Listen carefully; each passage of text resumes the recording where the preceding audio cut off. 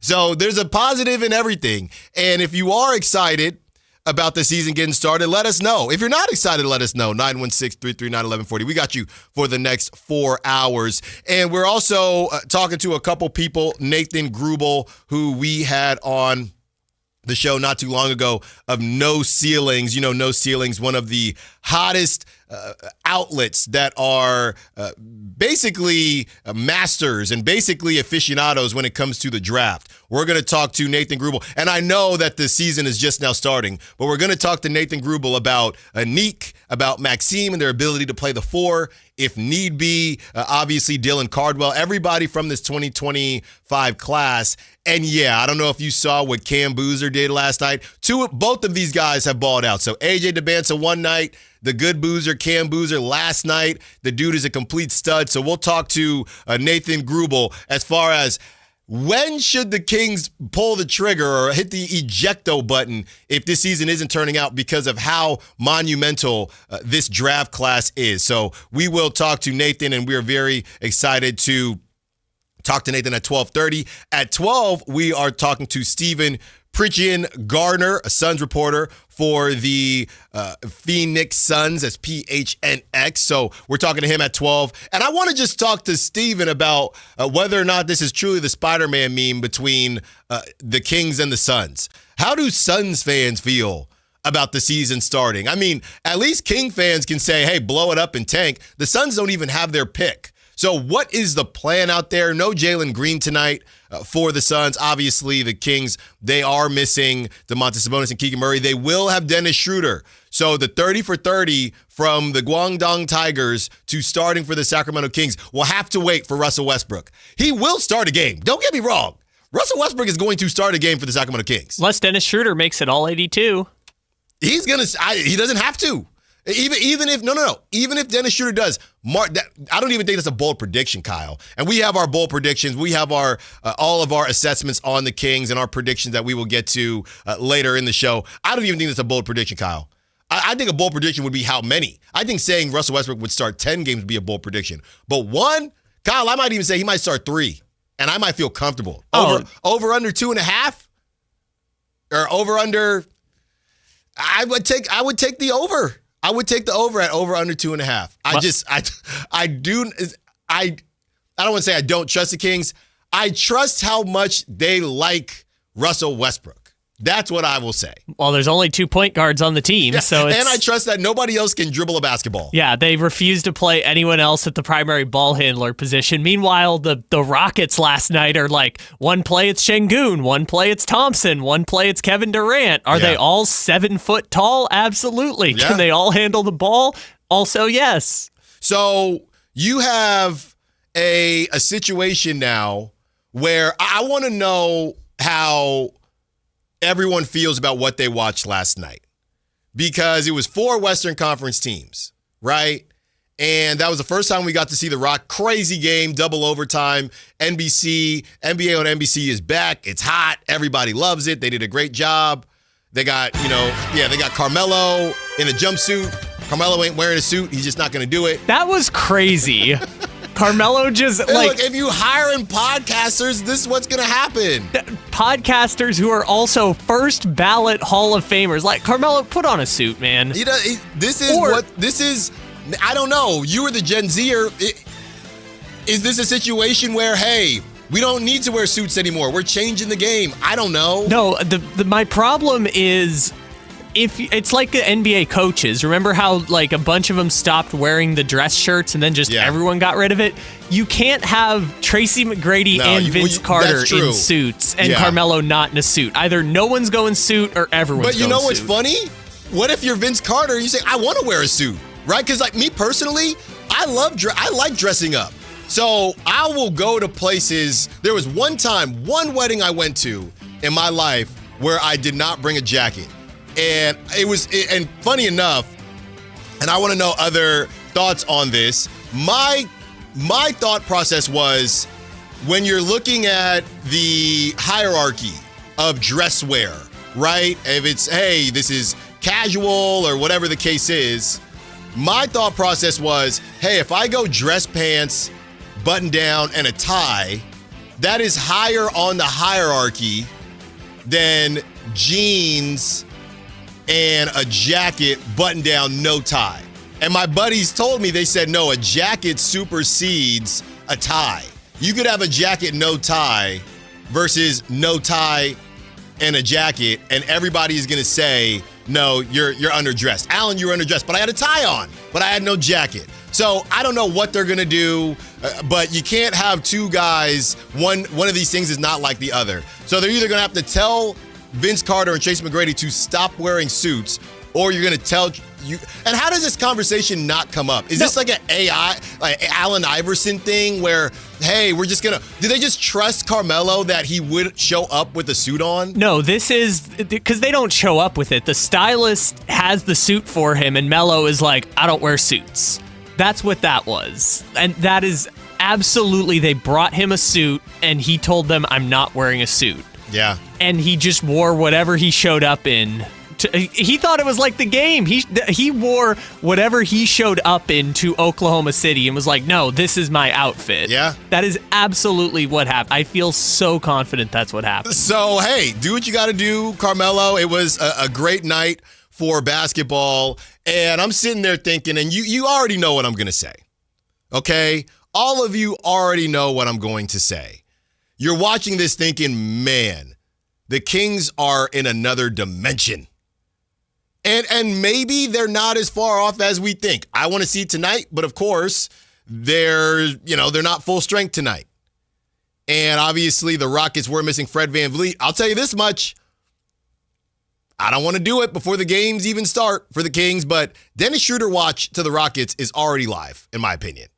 Because Reed Sheppard, he was getting roasted. People do not think this brother is an NBA player, okay? So, and I'm not saying to go get Reed and find out in Sacramento, but either way, it doesn't have to be Dennis Schroeder. That's just a name, and it's a very tradable name. The Rockets, just like the Kings, they need a point guard.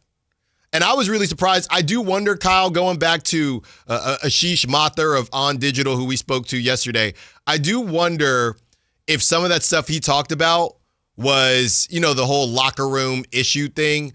I do wonder if that's why the Rockets decided to not go in that direction. Maybe they just wanted to see how bad it was. And they're so talented and they got KD that they're still going to be able to beat most teams. So maybe they just think they have a longer leash on this, but they will need a point guard before the playoffs come around. That is for sure. They will need a point guard before the trade deadline. Yeah, I mean, they didn't panic and do some short-sighted move because we mentioned they can't, because of their cap situation, they can't sign anybody until I think like December or something like that. It's kind of the Seth Curry problem with the Warriors where they can, they clear up a certain amount of space by then, but even that's a minimum contract free agent. That's not... respectfully, that minimum contract free agent is probably no better than Reed Sheppard. And if they are, then the Rockets have bigger questions about why they took Reed Sheppard with the third pick in the draft. Yeah. So I just think this is their team. Their team is going to be Şengün looking like, I think someone called him Dirk Sabonis because now he shoots threes all of a sudden. It's going to be Şengün running the point. It's going to be Durant running the point. And then maybe 30 or 40 games into the season, they go get a point guard. And I'll tell you what, man, and I hate to do this. Look, it's going to be a lot of positivity, don't get me wrong. But I'm watching, my eyes can't lie to me. I don't lie to y'all. That's why so many people have said, Allen, we love that you keep it real. So I got to keep it real. And look, man, going back to that Sabonis quick trigger three that I never want to see again. I'm sorry, Kyle. How old is Şengün? I mean, Sabonis, it's over. Alperen Şengün is 23, which that dude unlocked a new. He shot a couple threes last season, but I don't know what got into him last night. That was kind of what Domantas Sabonis was trying. It was a hybrid. He was not shooting as quickly as Domantas Sabonis, but again, kind of like a Jokic, right? That's a great comparison. Jokic takes forever. Now, Jokic is 7'4", but Jokic takes forever. Jokic is probably, I think, viewed as a better three-point shooter than Domantas Sabonis, I think, generally. And I don't even know if that's true percentage-wise, but everybody's worried about all the other stuff Jokic can do. There's still a level of that with Domantas Sabonis. My point is, Jokic has not changed. I know he's taller, but he did not try to unlock some weird quick trigger three. Şengün last night, it was a hybrid. It was not a free throw three like Domantas Sabonis last season, but it also was not sitting there, trying to dang near shoot off the dribble like Sabonis is currently doing. So I'm watching Şengün last night, and I'm thinking, man, and he had 39 points. I know it was double overtime. 39 points. He had at least a couple threes in rhythm. Just as a reference point, too, and you want to know where this is about to change, where Şengün is not just going to leapfrog Sabonis, but his ceiling is going to be higher than anything Sabonis has ever put up. Since his entire time in Sacramento, Sabonis's career high as a King is 37. Şengün, the first night of the season against the defending champs, put up 39. That is something that literally we can say Sabonis is incapable of doing while he's been on the Sacramento Kings. You want to hear something crazy, Kyle? Because we know Amen Thompson is a brick, but he's a very good defender. The Houston Rockets, with no point guard, first game out the chute, took the Thunder to double overtime. It gets crazier. Listen to this, Kyle. They shot, it sounds like the Kings played. They shot 28% from three. Amen Thompson was 0 of 7, a complete brick house. Jabari Smith was 2 of 6. He had a chance at the very end. Kevin Durant, 0 for 4 from 3. And you had Alperen Şengün, who was 5 of 8. So he carried them 3-point shooting wise. And Reed Shepherd was 3 of 11 from the field, 2 of 7 from 3. Tari Eason, future King, 1 for 4. Josh Okogie, 1 for 3.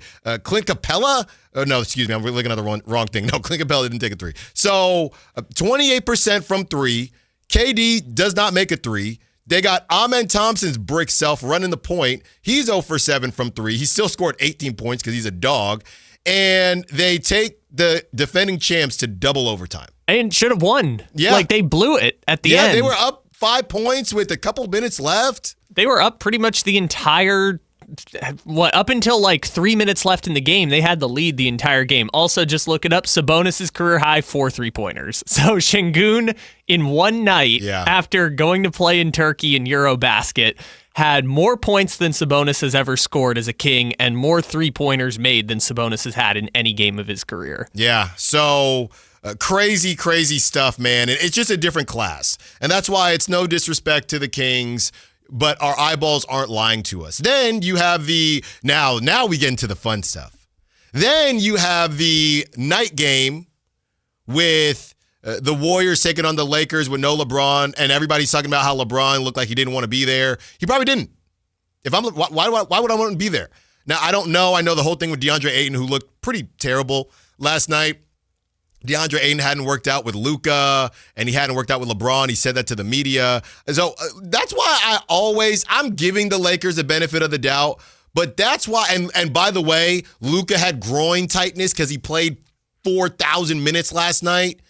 Austin Reeves got into foul trouble. By the way, I will ride the bus with everybody else about the Lakers because it's Luka and LeBron, so you kind of have to. But there's always something that could go wrong with the Lakers. The Lakers is probably my number 2 pick for a tricked off situation last season where they could have caught some people off guard. Number 1 is the Clippers because they were up to the Nuggets and they blew it, and they got a healthy postseason from Kawhi. That's number 1.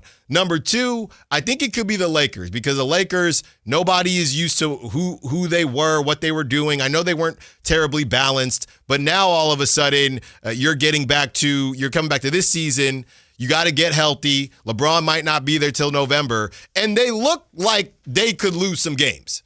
What I saw last night was let's double Luka, and I know Luka's very good at getting out of the double. Let's double Luka, and I know this is maybe more about the Warriors, but Luka can go for 35, Austin Reeves can go for 20, and we probably are going to be okay. That's 55 points. Where are they? Where is this team going to get the rest? I mean, Marcus Smart last night might have been the Lakers' third best offensive player. DeAndre Ayton did not look good. He again, stop eating popcorn before you play basketball. He couldn't catch the ball. He was moonwalking. He was doing the Usher glide. It was a mess. Now they'll get better, but Ayton, to me, he's not the lob threat. I know he's big as hell, but he's not the same type of lob threat that Luka typically likes. He can't even catch the ball half the time. So I don't know, man. Look, overreaction Wednesday. I don't know. Without LeBron, they're going to be okay because, they're going to beat the teams that stink. But I'll tell you this much. The problem is that the Kings aren't healthy. If the Kings either had Domantas Sabonis or Keegan, I would for sure pick them to beat the Lakers based off what I saw last night. We know how the Kings can just trap and go from there. I mean, you're trying to trust Jared Vanderbilt and Gabe Vincent. Jake LaRavia had a decent game, so good on him. He might be playing more in a little bit, but just a bunch of guys. Rui Hachimura, there is nobody in the same. And I like Rui Hachimura. I want him on the Kings. He's like I know he starts and some other six men out there don't. So it's kind of like, how do you measure him versus others? But he starts. He's like a poor man's DeAndre Hunter to me. DeAndre Hunter is better than Rui Hachimura, but DeAndre Hunter doesn't start. At least he hasn't started. Or he didn't start last season at the very least. So I don't know what the Lakers are going to do. On the other side, maybe this is more about the Warriors, who I tried to tell y'all, I was getting texts from my buddies in the Bay, and this Kool-Aid that they're drinking, this blue and gold Kool-Aid, I did start to sip it a little bit, and last night was crazy. Buddy, it's always crazy when they're making their threes. But Buddy Hield looked crazy. Jimmy Butler. The thing about Jimmy Butler, because y'all know I'm a hater, he can look like this early. I don't know that Jimmy Butler's going to look like this in game 82. That's the thing. Jimmy's got 50 games. Yeah, so use them wisely, Jimmy Butler. And he used one last night. Steph got going late, didn't really have to do too much. This is what the Warriors look like. DeAnthony Melton didn't even play. No, because he's still recovering from the torn ACL. Yeah, DeAnthony Melton didn't even play. Seth ain't with them. No Moses Moody. No Moses Moody. So I don't know, man. That ESPN projection, look, are you okay with the ESPN projection that had the Warriors as the 1 seed? Because that same projection 162 from Kevin Pelton, did have the Kings in the playoffs. So I got to do it. I got to do it. If it gets the Kings in the playoffs, that playoff revenue, them XXL T-shirts, yeah, Warriors, go be the 1 seed. I don't care. You'll at least get 2 games. Yeah, I don't care. Plus maybe a play-in unless you're the 10 seed. So they look good. This is an overreaction Wednesday to everything that we saw last night. I don't know about the Lakers, man, without LeBron. Gabe Vincent still is looking for Gabe Vincent from Miami, and I just don't think he's going to find them. Marcus Smart, if you didn't think Marcus Smart could be any more annoying when he was in a Celtics jersey, man, oh man, put on the purple and gold. This dude is flopping like a fish all over the place. He is a literal meme. He is a meme when he plays basketball. You know what I think is happening here, though? I feel like I have not watched a single second of Marcus Smart play basketball since he got traded from the Celtics. Like, he just disappeared from my life for 2 years. He was quote unquote injured. Yeah. And I'm sure he was, but also he was on a tanking team, so why am I going to waste my bullets? He was on 2, because the first year he was on Memphis when everyone got hurt and Ja was suspended and blew out his shoulder, and then he was on the Wizards. So I feel like he just disappeared for 2 years and reemerged now. So it's like exactly where he left off in my mind 2 years ago. Yeah, and it was a kind of sketchy play. Chris Hubner on the chat is talking about that kind of sketchy play from Marcus Smart where he twisted Steph's arm. That whole thing was just weird, and he's always in weird spots. Draymond got Jared Vanderbilt to push him. The NBA is so back. It was all the NBA stuff. Shea finished the game at the free throw line. The NBA is so very back. KD can't bite on that pump fake. Yeah, that's what happens. All right, on the other side, the NBA gets started with a bang, and you know who we have to talk about. I'm sorry, people. Now we understand why Scott Perry tried to do it when he tried to do it, because the price of the Kaminga is going up. Allen Stiles, Sactown Sports. The Kings play here, baby. Tonight, Kings and Suns. Game night with Scott Marsh and the high flyer Henry Turner. Starts at 5:30 with tip-off at 7. Listen to your Sacramento Kings On the official home of Kings basketball, Sactown Sports 1140. If you're 55 or older and into that whole saving money thing, T-Mobile has an exclusive phone and internet bundle just for you. Right now, get 2 unlimited phone lines plus 5G home internet for just $30 each per month with autopay, plus taxes and fees. And with 5G home internet, setup is easy with just 1 cord and no technician needed, which is great if you're also into that whole keeping it simple thing. Switch now and experience the best mobile network in the U.S. Visit your local store to start saving. T-Mobile, it's better over here. Based on analysis by Ookla of speed test intelligence data Q4 2024 to Q1 2025, Ookla trademarks used under license. Unlimited on our network. Customers on voice plan may notice speeds lower than other customers and further reduction if using more than 50 gigs a month due to data prioritization. Video streams and SD on this plan. Home internet pricing after $20 a monthly bill credit plus $5 per line without autopay. Debit or bank account required. See 5G device coverage and access details at T-Mobile.com. The greatest show on dirt returns to Stockton Dirt Track. October 31st and November 1st. It's the 42nd annual tribute to Gary Patterson. 2 nights of all-out racing to the finish, crowning the 2025 champions on dirt. Tickets now at StocktonDirtTrack.com. The statewide special election is November 4th. Vote centers open October 25th. Remember to vote early and avoid the lines. Learn more at elections.saccounty.gov or call toll-free 800-762-8019.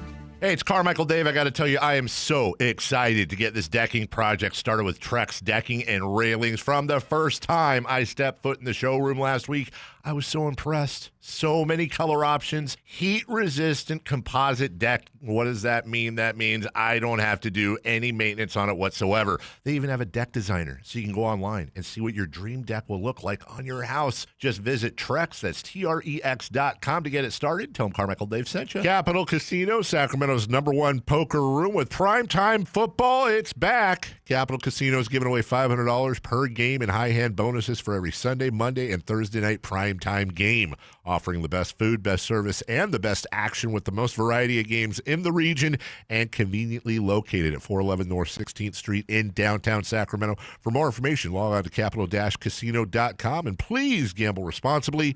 1-800-GAMBLER. For 77 years, the Keys family from Naturewood Home Furnishings has been serving families just like yours and mine. Hi, I'm Frank LaRosa with Golf to Go. The Naturewood team takes great pride and significant effort to offer Northern California families a vast selection of home furnishings, most of which are made right here in this country. The kitchen table, which we purchased so many years ago, speaks to the enduring quality of the Naturewood product lines. We treasure memories made seated around that table with family and friends for birthday celebrations, school projects, and many late-night meals when the day just got away from us. Naturewood has provided thousands with home furnishings that not only last for generations, but also lead to everlasting memories of cherished times.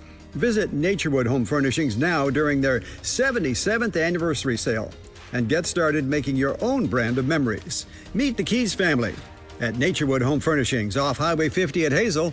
Look for the water wheel.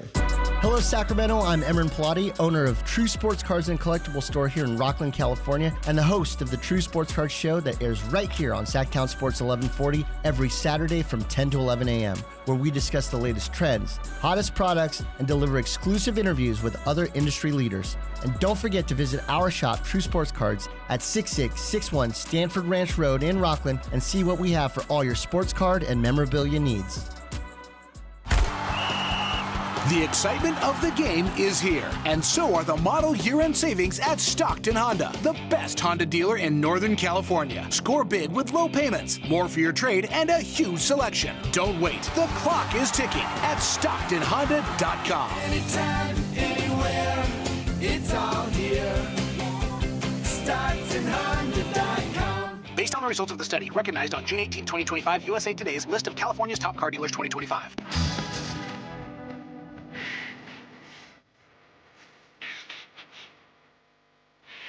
Allen Stiles You can join the show by texting 916-339-1140 on Sactown Sports. If you are just now joining us, you Giants fans out there, and just baseball fans in general, history was made about a little less than an hour ago. Tony Vitello, it got a little sketchy there for a second, but Tony Vitello will join the Giants as their newest manager. Buster Posey gets his second guy. Nick Hundley was his first. Nick Hundley wanted to spend more time continue to spend time with his family. Buster tried to convince Nick Hundley. That didn't work out.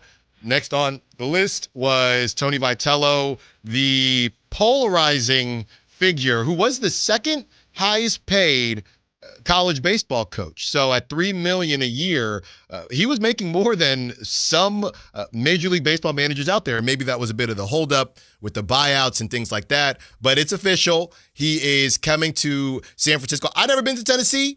I would imagine it's a little bit different than San Francisco. So Tony is 40. By the way, Tony is 47. Not married. I don't know if he's got a girlfriend or a partner, but 47, no kids, no wife. You're the new manager of the San Francisco Giants. I mean, can we be original? We've already done this with Gabe Kapler. Well, and everybody is worried because they're saying he's one hand tattoo away from being Gabe Kapler. But he's not Gabe Kapler, all right? No, he has less he has less experience than Gabe Kapler. He's not Gabe Kapler, all right? Yes. And then look, by the way, Gabe Kapler took the Giants to the playoffs. So yeah, I'll take a Gabe Cap. At least you got there. He sounded like a good manager. Why is he not the manager of the Giants? And he got to tell us about the best burgers in San Francisco. So, I mean, it was just the best of both worlds. So we have all that for you. 916-339-1140 if you want to be a part of the conversation. We're talking to somebody from the Suns. We're talking to somebody from No Ceilings, the draft process. So we have a loaded show for you as we take you up to 2 p.m. and get you ready for the Sacramento Kings. And we talked about that. Obviously, we talked about that the first game and the Lakers part of it. But Kyle, I don't know, man. This is, I didn't buy it, and maybe this was the hater in me. I did not buy the Kuminga buy-in thing. It's only one game, as a lot of people are pointing out on the chat and on the text line. But that Jonathan Kuminga, yeah, I'm sorry. That Jonathan Kuminga right there, Devin Carter, Saric, and what was it? 2 seconds. That Jonathan Kuminga? For Jonathan Kuminga, who beat Luka dropping 43. Yeah. That Jonathan Kuminga for Malik and a protected first. Top 10. I can't. Now, look, I don't know if he's going to be the anchor in a Giannis deal. Don't get me wrong. But that Kuminga was bought in. He's been working on his jump shot for every single year. So he finally got some threes to fall. That dude and Steve Kerr, all the vibes they're just way too good in the Bay. You know, like I said, if this was going to happen, this is what we talked to Brett Siegel about. If there was a chance this was still happening, this thing would have to get ugly. And it's only one game. But I would have liked for Kuminga to not play at all. I would have liked for him to be just sitting just with a stank face on the bench. That did not. He started. Okay, that's funny. When I saw I think it was the Chris Haynes tweet. Yeah. This is Chris Haynes? Yeah. When I saw that tweet that's like Kuminga will be starting, that's when I knew, buddy, Al Horford is washed. Yeah. Or DeAndre Ayton is a trash can. They couldn't even, they had to bench him at one point. Oh, yeah, DeAndre Ayton, that was brutal. Yeah, this Laker thing could get ugly, huh? Who would have thought? I thought we were going to have like good vibes Lakers and it's Luka's first game and he dropped 43. I mean, I didn't see LeBron smile once. No, LeBron is over. I think our guy is he over? The Lakers. He picked up the $50 million option. Yeah, because you know who was going to pay him $50 million?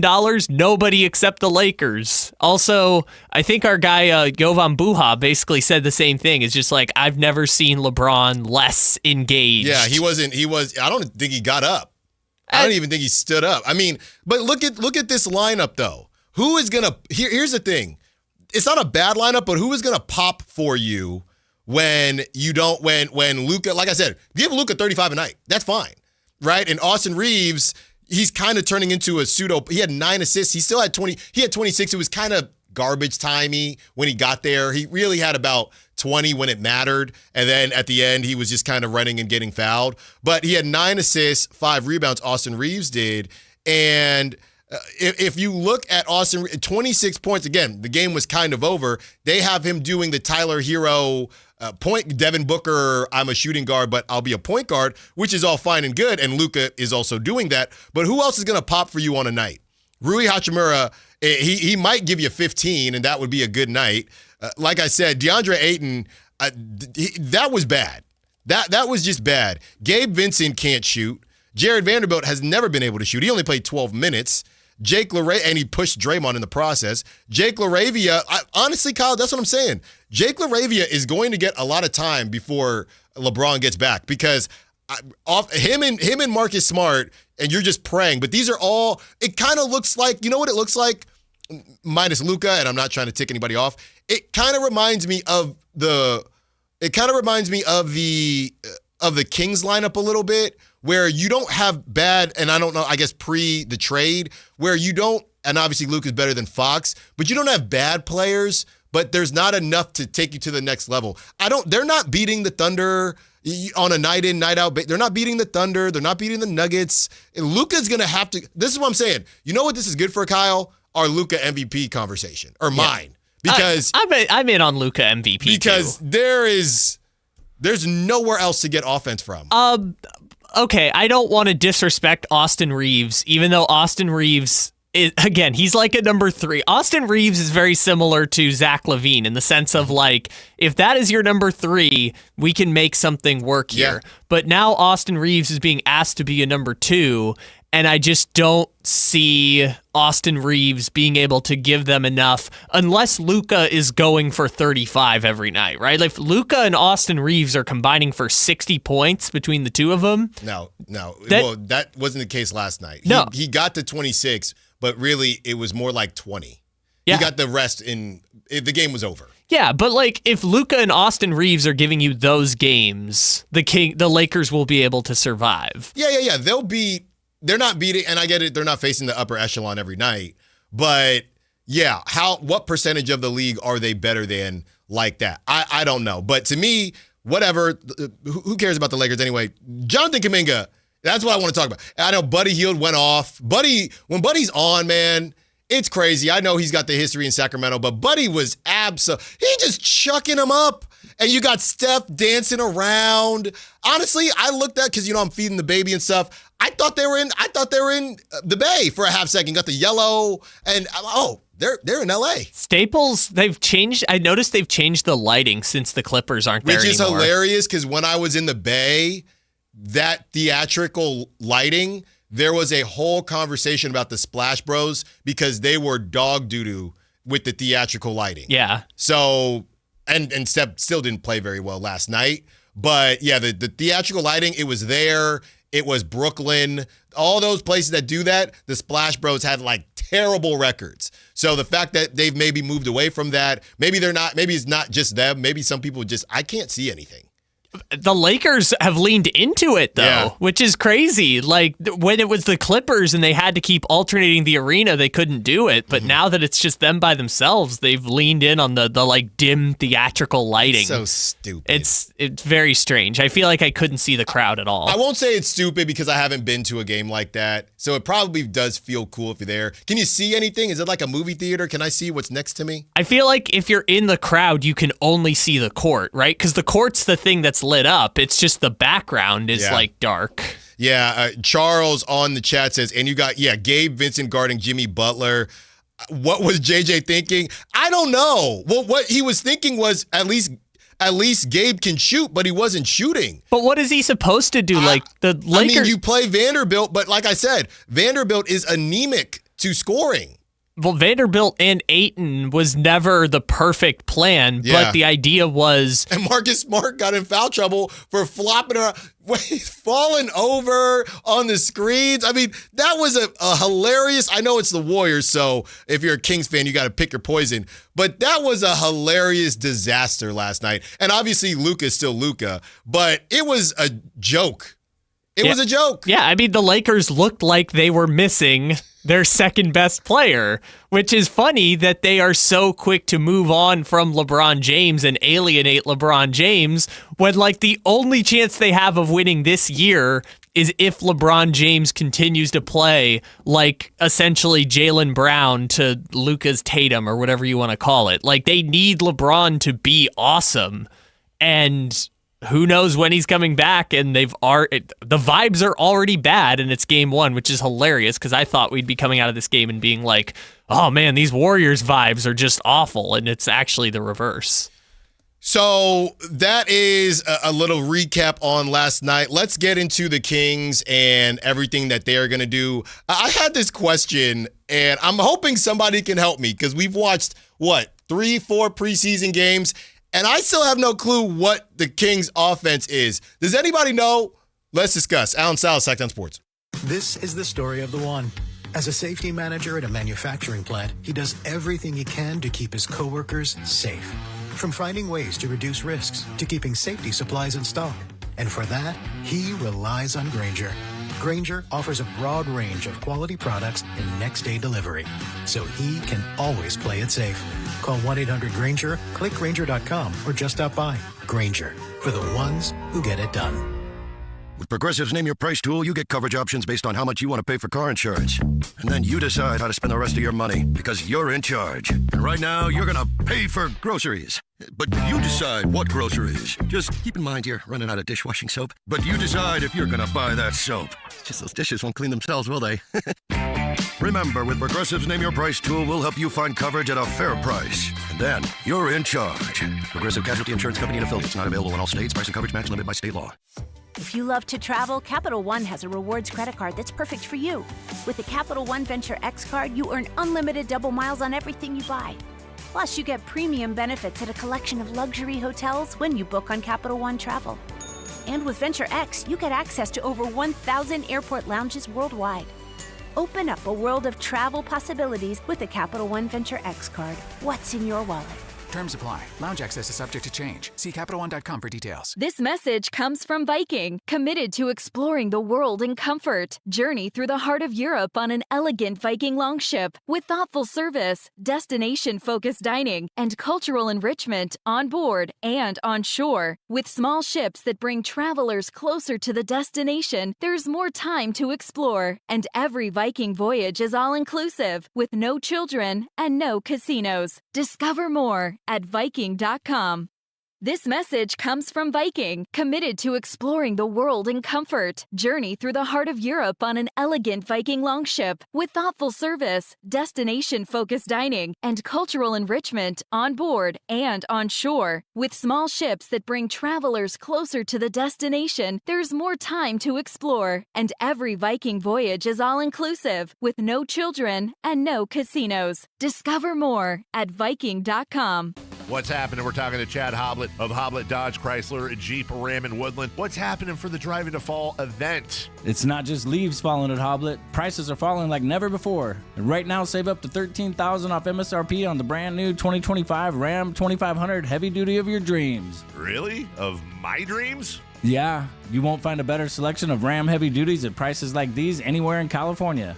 We have hundreds of new Rams available and more arriving every day. There's a reason we are consistently one of the top Ram dealers, not just in California, but in all of the United States. Come see the Hoblet difference and get that big city selection and savings with the small town feel. Search, select, and save through their whole inventory at HobletDodge.com. Unbeatable prices, unbeatable selection. Nobody beats Hoblet, period. 13,000 total net savings on select new 2025 Ram 2500 Laramie after 4,500 factory rebates and 8,500 dealer discounts. Rebates include 2,000 select inventory bonus cash, 500 on the job upfit, must show eligible upfit, 5% savings. See dealer for details. Listen to the 49ers Red Zone Report daily, brought to you by Mountain Mike's Pizza, the official pizza of the 49ers. Mountain Mike's Pizza, pizza the way it ought to be.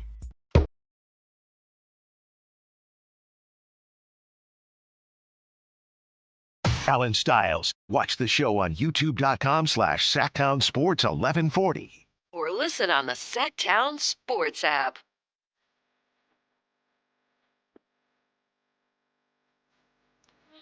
As we take you up to 2 p.m., and we're going to be joined at 12 o'clock by Stephen Pridgian Garner, Suns reporter for Phoenix Suns from All City.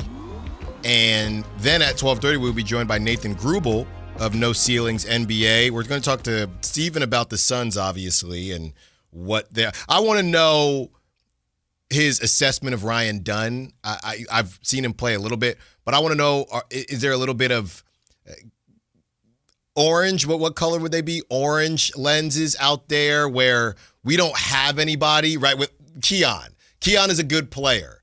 A lot of people, think Keon is maybe a little bit better than he is because he's ours, right? Is that what's going on with Ryan Dunn, or is he really legit? Whenever it's a broadcast and they say they really like this guy, that means they're trying to tell us that something has more value. Miles McBride, the Knicks really like this guy. Yeah, like the Lakers years ago refusing to trade Talen Horton-Tucker. Yeah, they really like this guy. You know who was another one like that back in the day? Your favorite player, Kyle Kuzma. The Lakers really like this guy. Well, the Lakers actually did really like that guy because when they traded Anthony Davis... But they all like the guy. Sure, but when they traded Anthony Davis, they traded all the young players except him. Right. So I guess they really did like Kuzma because they didn't care about Josh Hart or Lonzo Ball or Brandon Ingram. Well, yeah, but they didn't say they like Keon Ellis. The Kings really like this guy. Not enough to give him an extension, but right. They really like this guy. So Ryan Dunn, the Suns, they really like this guy. But what does that mean? I want to talk to him about some DeAndre Ayton stuff that recently came out, especially because of how terrible he looked yesterday. Are you talking about that video with Mikal Bridges? Yes. Where he called him soft, and I saw one of those Suns fans quote tweeted, "It's like, do you know how soft you have to be for Mikal Bridges to call you soft?" And Devin Booker, is he just going to hang out there with his low rider forever? So excited to talk to Steven. That's coming up at 12. And then Nathan Grubel, we have him at 12:30. So this is what I was thinking. I'm watching last night, and the Warriors, they got that crazy offense that they've been running forever, back screens and all that jazz. And then you have the Lakers, who it's just Luka and the crew. That's what it's always going to be. And when it's not Luka and the crew, it's LeBron and the crew. And in the early game, you have the Thunder, who they're just the gold standard these days, and the Rockets, who they don't have guys that can dribble, but they're all 6'7" and 6'9", so they're just trying to figure things out. And I realized in watching 4 Kings, or 3.5, because of that ridiculous Trailblazers broadcast, I still don't know what the Kings' offense is supposed to be. And Dennis Schroeder is going to play tonight, so that should give us a better idea. But can anybody help me with this? Anybody know all the media availability that we've had? And I always give a shout out to Sacramento media. They work really, really hard. All the media availability, and I know it's not an easy, it's easy to just get coach speak. But does anybody know the offense that the Kings are planning to? Does anybody know the focus? I know somebody did ask a question, and the DHO thing came up. I feel like that is the only answer. Right? When my parents would ask me, how are your grades? I would say, I guess we'll see. No, I would say, well, I got English, history. We'll see about math, right? I'll be all right, right? I'll be all right. That is the equivalent to when you ask the Kings about their offense. With Doug, before Doug, with Mike Brown, they just say DHOs. Hey, what's the offense look like? Pace and DHOs. That's all they say. I have no clue what. And now they got Dennis Schroeder. I don't even know what the hell Dennis Schroeder's there to do. I don't know. Yep. They want to push the pace and DHOs. Well, he's going to ball handle. That's the thing. Primary ball handler. Yes. But then DHOs with Sabonis. But also DHOs. By the way, do we know who's starting tonight? DHOs are starting.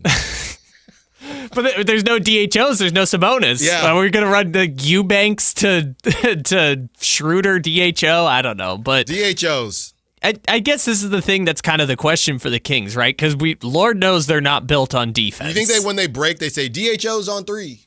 1, 2, 3. DHOs. I'm not going to say they do it all the time, but I'm going to say they have done it before.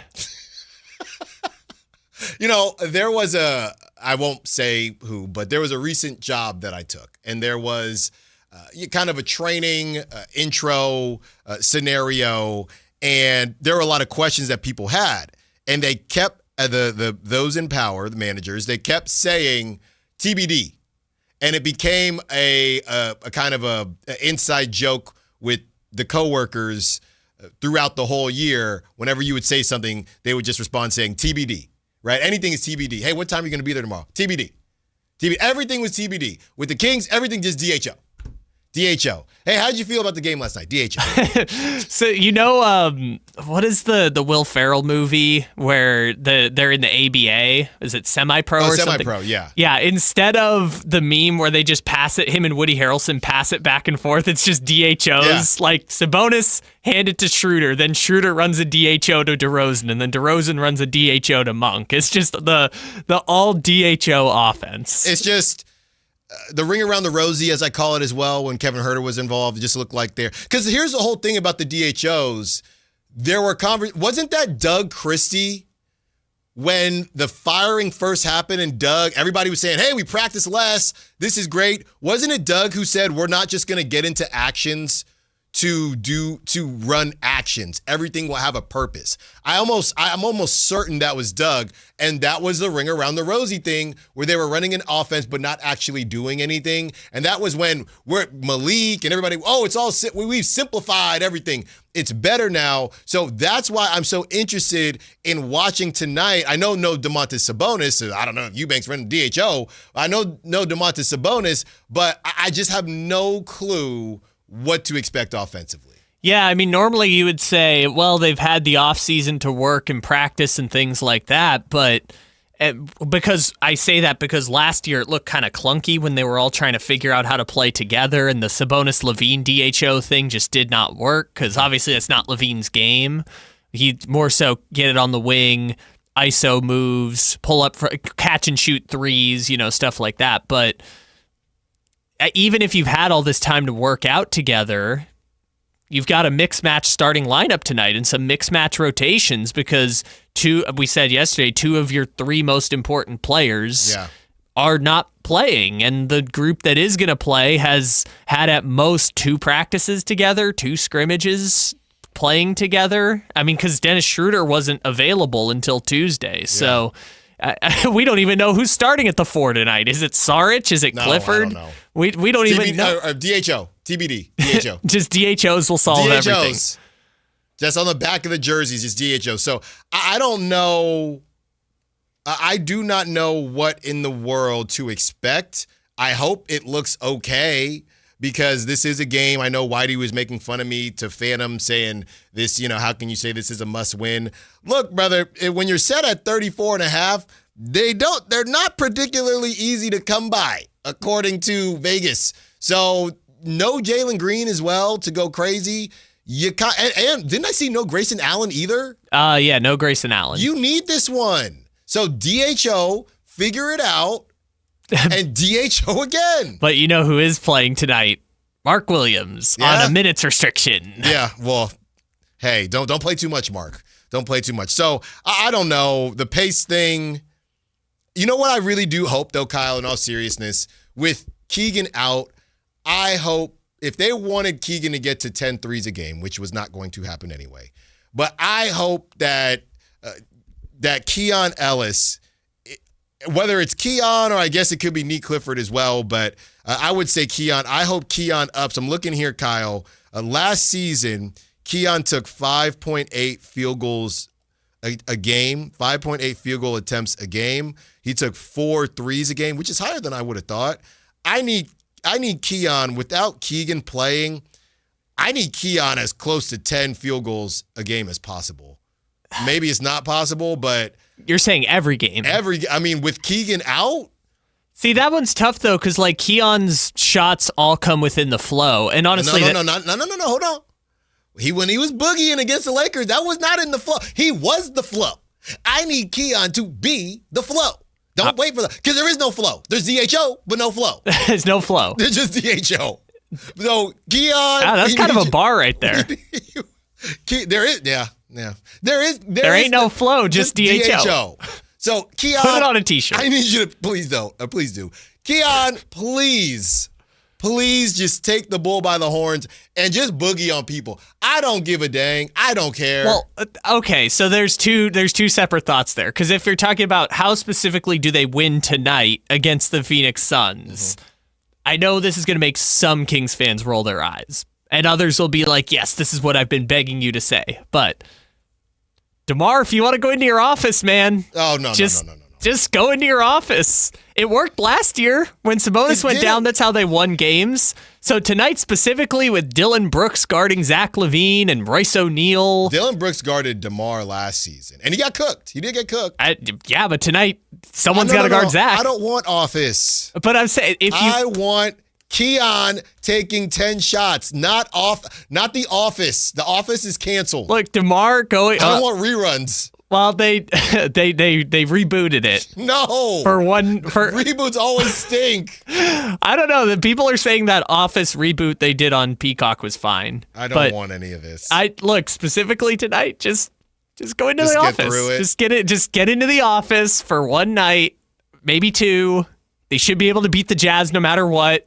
And then we'll figure it out from there. Sure. Next thing you know, half the season, DeMar DeRozan will be top 10 in field goal attempts again. 11 o'clock hour coming up. Final expectations on the Kings. I will give you my thoughts in my heart of hearts, what I actually think. And I'll tell you this much. You might be surprised. I know Carmichael Dave would. Allen Stiles, Sactown Sports. Tonight, Kings and Suns. Tip off at 7. Your exclusive home for Kings basketball. Is Sactown Sports 1140. Hey everyone, it's Kyle Draper here. If you're in the market for a new car, let me tell you about my experience with Mercedes-Benz of Stockton. From the moment I walked into their state-of-the-art showroom, I knew I was making the right choice. There was no pressure from the sales staff, and if I'm being honest, I felt like a kid in a candy store. I settled on the all-electric EQS SUV, and let me tell you why. First of all, the comfort. After a long day at work, I actually look forward to being in my car. It has several different massage settings, including my favorite, hot relaxing back. Plus, the seat heating and cooling features are perfect for the hot summer or those chilly mornings. Mercedes-Benz has the reputation of making the finest cars in the world. Now it's your turn to experience what I already know. Mercedes-Benz of Stockton is the best car buying experience you'll ever have. They're just a short drive down I-5, or you can shop online anytime at mbofstockton.com. That's mbofstockton.com, and tell them Drape sent you. Bonneville International Radio Station contests are open to participants at least 18 years of age and older that are residents of California and who reside in one of the 6 counties that make up the Sacramento metro area, unless otherwise specified. Employees or agents of the station, Bonneville International Corporation, other area radio stations, or any entity associated with the contest are not eligible to win, unless the station otherwise specifies in its own discretion. Persons who have won in the last 30 days from a station contest or event may not be eligible. For a copy of the general contest rules, visit khdk.com. Guys, tired all the time, gaining weight, low drive? These aren't just signs of aging. They could be low testosterone or other underlying issues. Right now, Revive Men's Health Sacramento is making it easier to get answers with a comprehensive wellness panel. It's not just a lab test, it's where better performance begins.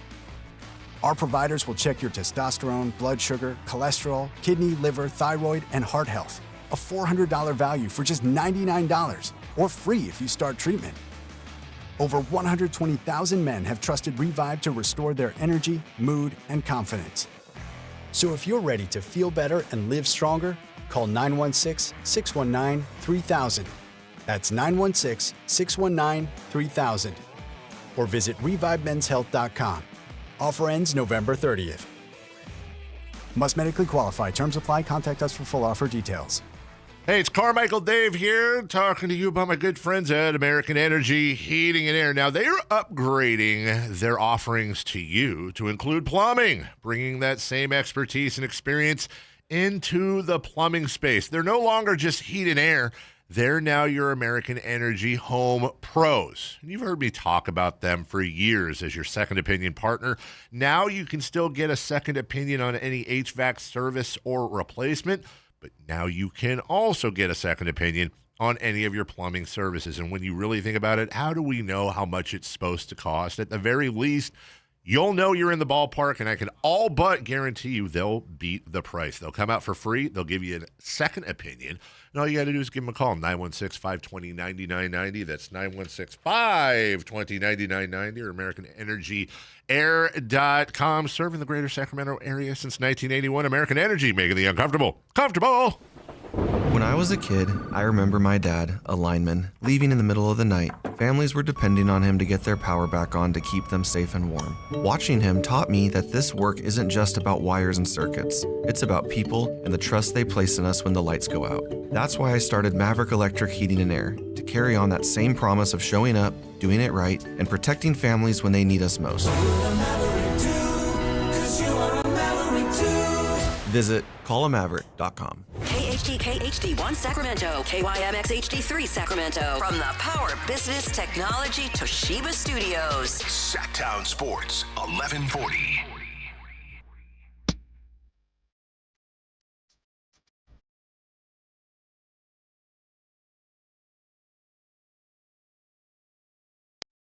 The Kings talk and so much more. Live and vocal. Allen Stiles on Sactown Sports.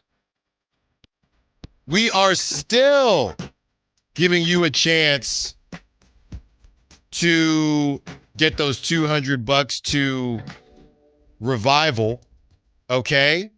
And we also are giving you a chance to get lower level tickets to the Thunder Kings game November 7th. And how could I forget the Kimpton Sawyer one night stay? So we have all of that for you, and that secret code will be in exactly 1 hour. All right. And a lot of you keep trolling me. And yesterday it was bored, and I told you it was bored, like bored man gets paid. A lot of you wanted to respond in with BORED. I appreciate the trolls. They're funny to me. I'm not the one. I can't get the Kimpton Sawyer. I can't be in there with Kirk Herbstreit playing catch with his dog, playing fetch in the hotel. Not that Kimpton Sawyer would let that happen. I can't be there. So y'all can keep playing around, but the promo team will not accept you messing around on the text line. Okay? You have to spell it correctly. I feel like I'm a teacher. You want to keep playing around? Cool. I will say, honestly, I've got more respect for you if you're willing to give up your chance to win for the bit. No. I've got more respect for the listener if you're willing to forego. We want you to win, obviously. But if you're willing to just lean into the bit, absolutely, you've got my respect. And somebody is probably, let me see here, who's doing it. And this new text that we have, people are able to send, somebody just sent the projected lineup. People are sending AI images to us. Yeah. Yeah, this is projecting DeMar DeRozan, Dennis Schroeder, Zach LaVine, Drew Eubanks, Keon Ellis. That's what I would assume. That's what I would do. And if he's starting, you can get you 10. Keon, I need 10 shots out of you. He averaged, what did we just say? A little over 5 last season. And 4 of them were threes a game. So Keon, I need at least 7 threes today. Not just attempted. I don't care if they go in or not. Yeah. I need 7 attempted threes from Keon Ellis. I guess I need to see the Suns' projected lineup now, too. Because, if they're playing Royce O'Neal at the 4, then fine, whatever. But if they're playing... No, Grayson Allen is huge because he cooked the Kings last season. Yeah, I mean, I assume it's going to be, just guessing, Dunn, Booker, Grayson... I'm sorry, not Grayson, Dillon. They're kind of the same player, but Dillon... Yeah. Royce O'Neal and either Richards or Malawak or Mark Williams, whoever they choose. Yeah, so obviously we'll know more, and of course the Drive Guys got you as well as we discuss the final expectations for the Kings. And I think y'all might be surprised about what I have to say when it comes to the Kings. Deep down, truth serum back in the day. So my mom was a federal agent, and when Take Your Child to Work Day, we took a lie detector test. I'll never forget. We took my whole class. It was about 32 of us, 33 of us, and I had to take a lie detector test, and there was a girl there that I had a crush on, and I was just really hoping that I didn't have to take the lie detector test because one of my idiot friends would have asked me. Was going to do it. Would ask me a question. Didn't ever have to do it. Didn't have to do it, but I thought I was going to have to do it. See, but now that you're an adult, you wish you had done it.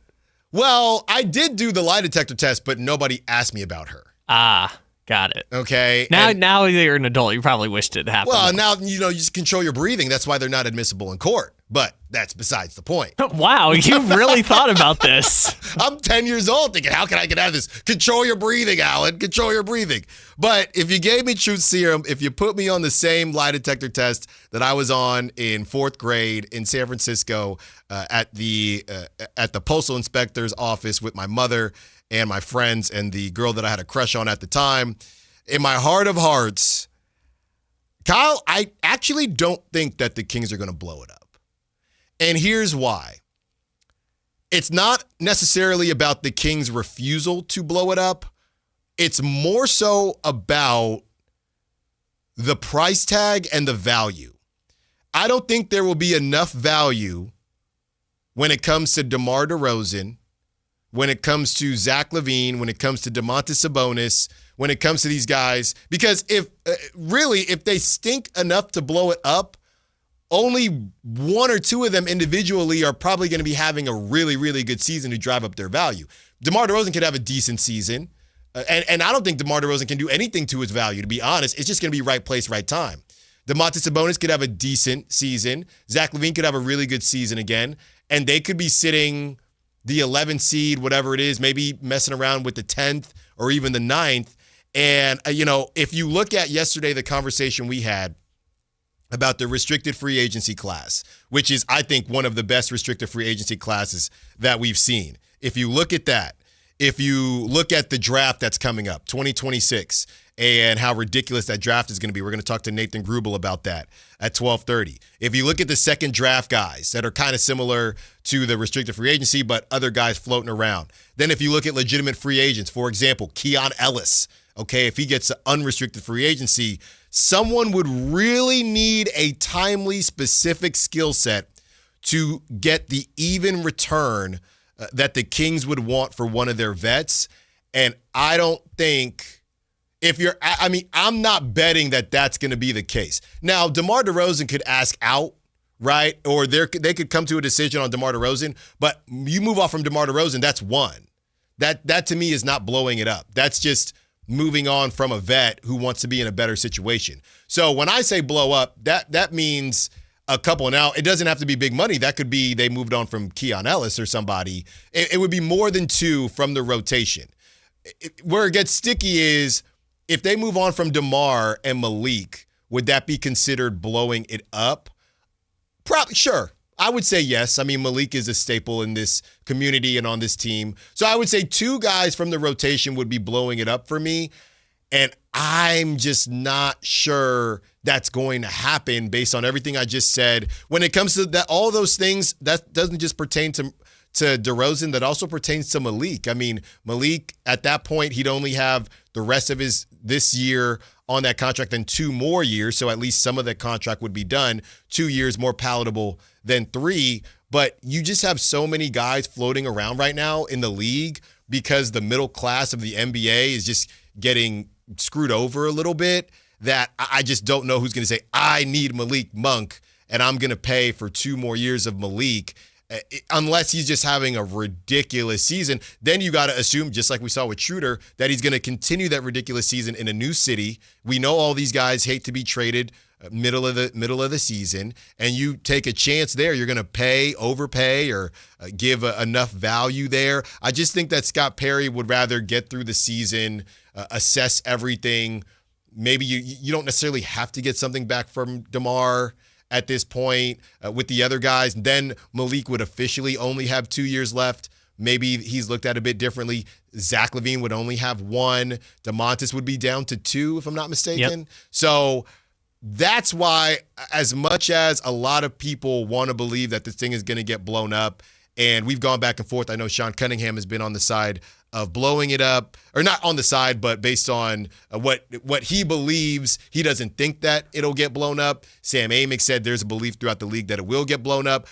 They can think that it's going to get blown up if they want, but I don't think Scott Perry is just going to it's not going to be a garage sale where you're getting, you're getting these guys. I mean, I guess if he wants to bring in the only caveat would be a bunch of expiring contracts, but outside of a bunch of expiring contracts, I don't see Scott Perry giving everyone 2 cents on the dollar for especially Domantas Sabonis. DeMar DeRozan, I'm not really counting the same way, but Malik Monk will look different with 2 years, I believe, along with Domantas Sabonis.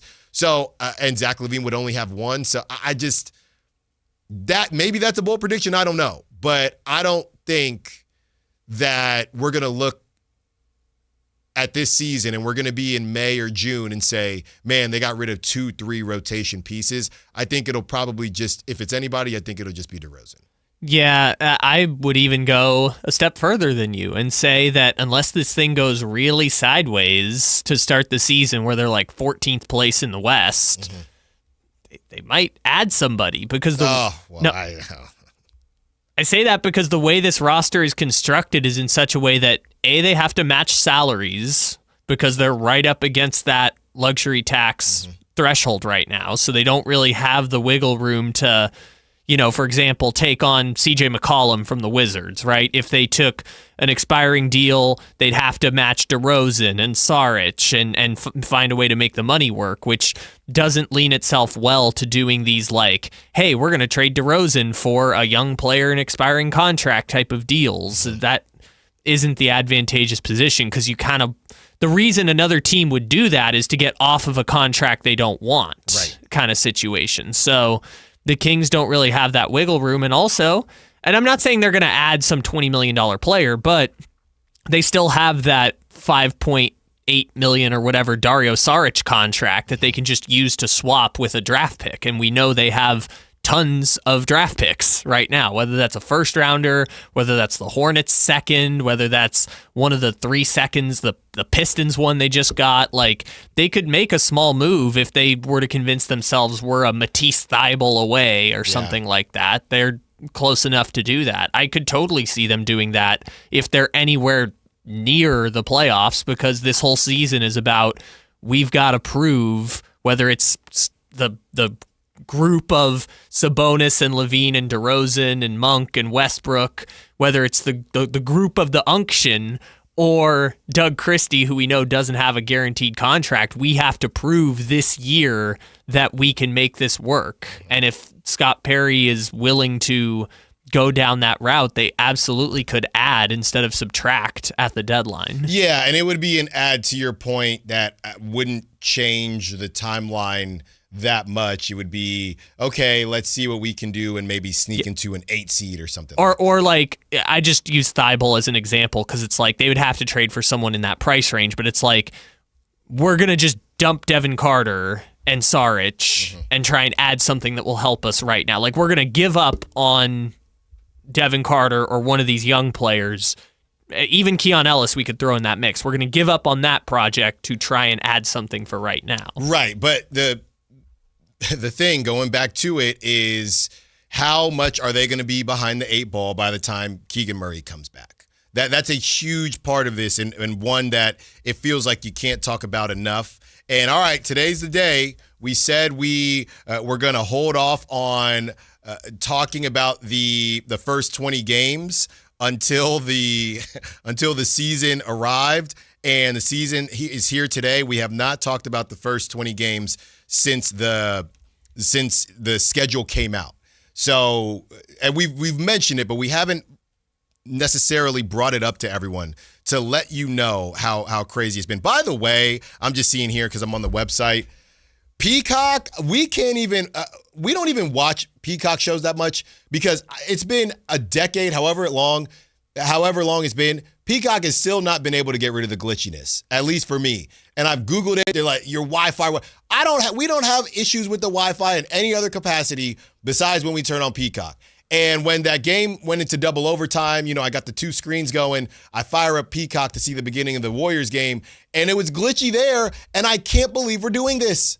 I cannot believe we're attempting to watch live sports on Peacock, which has been glitchy forever. Yeah, when going into the summer this year, I saw that they were essentially dropping out sometimes because Love is Blind was having too many viewers at one time. What are we going to do with the NBA? And granted, I haven't seen the numbers because they don't have to release it. Maybe Love is Blind did bigger numbers than Warriors-Lakers last night. But if Peacock is glitching out on Love is Blind, what's going to happen when we're broadcasting like NBA playoff games? No, but it's been an issue forever. This is it's not a Netflix, hey, we're doing our first live thing when that happened, a couple years ago. No, to me, and I don't know, maybe it's where, even before we recently moved, and I'm not even I'm talking about moving within Sacramento. Peacock has always been glitchy to me. Yeah, my apologies. I meant Love Island, not Love is Blind. Love is Blind is the Netflix That's one. Netflix, yeah. Yeah, Love Island was the one over the summer that everyone was excited about. I told y'all I was on Love Island early. Love Island UK, I'm watching this 3 years ago. Peacock has been glitchy forever. Yeah, it is. And this is arguably the biggest event there. Yeah. Well, no, they've done NFL playoff games, but this is arguably their biggest event. I don't remember whether the NFL playoff games glitched or not, but this is, other than that, probably the biggest live event they've done on Peacock. So, all right, let's do it. And Kyle, I'm going to have you tally everything up as I'm reading through this, okay? So we have the Phoenix Suns. That's obviously tonight. And we're going to do the first 20 games here. So Phoenix Suns, Kyle, that's a W. Well, it has to be. It has to be. Yep. Next, Friday, home opener. Jazz. You host the terrible Jazz. So you are 2-0 now. Jazz? Yeah, 2-0. Sky's the limit. Look, I walk in this studio, Kings 2-0. You're going to have a good time. Well, you won't because there's another game on Sunday. Sunday, you host the Lakers. Kyle, I'm tempted. I'm telling you. Is Sabonis definitely, because and by the way, Livermore Pat found me on Instagram, said, I know you were trying to make fun of me, but I got sources. I was right. So Livermore Pat found me on Instagram. According to Livermore Pat, Sabonis will be back. So you know what? If Sabonis is back, I'm giving them a W. Hey, first place. I'm giving them a W based on what I saw from the Lakers. You can call me crazy, but they're 3-0 right now. All right, purple lenses coming back on. Yes. Let's see if we can find some optimism on this next stretch. So they're 3-0. They got to go to OKC. They're 3-1, and you can get tickets as low as $15 for that. They go to Chicago. Zach LaVine revenge game. Give me 4-1. Oh, Kevin Huerter revenge game though. No, thank you. Only if they played here. Yeah, not on the road. Kevin Huerter already got his revenge. Yeah. Only on the road. Next, the Milwaukee Bucks at Milwaukee. I don't necessarily know that the Kings will lose based on the Bucks being that much better than them. I know they'll lose because they always lose in Milwaukee. So that's an L. Yeah, Giannis is going to score 50 points. AJ Johnson or whoever, AJ Green is going to score 25 again. They shot, I think, 57% from three-pointer that game. Next, Kyle, another L as they take off. It'll be a close one. They'll lead all game against the Nuggets and then lose in the fourth. See, I don't know what you're worried about. They're 4-3 right now. We're above 500. Golden State, I'm sorry, that's an L. Based on what I saw last night. After one game, you're just after what I saw from last night, man. Kuminga's gonna make the Kings pay for not giving up the protected pick. Yeah, here, Keon, come check me. Come check me, Keon. So yeah, they lose that one.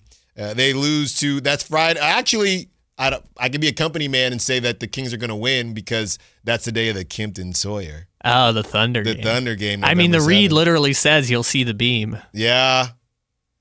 W. Nobody plays. It's a rest day for the Thunder.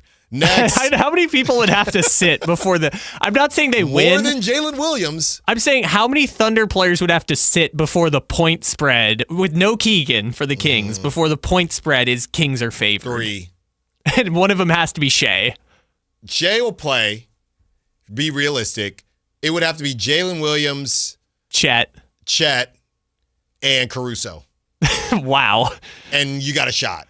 I still, again, they could win even if they play, but I'm saying to be a point spread favorite, I'm sorry. I think a lineup of Shea, Kaysen Wallace, Aaron Wiggins, Dort, and Hartenstein would still be favored against the Kings. Well, we're giving them a W here because after that, you go to hang out at Revival. Next, Kyle, I'm always going to feel like the Kings, this is not just an Allen thing. I know I'm never high on the Timberwolves, but the Kings do play the Timberwolves tough. They always do. So they're going to split. So I'll give the Kings the home game, which means that they'll probably win on the road and lose the home game. But I'm going to give the Kings the W against the Timberwolves. Okay, so 1-1 against the Timberwolves. Yeah, I'll tell you when the next one comes up. It's a couple games after this. So what are we right now, Kyle? If they win the first Timberwolves one, they are 6-4. Okay, just count that for now. So we're 10 games deep. Next is Denver. Denver L, 6-5. Atlanta Hawks at home, need it. You just need it. I know I'm not saying it's going to be easy, but you need it. Okay, so that's a W. Give them a win unless Dyson Daniels does the lock them up celebration. The Timberwolves, L, because they just beat them. The Spurs, I really want to give them an L. I really want to. I really want to give the Spurs an L because they can't shoot. And they keep. Has anybody seen how much they're disrespecting De'Aaron Fox? He's not in any graphics. Like, the Spurs fans do not give a you-know-what about De'Aaron Fox. They do not care at all. We do not care. They don't. It's all about Stephon Castle, Dylan Harper. So, I don't know. I think that thing is going to get weird, and I probably sound like a hater, and I probably am a hater. Probably. They win that one for De'Aaron, though. I say the Spurs win. It pains me. Next, at OKC, that's an L. Okay. At Memphis, I don't know who's going to be healthy. I think the Kings get that one, actually. All right. After that, at Denver, L. Another close one, though. You got Minnesota again, at home again. Could be Keegan's first game back. That's 4.5 weeks. That means they're definitely losing. All right. So that's an L. Gotcha. And we got to look up theme nights again because they always lose on theme nights. Singles night is in February. We know that. They are taking on the Phoenix Suns. After that, that's a W. Got to be. So we're going to go 2-0 against the Suns. Yeah. Even though we think the Suns are basically the same as the Kings. Yeah. Okay, got it. This is clearly an optimistic approach here. Next, at Utah, got to be. That's 20. And what is the record? What do you think the record is? I mean, what is it? Like 11-9 or what? 12-8? 10-10. Oh, hey, I'll take it. No Keegan, I'll take 10-10. Yeah, if they get to 10-10, you could. I mean, and this is the hard part of their schedule. Yeah, I will take that all day. I mean, at that point, you could be talking about 40, 45 wins potentially because we talked about it last week. Once they get to March, this thing really lightens up. I mean, they don't have an impossible schedule in January, and most of them are at home. But once you get to March and April, season gets much easier. The problem is once you get to April, the season might be cooked and you're playing your backups anyways. Yeah, so I think 10-10. Again, optimistic. There's some wins there that they probably won't get. There's some losses there that they might not lose. So, yeah, 10-10, man. There is a way. Really, the only questionable ones that people would say I'm going purple lenses on is everybody just thinks they're going to lose all three to Minnesota. I just don't think they're going to lose all three to Minnesota. Well, you also had them beating the Thunder. Okay. They kimped it in. All right. But even still, what, 8-12? I mean, 8-12, yeah, that would be like a worst case scenario. I'll take 8-12 too. Optimistic Allen's world. Yeah, I'll take 8-12. Those are the only two. We got them losing every game to the Nuggets. We got them losing every single game, and I guess the Lakers. But I'm telling you, man, they did not look good last night. They don't have a lot of time to figure it out. Yeah. Before this first game, I'm only talking about this first game. But what's going to happen if the Kings lose tonight? I mean, you're going to come back and be like, they'll burn it down. No, sell it all. That's the thing. If the Lakers lose this one tonight, though, they could win 2 against Oklahoma City, and you'd still would be like, well, now they're going to lose the Laker game. Now they're going to lose the Hawks game. Now they're going to lose the Grizzly game. And you're going to come back and just wipe out all those wins that you had for them. But they'll always be, out. I don't like the Grizzlies. Look, the Grizzlies and the Timberwolves, they'll beat. Okay, well, then what happens when they lose to the Grizzlies? Then it just burn it down? Well, they're already going to burn it down if they lose tonight. We got to get there first. So it's a must.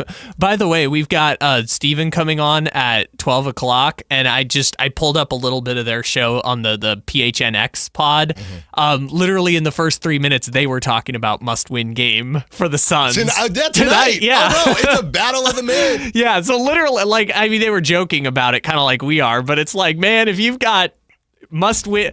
Kings and the Suns are the same tier of team, which is must-win game going into game 1 of the season. Yeah, unreal. On the other side, Nick Clifford, the hype is through the roof. Let's hear what DeMar DeRozan had to say about the rookie, as well as Dennis Schroeder. Allen Stiles, Sactown Sports. The deals are on now at the model year-end sales event at Folsom Lake Honda, your one-stop Honda shop. Looking to own or lease? Save on year-end models and drive a brand new Accord or Civic. Visit us today at FolsomLakeHonda.com, your one-stop Honda shop. As a family-owned and operated dealership since 2009, customer service is our #1 priority. Our customers love doing business with us, and you will too. Go to FolsomLakeHonda.com. Your one-stop Honda shop. This is the story of the one. As a maintenance supervisor at a manufacturing facility, he knows keeping the line up and running is a top priority. That's why he chooses Grainger. Because when a drive belt gets damaged, Grainger makes it easy to find the exact specs for the replacement product he needs. And next-day delivery helps ensure he'll have everything in place and running like clockwork. Call 1-800-GRAINGER, click Grainger.com, or just stop by. Grainger, for the ones who get it done.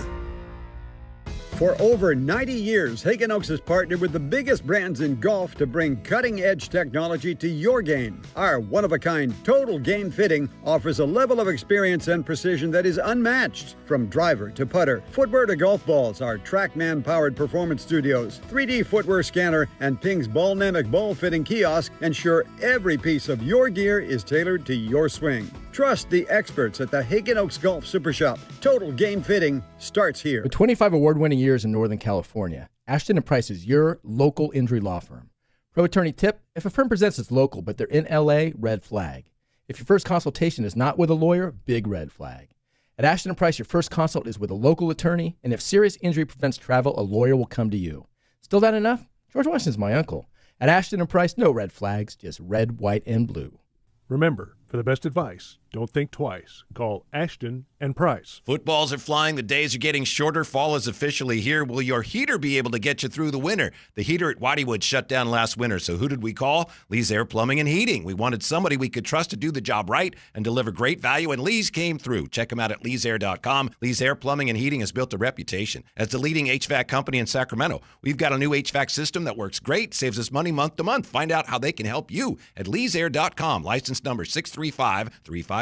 Sinners and Saints is back at the venue at Thunder Valley, Saturday, October 25th. Don't miss the Michael Jackson tribute concert, the $5,000 costume contest, and more. Don't have FOMO checking your social media, seeing your friends posted from the party. Get your tickets now at ThunderValleyResort.com.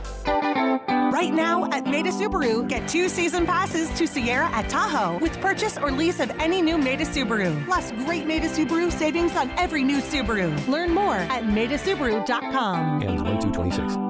Ready to pregame for your next big arena event? Head to Beach Hut Deli, a Sacramento tradition for over 40 years where aloha is served daily. Located just steps from the arena, whether it's game day or a concert night, it's the perfect spot to gather with friends and enjoy amazing sandwiches. Planning a bigger get-together? Beach Hut Deli offers endless catering options to bring those fresh, delicious flavors to your next party or event. Beach Hut Deli. Good vibes, great food, and epic times await.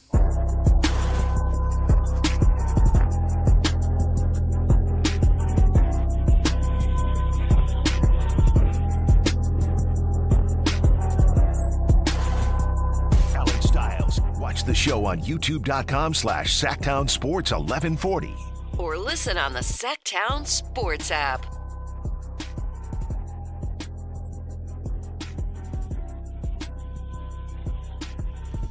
$30 minutes away from a giveaway for the Kempton Sawyer, as well as $200 to Revival. Anybody been to Revival? Let me know how it is. I know that we're going to be out at Revival.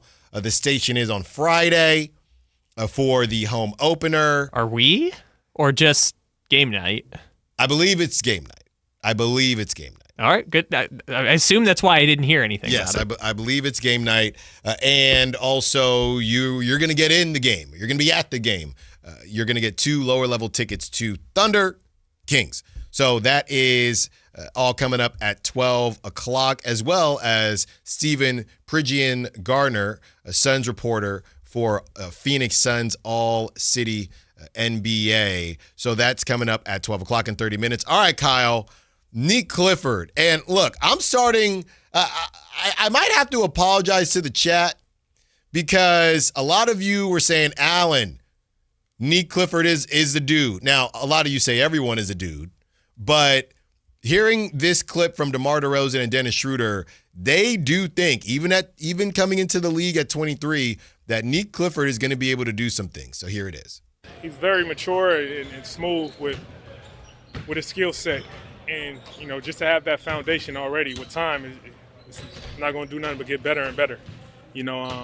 So I'm excited for him, not just this year, just for his career. I really believe he's going to be a star in this league. The things he's able to do.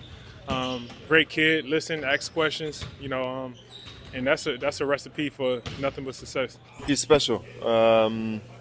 Just his work ethic, he's still the last one right here shooting. It's always early. How he reads the game, always in his own pace, never get rushed. Really was surprised about his passing ability throughout the preseason. So, he just got to keep working, be a good rookie, and when he step on the floor, give 110%. That was DeMar DeRozan first, and then Dennis Schroeder second, talking about Nick Clifford. And look, he's probably there's a lot riding on Nick Clifford's shoulders. I think the happiness of Kings fans all come down to Nick Clifford, to a lesser degree, Maxime Reynaud, and Keon. And I would throw Malik in there just because he's so exciting to watch, and he's going to give us some highlight reel dunks. But that is the exciting part. You know what's funny about how people feel about this season is if they go out, Kyle, and DeMar DeRozan, let's say specifically DeMar DeRozan, just like last season they beat the Mavs when DeMar had that really nice step through. Let's say DeMar DeRozan wins it on a buzzer beater. How excited would Kings fans be, specifically because it's the Suns, and 2, it's DeMar DeRozan, which still kind of reflects this in between where the Kings are that a lot of Kings fans aren't happy with, versus same situation and it's a young guy who hits the game winner. Same win, you're still 1-0, but if it's Nick who hit the game winner or Keon who hit the game winner, I feel like same game, same result, different person scores it, completely different outlooks on the game coming into tomorrow. So it's so funny that you bring this up because I think it underlines kind of the whole point of this season and really just sport, like the Kings fandom in general. But there has been so many people who want the Kings to succeed but have so many different visions for how to do it. I saw Frankie posted, or I think it was Frankie yesterday, was like, what is your ideal starting lineup for the Kings? And if you just go through the responses and the quote tweets on that, you're getting just a wide variety of answers, from Dave saying all the young guys to people saying start Westbrook to people saying, bench DeRozan and put Keon in and play Nick Clifford. You're just getting so many different opinions. And to your point, I think you would get very different reactions based on who hits the game winner for the Sacramento Kings. And I think that just goes to the point of this season is going to be about how does it make you feel as a Kings fan, right? You want it to feel a certain way. Having DeMar DeRozan hit it is not going to feel as good to the people who want to go young, want to invest in young guys, because we're starving for any young player that looks like they show promise. And if Nick Clifford comes out, and I see people picking him to be first team all rookie, and people saying he's going to average 15 points a game. If he comes out and you just can't take him off the floor because he's killing it, so many people would be holding him up as like, this is proof Scott Perry knows what he's doing. This is proof we need to go younger. This is proof that this is the right direction of the team. Versus if DeRozan were to hit it, you'd have a separate section of people say, see, they are going to be good this year, and you're all haters, and the team is actually really good with all the unction guys. And like, I think it's all goes back to just how it feels, right? At the end of the day, people want it to feel good, and they have so many different ways of this thing feeling good to them. What if it comes off a DHO? I mean, you would feel great about it. You love the DHO. It's probably going to come off the DHO. I mean, Mike Brown would be over there crying somewhere. Tears of joy over in New York, which, by the way, all the Knicks are out tonight. Yes, I saw the most it's just Shams just tweeting about the Knicks. Karl Anthony Towns is a game-time decision. Josh Hart is out.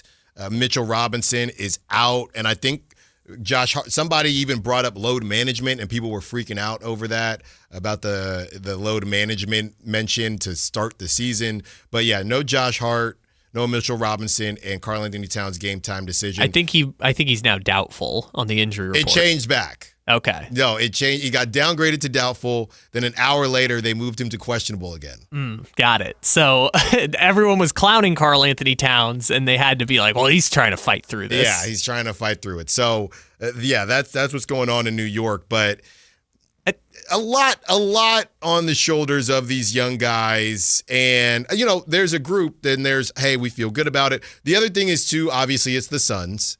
I think nobody would care if it's DeMar or anybody, if it's a game winner against the Thunder, right? A game winner against the Warriors, game winner against the Rockets. I don't know. You got some Kings fans that just want to tank and lose every game. Nah, yeah. But even those guys, you beat a team, you beat a good team.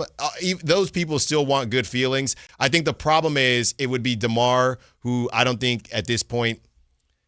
I don't want to speak for the fan base, but I think a lot of people are just kind of, Just on how that, because he was connected to De'Aaron and making that run. That run is no longer happening. So it's just kind of, he's good. They not like us, right?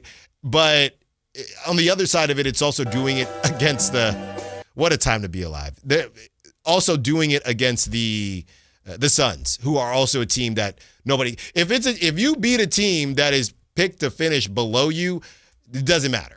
Yeah, this is the battle of must-win games. It actually could be DeMar making the game winner against any team besides the Sun or Jazz in the West. Those are the only two that it would not matter. Maybe the Pelicans. And no, anytime you can beat the Pelicans. Well, you just don't beat the Pelicans. No, you're just horrified by the Pelicans. Anytime you can beat the Pelicans, it matters. No, you're scarred by the Pelicans. I'm not alone.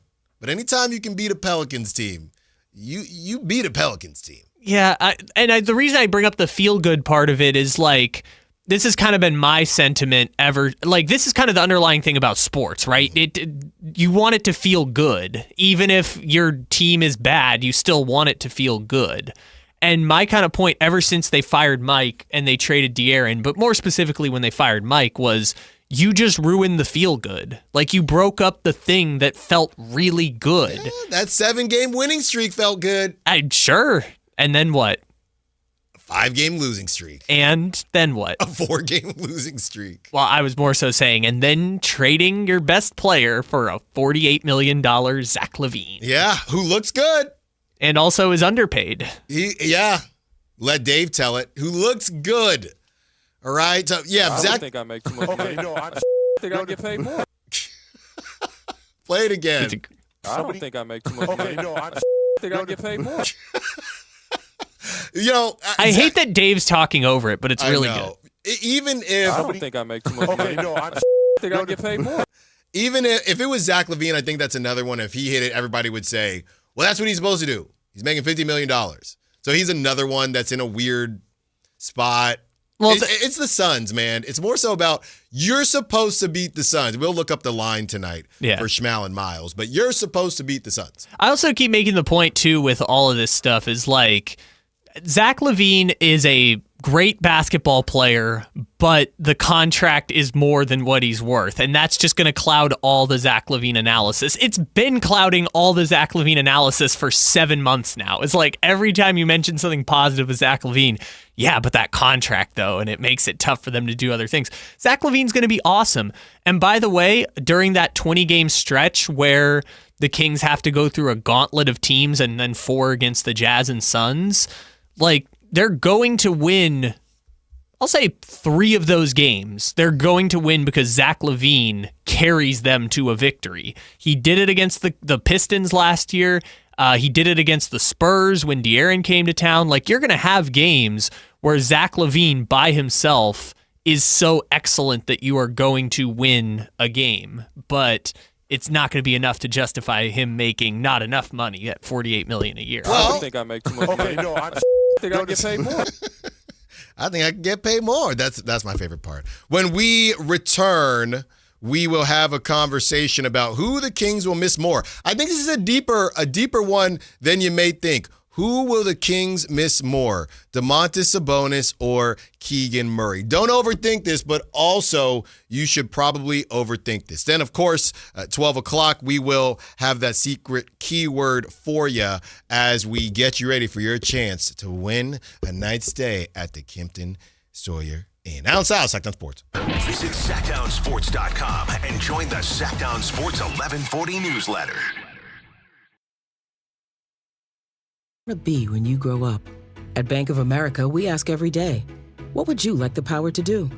When you work here, you help build businesses, inspire communities, and forge legacies. And now we've raised our U.S. minimum wage to $25 an hour. So the opportunity to do more also comes with competitive pay. Learn more at bankofamerica.com/25. Bank of America, proud to be an equal opportunity employer. Wesley Financial Group is not a law firm, and Chuck McDowell definitely not an attorney. This is Chuck. If someone talked you into buying something really silly and you want to get out of that silly little thing, my advice, get the facts. Call me and I'll send you our timeshare exit kit absolutely free. Inside, you'll learn how timeshare works and all your options for cancellation. Call Wesley now for your free exit info kit. 800-329-2121. That's 800-329-2121. Finding great candidates to hire can be like, well, trying to find a needle in a haystack, but not with ZipRecruiter. Its powerful technology actively finds and invites qualified candidates to apply to your job. So while other companies might deliver a lot of hay, ZipRecruiter finds you the needle in the haystack. See why 4 out of 5 employers who post a job on ZipRecruiter get a quality candidate within the first day. Try ZipRecruiter for free at ZipRecruiter.com/free. That's ZipRecruiter.com/free. Help DEA keep our communities safe and healthy by participating in National Prescription Drug Take-Back Day, Saturday, October 25th. Take action right in your own home by cleaning out your medicine cabinet of unneeded medications. Keep them safe, clean them out, take them back. Find a collection site near you at DEATakeback.com. Do your part to lower overdose deaths and prevent prescription drug misuse before it starts. That's DEATakeback.com. Here's a tale of Becky. Didn't know what to do with new meds prescribed and no real cost clue. She squinted at prices, that can't be right. Then tapped GoodRx and saw the light. She could get a deal. Book telehealth if she feels. Learn about those meds without any stress. That one little app does all the rest. Even my horse downloaded it. Dang, save time and money on prescriptions. Check GoodRx. GoodRx is not insurance. I found out that one of my players was vaping. And I said, hey, right now's the time to be honest with me. He said almost everybody in my team was vaping. The next day, all the parents came in. I said, how many of you guys think that your kids are vaping? Not one of them raised their hand. There's a joint fight to make something better. We don't sit back and let it happen. Coach Sanchez is exposing Big Tobacco's playbook. Learn how he and other Californians are beating Big Tobacco at undo.org. $5,000. That's the average amount of money people in the U.S. are now spending on gas in a year. $5,000. That's crazy. If you drive, you have to download Upside, the free app that gives you cash back every time you get gas. That's right. You can earn real cash back with Upside just by buying the gas you're already buying. You can literally start earning cash back today. I use Upside every time I fill up, and I've already made around $300. You're putting gas in your car anyway. Why not get real cash back? If you like free money, download Upside. I'm saving the cash I earn from using Upside to help pay for a vacation later this year. Download the free Upside app now to earn cash back every time you buy gas. Use promo code BOOST25 to get an extra 25 cents per gallon on your first tank. You can cash out anytime right to your bank, PayPal, or a gift card for Amazon and other brands. Just download the free Upside app and use promo code BOOST25 for a 25 cents per gallon bonus on your first tank. That's code BOOST25 for a 25 cents per gallon bonus. At Power Business Technology, we're not another big box corporation. We're your neighbors, locally owned and operated. We know what businesses like yours need, from reliable printers to high-performance copiers. We'll help you find the right solution with personal service you just can't get online. Need setup or support? We're just down the road and always happy to help. Power Business Technology, family hometown service with big-time solutions. Contact us today for all your business printing needs at 844-POWER-BZ. That's 844-769-3729 or visit us at powercopiers.com. Golf to Go is brought to you by the Hagen Oaks Golf Super Shop. Here's Frank LaRosa. Amateur players will be pleased to know that the USGA doesn't object to a friendly bet with your weekend foursome. Friendly bets include soft drinks after the round, hot dogs at the turn, or even a $2 Nassau, one of the most widely used bets in golf. It takes its name from the Nassau County Country Club of Glen Cove, Long Island, one of the many clubs frequented by the well-to-do in the late 19th century. As the story goes, matches between these clubs were often reported in the local newspapers, sometimes to the embarrassment of wealthy industrialists coming out the loser. The Nassau captain, J.B. Coles Tappan, then devised a format where the worst possible result could not be reported as anything more than a 3-0 defeat. In a Nassau, 3 equal wagers are placed on the first 9, the second 9, and 18-hole total. A $2 Nassau is sometimes referred to as a 2-2-2 bet. Some play better with a bet to keep their attention, others are nervous at the thought of losing. Whatever your choice, golf is a game, have some fun. That's your Golf to Go. I'm Frank LaRosa. Guys, it's time to know your numbers and what they mean. And right now, Revive Men's Health is offering a $400 comprehensive wellness panel for just $99. Free if you start treatment. Offer ends November 30th. Book today at revivemenshealth.com. Must medically qualify. Terms apply. Contact us for full offer details.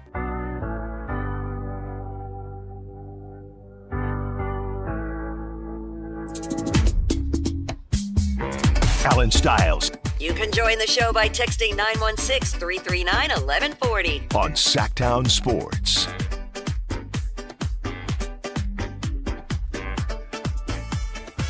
"15 minutes away from Stephen Phrygian Garner, Suns reporter for the Phoenix Suns, All-City NBA, and we're going to talk to him about what the goals are for the Suns, because Lord knows I don't know.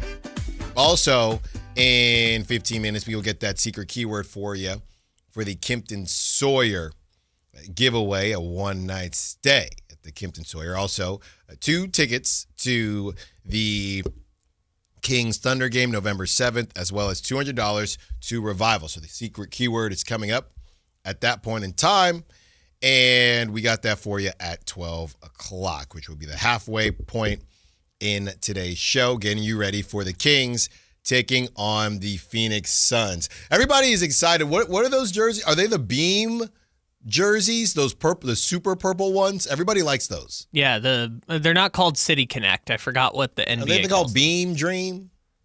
Beam Dream? Are they the Beam jerseys? Yeah, I mean, they're the Beam jerseys, but God, what do they call them? I used to know this. There's the Beam. It's literally Kings unveil the Beam City Edition uniforms. Okay, so they do call them City Edition jerseys. Mm-hmm.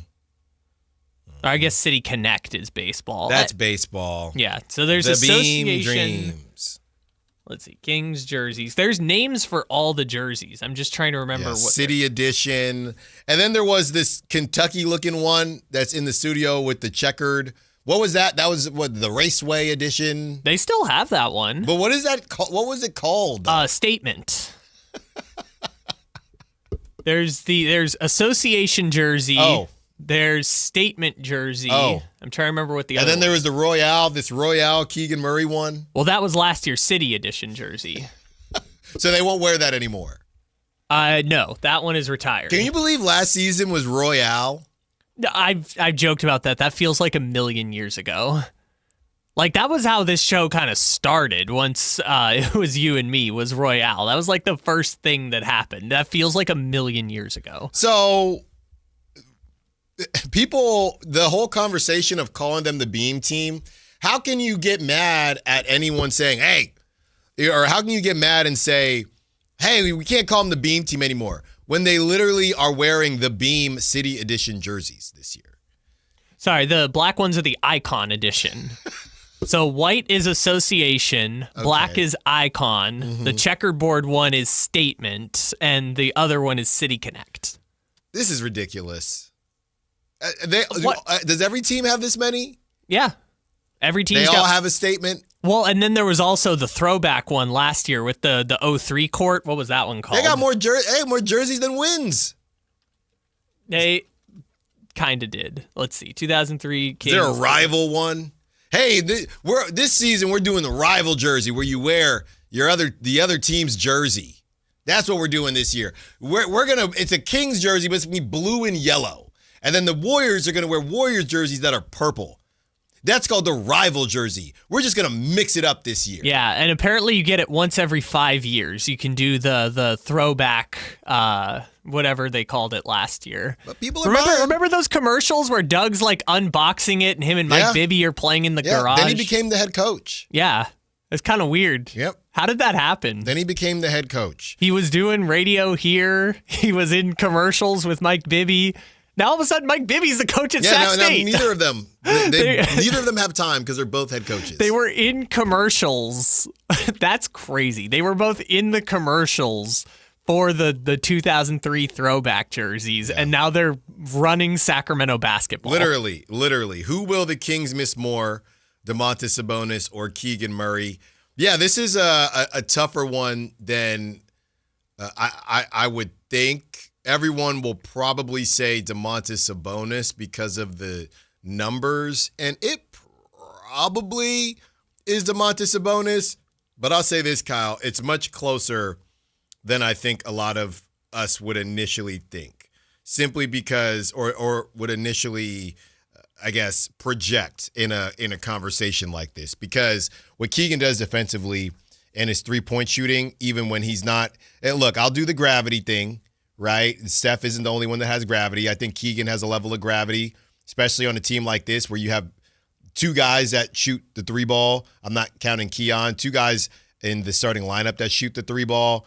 Then you have one guy coming off the bench that shoots the three ball in Keon, and Keon is just starting to create for himself this season, and we want to see more of it.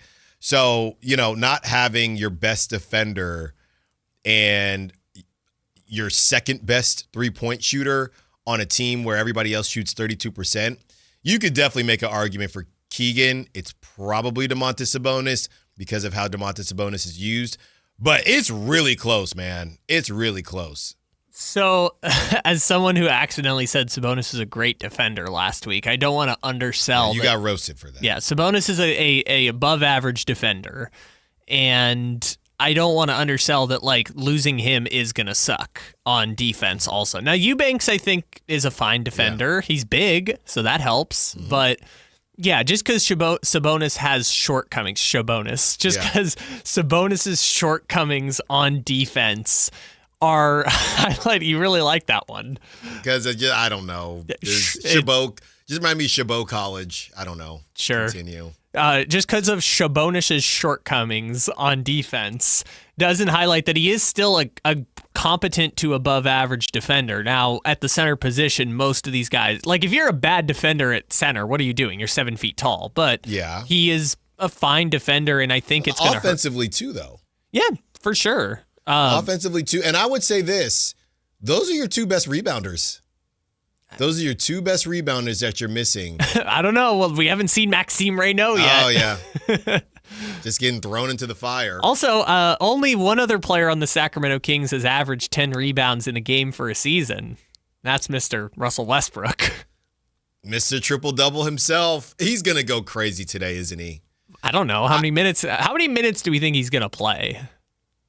Is there cannot be a moment where him and Schroeder are on the floor at the same time. All these guards, it's gotta be just him and Schroeder alternating minutes. I don't know. Does he get to 20 today?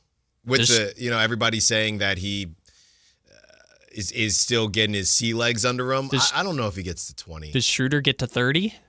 Yes. Well, then Westbrook probably doesn't get to 20. Yeah, I think Schroeder. I actually want to see Schroeder try. I'll be honest. It doesn't even look like he's tried. Well, he's also got a bum ankle, so. Oh, Russell's getting 20. Yeah. Oh, Schroeder also, Friday I thought of you because Schroeder finally did hit a three-pointer in the preseason. He was 0 for 10 before this, but he did finally get one.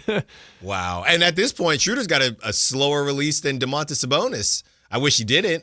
I wish Domantas Sabonis did not change. But Schroeder needs a faster release. Sabonis doesn't. They've swapped their skill sets. I don't know. I'm still stuck on Şengün all of a sudden hitting like Dirk Nowitzki fadeaway shots, but I'm stuck on they were playing Şengün up and he was hitting shots. I've never seen them play Sabonis. He was walking into them. Yeah. Walking into just whap.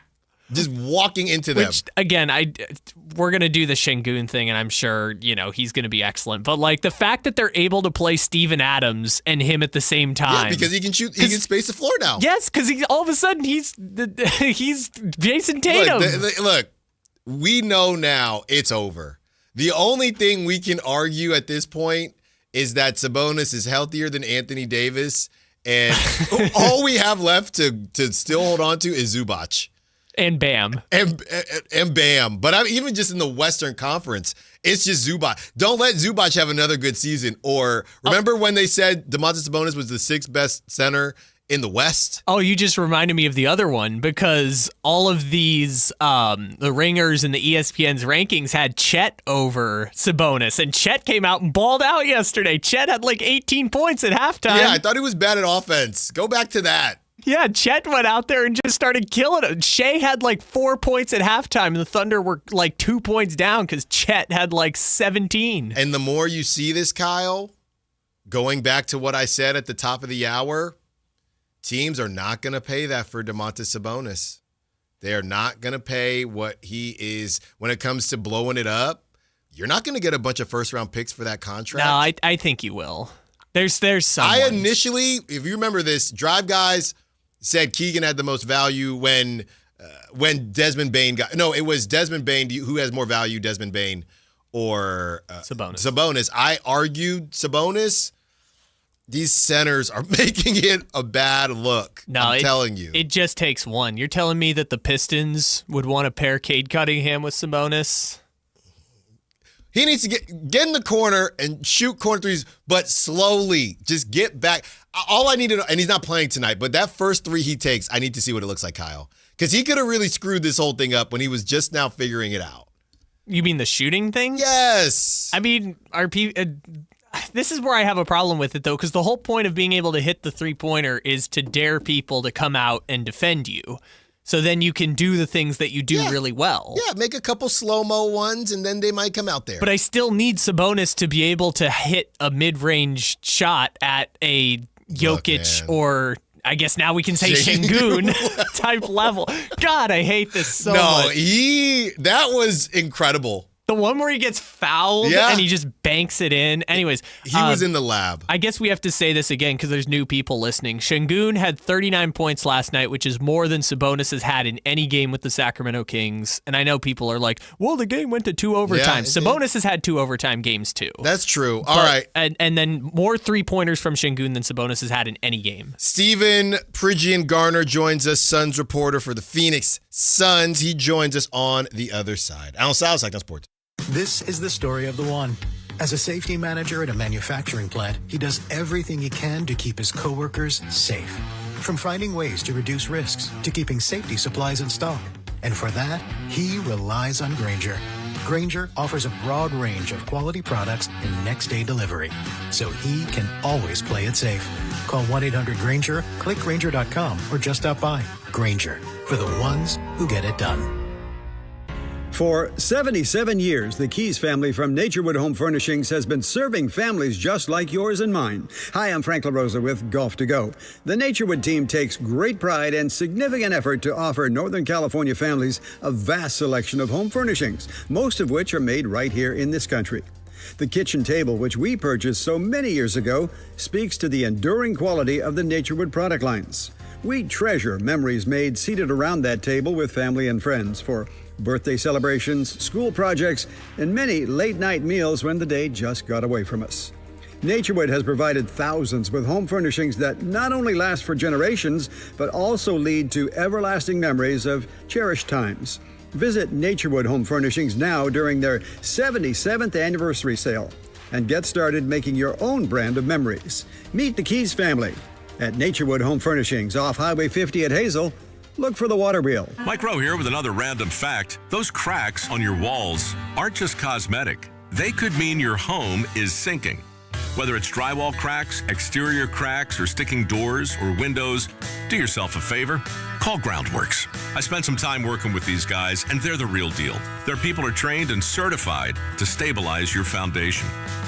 Groundworks, official foundation repair company of Cal Athletics. Licensed in all states where work is performed. See website for details. Sacramento Kings basketball is back. Be there for opening night at Golden One Center on Friday, October 24th, when the Kings take on the Utah Jazz at 7 p.m. Following opening night, the Kings will take on the LA Lakers on October 26th and then the Golden State Warriors on November 5th. Don't miss these marquee matchups and more great games coming to Golden One Center this season. Head to kings.com/tickets to secure your seat to be part of the action. What's going on? We're talking to Chad Hoblet of Hoblet Dodge, Chrysler, Jeep, Ram, and Woodland. Tell me, Chad, what's happening for the Drive Into Fall event? There's still time to get some adventure in when you save up to $8,600 off MSRP on the brand new 2025 Jeep Wrangler Willys. I love how these modern Jeep Wrangler Willys are filled with the latest and greatest tech and comforts, yet pay homage to the iconic past of the Jeep with huge off-road capability, distinctive exterior styling, and special interiors you will love. Man, you make it sound like you're buying a modern-day piece of history. It's true. Once you get into one of the Willys, you won't want to get out. But whatever you're looking for, you can find it at Hoblet. Check out our certified pre-owned supercenter with nearly 200 vehicles available and over 50 under $20,000. Whatever you need, it's at Hoblet right now. Search, select, and save through their whole inventory at HobletDodge.com. Unbeatable prices, unbeatable selection. Nobody beats Hoblet, period. $8,600 toll net savings on select new 2025 Jeep Wrangler Willys after $4,000 factory rebates and $4,600 dealer discounts. Rebates include $500 first responder bonus cash for eligible first responders. 3% net savings. Sample VIN 608744. See dealer for details. When I was a kid, I remember my dad, a lineman, leaving in the middle of the night. Families were depending on him to get their power back on to keep them safe and warm. Watching him taught me that this work isn't just about wires and circuits. It's about people and the trust they place in us when the lights go out. That's why I started Maverick Electric Heating and Air, to carry on that same promise of showing up, doing it right, and protecting families when they need us most. Visit callamaverick.com. Ready to pregame for your next big arena event? Head to Beach Hut Deli, a Sacramento tradition for over 40 years where aloha is served daily. Located just steps from the arena, whether it's game day or a concert night, it's the perfect spot to gather with friends and enjoy amazing sandwiches. Planning a bigger get-together? Beach Hut Deli offers endless catering options to bring those fresh, delicious flavors to your next party or event. Beach Hut Deli. Good vibes, great food, and epic times await. KHD1 Sacramento, KYMX HD3 Sacramento. Your flagship station for the Beam Team. From the Power Business Technology Toshiba Studios. This is Sactown Sports 1140.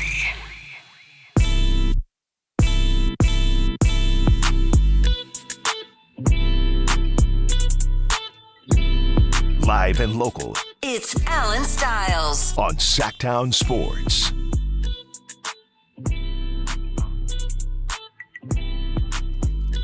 We are back. 2 hours down, 2 to go. And as always, 12 o'clock is the last week, okay? Your chance to win tickets to Kings Thunder, November 7th, lower level, night stay at the Kempton Sawyer, as well as $200 to Revival. Today's code for 916-339-1140. That is the number you will text. Today's secret keyword is tickets. Tickets. Tickets. So text that in, 916-339-1140, and we will give you a chance to win that ridiculous package that is going to set you up for a beautiful, beautiful night stay at Kimpton Sawyer, as well as the game, as well as you have the $200 to Revival. We are joined now by Stephen Prejean Gardner, a Suns reporter for the Phoenix Suns All City Network. Thank you, Stephen, for joining us. I appreciate the opportunity, Allen. Nice to meet you. Looking forward to having a conversation with you all. Season is here. That's right. It's here. We made it, man. Look, out here in Sacramento, it was the Kuminga show. Now, it didn't end up – it was a Kuminga show last night, by the way. He looked great. Now, we didn't end up being able to land Jonathan Kuminga, but it was a lot of Kuminga, not really a lot of trade talks outside of that, and the Westbrook thing that ended up happening. Kind of a quiet season outside of the Kevin Durant thing, which happened at the beginning, and everybody knew was going to be the case. Now that that's done, I know no Jalen Green tonight. What do you think the goal for the Phoenix Suns is this season?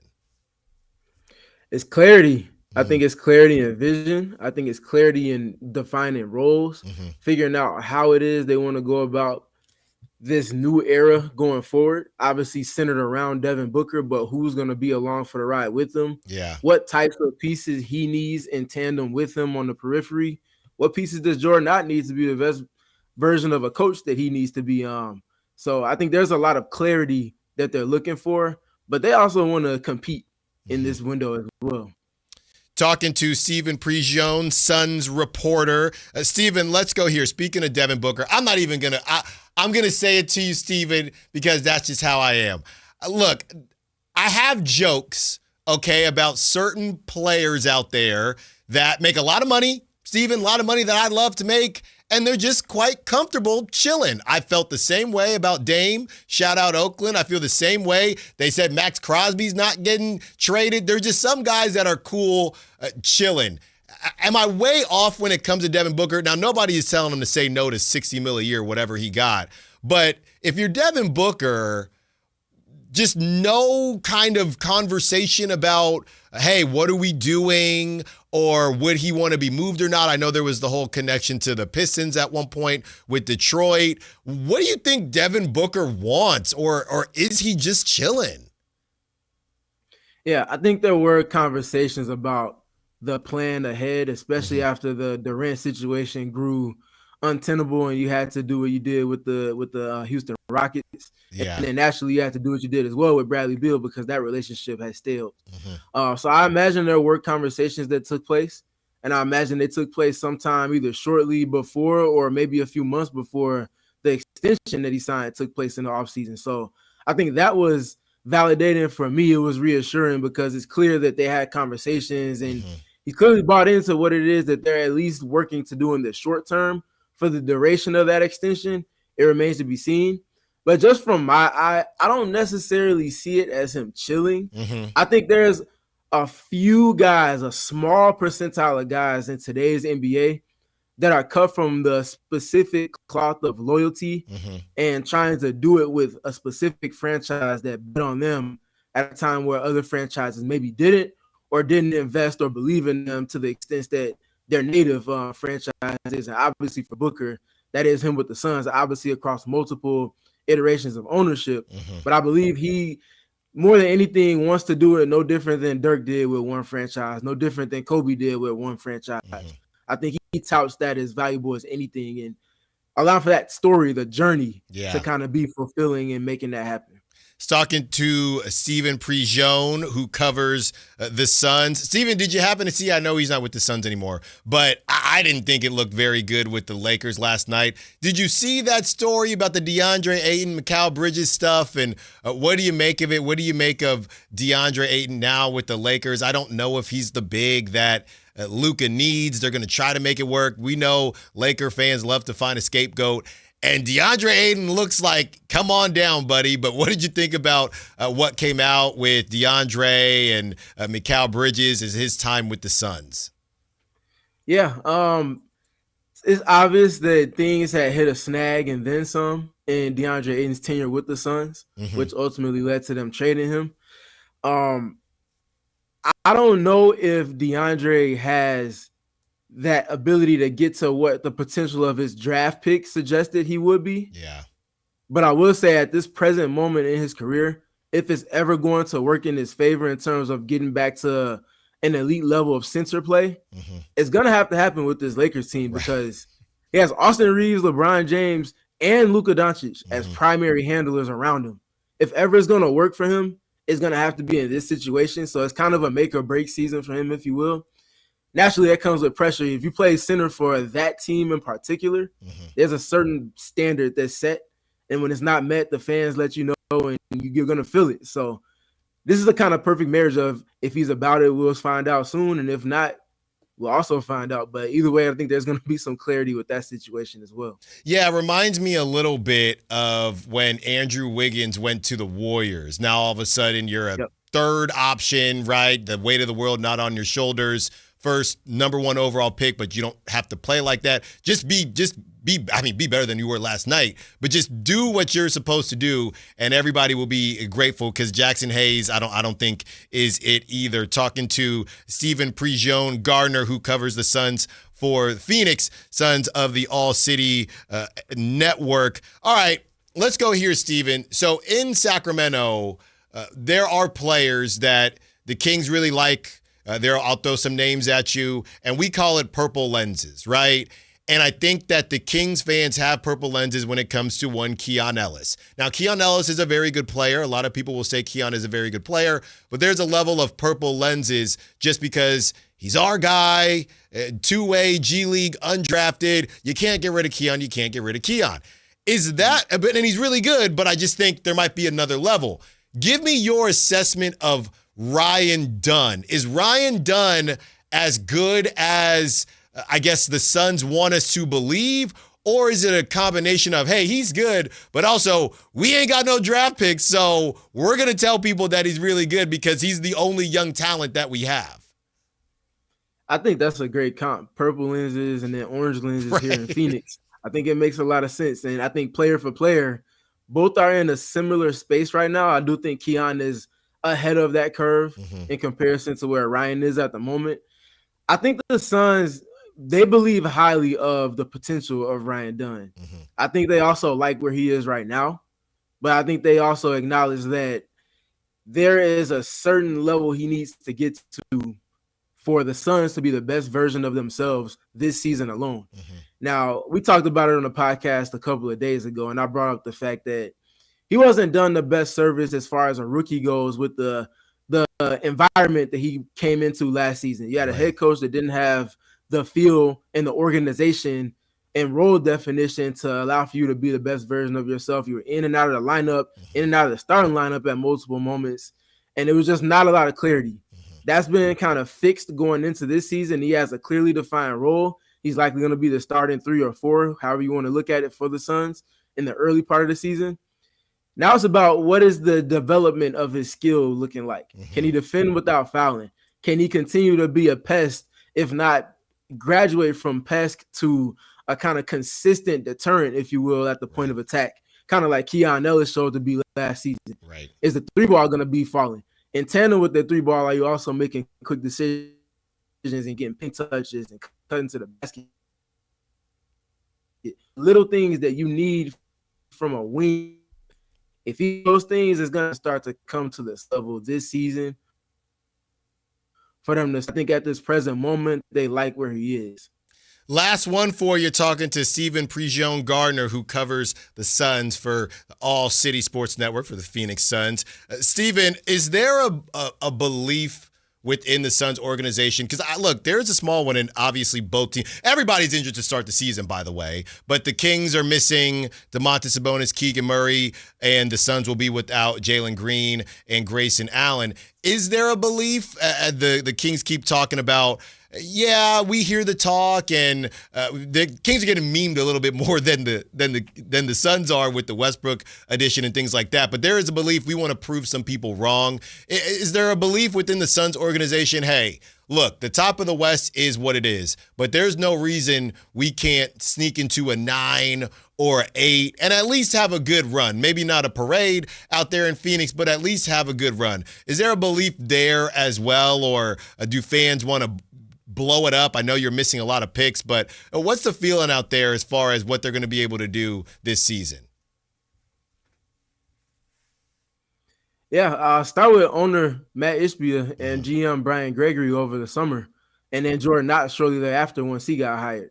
I think they all were aligned in the belief that they're not in a rebuild, they're in a retool. Right. And I think that specific choice in language, that choice of words, gives you kind of a peek behind the curtains and what their expectations are. Now, they haven't been openly kind of expressive about it outside of saying retool instead of rebuild, but I think that says enough in and of itself. Last season, Sacramento Kings, 40 wins. That was the number 9 seed in the Western Conference, smack dab in the middle of the play-in tournament. Yep. I think the desire to be that this season, if not slightly better than that in terms of their win total. And that should put them in a position to be in the play-in. And at that point, as you all know, it's a dice roll. Right. If you're clicking at the right time of the year, you can find yourself in that 7 or 8 seed. And if not, you go home, not necessarily right at the end of the regular season, but with a little bit of doer experience at the helm with Jordan Knott and company at the forefront of every for you. Steven Prejean Gardner, thank you so much. This has been great, man. Let's do it again. I know the Kings will play the Suns a couple times, so we'll definitely have you back on. He covers the Suns for the Phoenix, and that is the All City Sports Network. Steven, thank you so much. I would tell you good luck, but can't do it tonight, but we'll talk to you again soon. Thank you again for your time.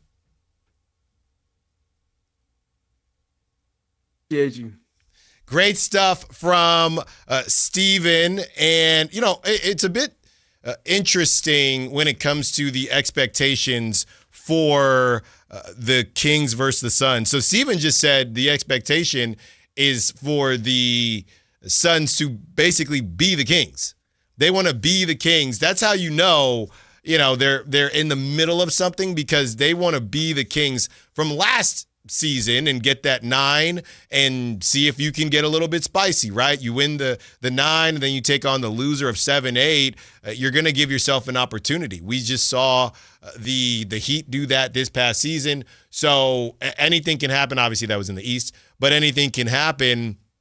I thought he was pretty honest on the Ryan Dunn thing. I'm just double checking because Keon obviously is 25. Ryan Dunn is, let's see here, Ryan Dunn. He's a little younger. Yeah, no, not a little. Well, he's about to be, he's 22. He turns 23 in January. So he's firmly younger than Keon.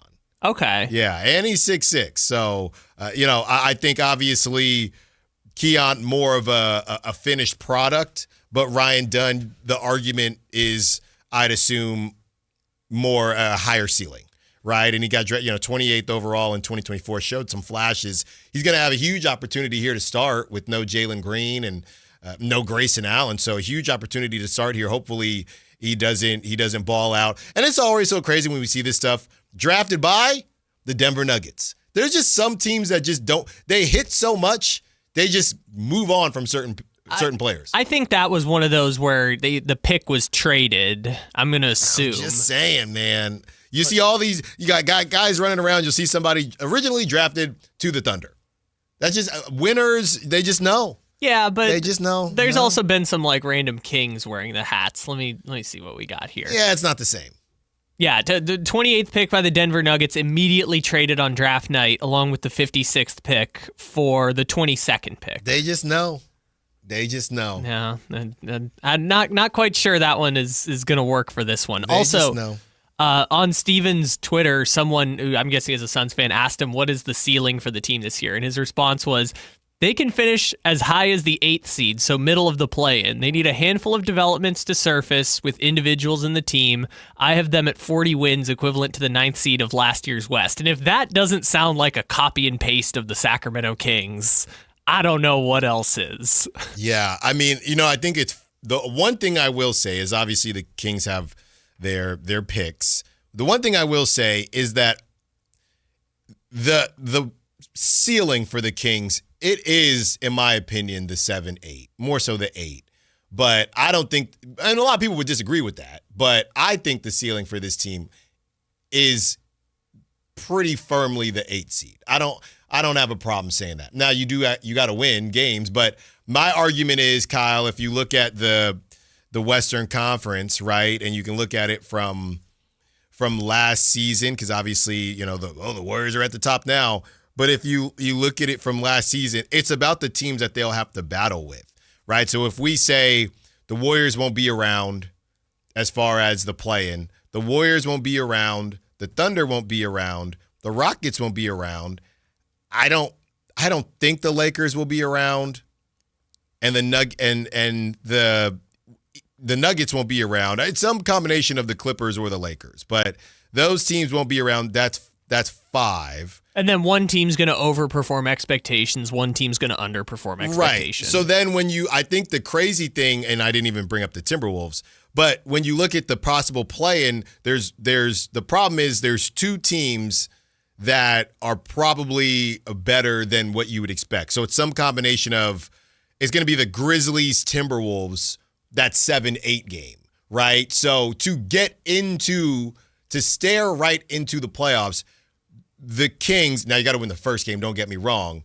The Kings will have to beat some version of the Timberwolves on the road or the Clippers on the road, team like that, a lower level, and maybe the Clippers aren't there. Maybe they ball out again, but it's going to be that, can you beat a Grizzlies on the road, a Timberwolves on the road to get in? Yeah, maybe Dallas on the road. And I think it's possible, but you got to do it. Sure, and if we get to that point, we'll cross that bridge when we get there, because it's 1-game sample sizes, right? Last year, when it was the, God, we just please end this bowl between the Mavericks and the Kings, it was like the Mavericks had, literally, Tim McMahon was writing articles about how awful this Mavericks season has been, and here's every reason why they should just mail it in tonight against the Kings. And they came out and crushed the Kings. Yeah. Like, every reason in the world for the Mavericks to mail it in. They are the example of 1-game play-ins have random results. Yeah. So as long as you get there, again, that's kind of the hope you're holding out. Because if we get to February and they're like 3 games out of the play-in with 20 to play, I think there's going to be a lot of people who are like, there's no point in even trying to push for this. But if you're in the play-in, you can at least convince yourself you're going to get to the 7-8, or that you'll get to the 9-10, and like we said, anything could happen. Anything happened each of the last 2 years. Yeah, so that's interesting from the point of view of the Suns. Did it make you feel better? 916-339-1140. At least you're not the Suns, right? They're just all the same, man. The Suns and the Kings are the same. They're not the same to me, to be honest with you. They're pretty samey. Here's the difference. I think that the Suns have a better eject button with Devin Booker, and he's on a crazy contract now, but they have a better eject button than Devin Booker. But the Kings have better fringe pieces that, like we said, I don't think it's going to get blown up, because I do think that Scott Perry's going to want value. But there is a possibility that Zach LaVine goes crazy and somebody says, all right, cash me outside. How about that? There is a possibility that somebody says, we just need to punch off the bench. Give me DeRozan. Let's get it done. The Suns, who you want? Grayson? Well, okay. Who you want? Jalen Green? Well, he's the one where I feel like we're missing the boat here. Because, like, if Zach or DeMar balls out and someone says, cash me outside, all that does for the Kings is make it possible for them to be traded for anything that's not just an expiring contract. Mm-hmm. If the Suns get balling out from their fringe piece, you have a 23 going on 24-year-old guard averaging 20 to 25 points per game.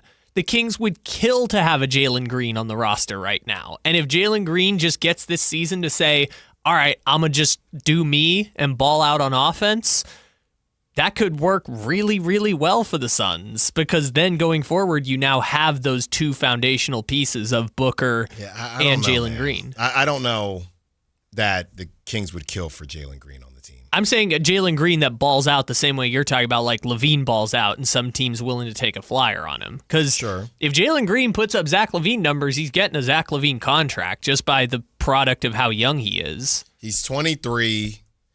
He's 6'4". Okay, I'm looking here, Kyle. So he just signed a 3-year, 105, 36 a year player option in the third. It's not bad. It's not bad, but I mean, it's not as bad as your boy from Toronto, Emmanuel Quickley, or what's his name, Suggs. It's not bad. It's not that bad. At least he plays. Jalen Green, and also like Jalen Green scored over 20 points per game the second half of the season. Like from January 1st onward, he averaged 23 points per game on a team that won 50 games. Mm-hmm. Like, I'm not saying Jalen Green's ever going to be an all-star, but like Jalen Green is a really good, I'd say, number 3 right now, and he's getting paid like a really good number 3.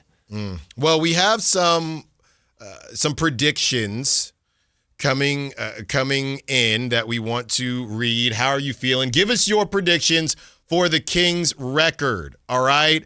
I haven't given a prediction on the record, but what I did say is I would take the 34.5. I did give a prediction on the morning show. I said 36 wins, which pains me to say, and I want to give them more, but right now it's 36. Maybe it'll be more by the end of the show. We will be joined by Nathan Grubel of No Ceilings. Y'all know we love No Ceilings because they make us feel really good about our draft picks and the players that the Kings have signed. We're also going to talk to Nathan about Tankathon and how ridiculous. Just so y'all know, if you are in the camp of Allen, don't blow it up, you really don't want to miss what Nathan's going to have to say about this 2026 draft class. I'm just saying. Don't move. Allen Stiles, Sactown Sports. Tonight, Kings and Suns. Tip-off at 7. Your exclusive home for Kings basketball. Is Sactown Sports 1140. Let's go! You're still glowing, flirting, grooving. You've still got it. But your immune system weakens as you age, making it harder to fight flu, pneumococcal pneumonia, RSV, and COVID-19. Vaccines are a key part of any health routine and help strengthen your immune response. Ask your doctor or pharmacist which vaccines you need. Schedule in minutes at vaxassist.com. Sponsored by Pfizer. This is the story of the one. As a custodial supervisor at a high school, he knows that during cold and flu season, germs spread fast. It's why he partners with Grainger to stay fully stocked on the products and supplies he needs, from tissues to disinfectants to floor scrubbers. All so that he can help students, staff, and teachers stay healthy and focused. Call 1-800-GRAINGER, click Grainger.com, or just stop by. Grainger, for the ones who get it done. At Fisher Investments, we may seem like other money managers, but we're different. Are you really that different than the rest of us? We are. As a fiduciary, we always focus on what's best for our clients. What services do you offer besides investing? We have a team of specialists in financial planning, estate planning, and more. Your clients rely on you for all that? Yes, we ensure clients receive unparalleled service at every step of the relationship. Okay, but you still sell commission-based products, right? No, because we believe that's a conflict of interest. We prioritize service over sales goals. So, then how do your fees work? We have a simple and transparent fee that's a percentage of our clients' portfolios. So we do better when our clients do better. Wow, we're more different than I thought. At Fisher Investments, we're clearly different. Learn more at fisherinvestments.com. Investing in securities involves the risk of loss. Tonight, Kings and Suns. Tip-off at 7. Your exclusive home for Kings basketball. Is Sactown Sports 1140. For over 90 years, Hagen Oaks has partnered with the biggest brands in golf to bring cutting-edge technology to your game. Our one-of-a-kind total game fitting offers a level of experience and precision that is unmatched. From driver to putter, footwear to golf balls, our TrackMan-powered performance studios, 3D footwear scanner, and Ping's Ballnamic ball fitting kiosk ensure every piece of your gear is tailored to your swing. Trust the experts at the Hagen Oaks Golf Super Shop. Total game fitting starts here. Guys, want long-term health you can count on? It starts with knowing your numbers. Right now, Revive Men's Health Sacramento is offering a comprehensive wellness panel, a $400 value for just $99. It checks your testosterone, blood sugar, cholesterol, kidney, liver, thyroid, and heart health. Take control of your health today and stay strong for the long haul. Offer ends November 30th. Call 916-619-3000. That's 916-619-3000. Or visit ReviveMen'sHealth.com today. Must medically qualify. Terms apply. Contact us for full offer details. For over 90 years, Hagen Oaks has partnered with the biggest brands in golf to bring cutting-edge technology to your game. Our one-of-a-kind total game fitting offers a level of experience and precision that is unmatched. From driver to putter, footwear to golf balls, our TrackMan-powered performance studios, 3D footwear scanner, and Ping's Ballnamic ball fitting kiosk ensure every piece of your gear is tailored to your swing. Trust the experts at the Hagen Oaks Golf Super Shop. Total game fitting starts here.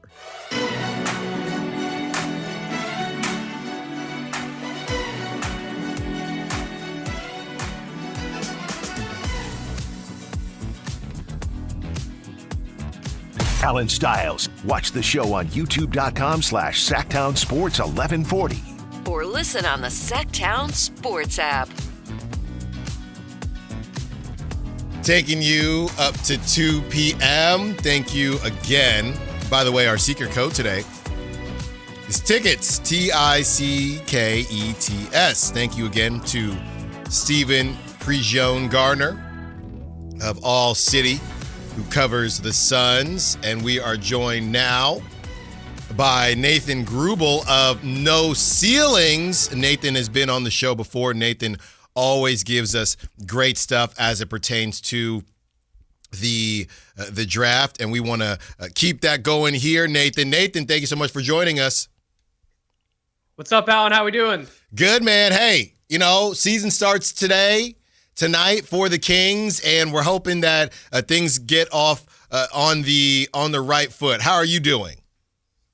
Oh, we're living the dream. Like you said, it's opening night for the Sacramento Kings. It was opening night for the league last night. Yeah. 2 incredible games right out of the gate. I mean, NBA fans are in heaven right now. This is some awesome stuff. I can't wait for the rest of the league to tip off tonight. Yeah, it's going down, Nathan. Let's start here. As happy as we are that the season is tipping off for everybody tonight, a lot of guys will be missing. A lot of guys will be MIA, missing in action, including Domantas Sabonis and Keegan Murray for the Sacramento Kings. So we're looking here, Nathan, and obviously we want to talk about the younger players on the Kings because you guys do such a great job with the draft.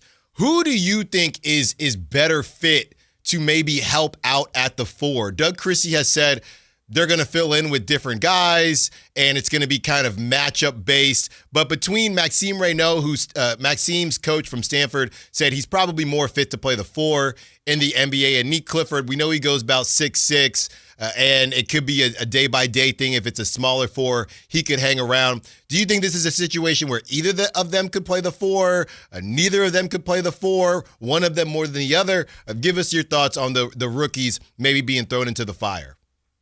I think either of them could step up and play the 4, but me personally, just given how the rest of the roster's shaken out for opening night and this short interim stretch like we're talking about here without those guys, I want to see Nick Clifford get those minutes. Yeah. The reason why is because, we've already heard, Doug Christie's already had to talk about how many different guards are in the rotation, the different guys that they're going to have to incorporate in order to maximize the fact that they won't have a lot of interior presence early on.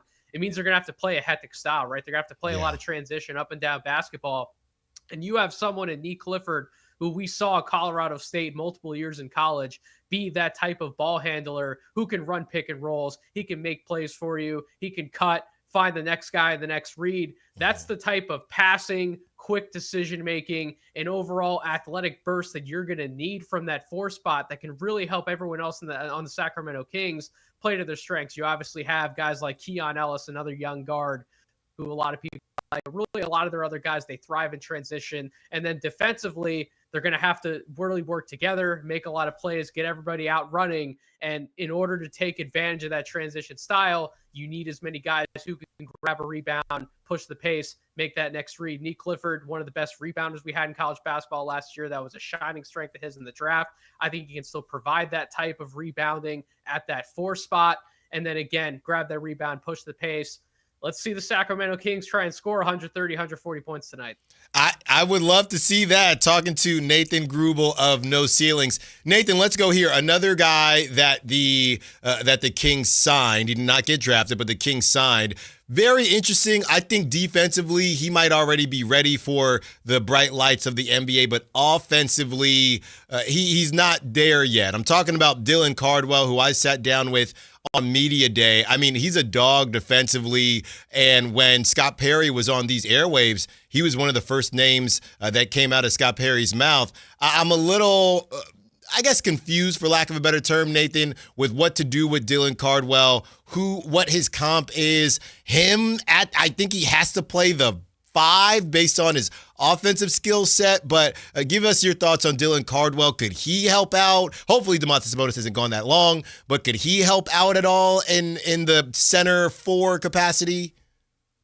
I'm going to give a shout out to my co-host on No Ceilings NBA. We're doing a podcast right now, Locked on No Ceilings NBA Draft, and Maxwell Baumbach was very high on Dylan Cardwell last year in the draft when no one else really wanted to necessarily buy in, myself included. But the more you watch of Cardwell, the more you really appreciate what he does on tape. A lot of the numbers aren't going to necessarily blow you away, but as a big man, really strong frame, he does a lot of the little things. He's a great screen setter. He's someone who boxes out opponents really well. He'll seal guys off to give guys opportunities at the basket to go score. He'll obviously rebound on both sides of the ball, get you those offensive rebounding and scoring opportunities. He's the perfect guy to step in and do a lot of the dirty work for the Kings while they're missing some of that interior size. So Cardwell, not necessarily the sexiest name we can talk about in terms of Kings players tonight, but trust me, you watch the tape, Kings fans are going to appreciate how hard he works and how much of a pain in the butt he is to deal with at that center position, and maybe can even slide into that 4.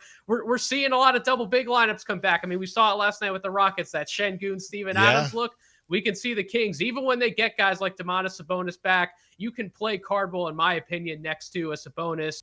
Drew Eubanks is who they're going to have filling in for the time being, whether we see some Dario Saric minutes or not. I think Cardwell can and should get some run at the 4 or the 5.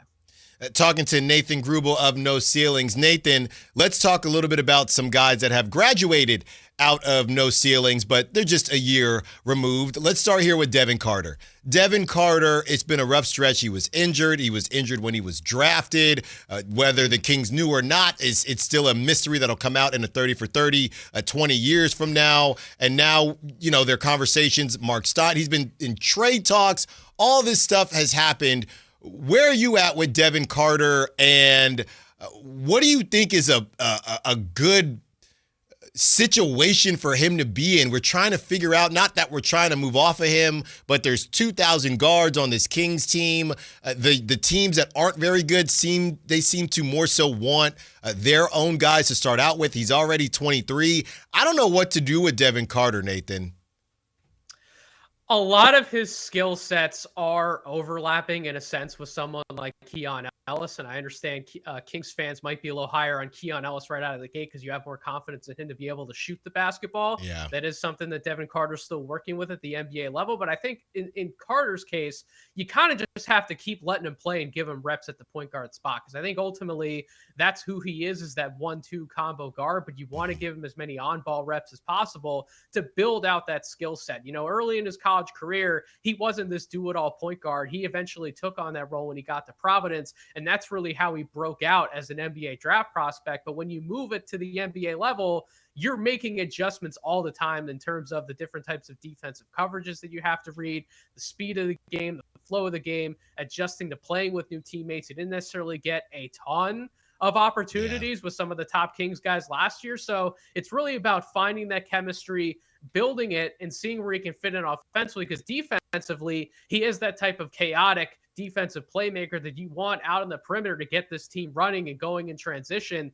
But you just have to be a little bit patient to let him find his role offensively. I will say, saw him up close and personal at Summer League out in Las Vegas. I saw a lot of what I liked with him and Nate Clifford working off of each other, again, playing that up-tempo style. I think there is still something there for Devin Carter, especially if he gets that three-point shot to come around. Kings fans just have to be a little patient with him. Just give him some opportunity to work it out himself. talking to Nathan Grubel of No Ceilings. Great draft coverage. Be sure to check out No Ceilings. How about this, Nathan? I've been throwing this around because there was a name that I wanted the Kings to say on draft night. That there are a couple names, but there was a name that I wanted the Kings to say on draft night that they didn't say. And he also, based on a trade that ended up getting destroyed and the whole thing got thrown off by the lack of health or whatever the case may be, Dalton Knecht. I keep saying, Nathan, why don't you just flip Dalton Knecht and Devin Carter? I think they still have something to them, and they just need better situations. The Lakers last night, I don't know, they need some defense. Why not? They're still trying to run out Gabe Vincent, whatever the case may be. That's a thought that I had. I don't know what's going on, Dalton Knecht. Some of these reports that he's a, quote, negative asset. What happened to my man, Nathan? What happened to my guy? Your questions are 100% valid. They're questions that I've had because I rated Dalton Knecht very highly in that draft class. And as of this current moment in time, I'm proven wrong on that. But I think with Dalton, listen, all the stuff happened last year with that rescinded trade that you talked about.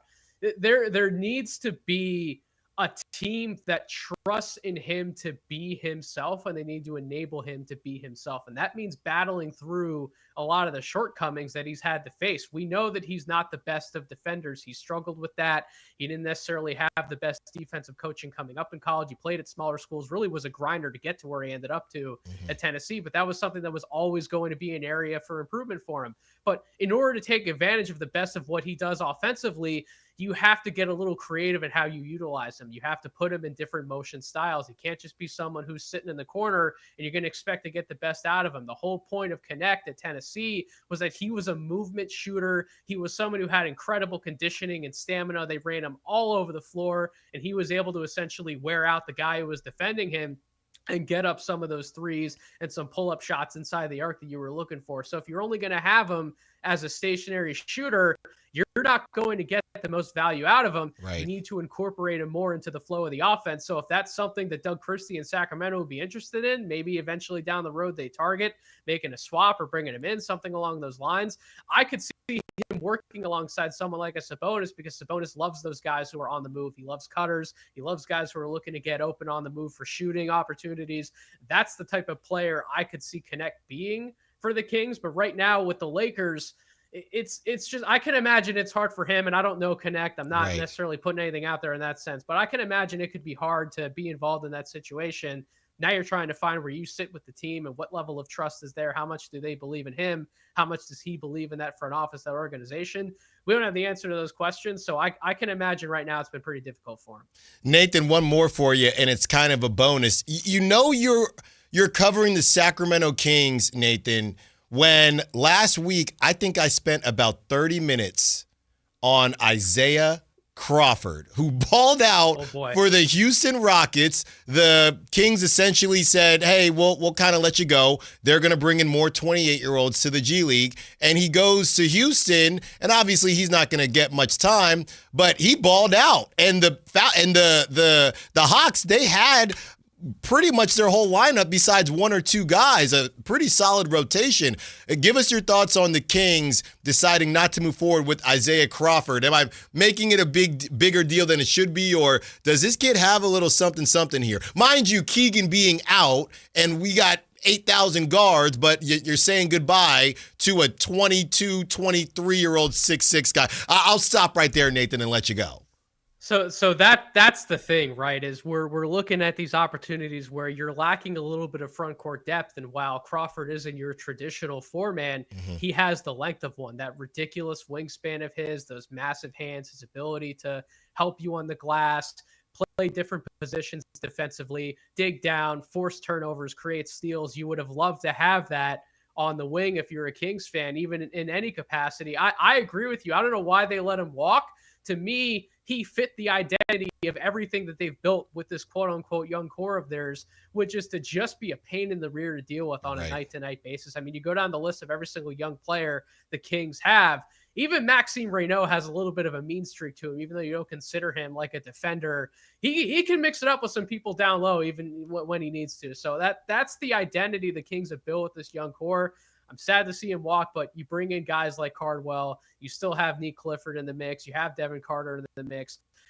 Listen, I am a big fan of the young guys the Kings have. Yeah. I just want to see them play a lot of minutes, man. Right. Like that's what I want. I don't want to see them buried too far down by the vets. We know it's a vet-heavy team at the top, but give the young guys some opportunity. Give Kings fans something to be excited about that's not Domantas Sabonis, Zach LaVine, Russell Westbrook, a lot of the names we know and love.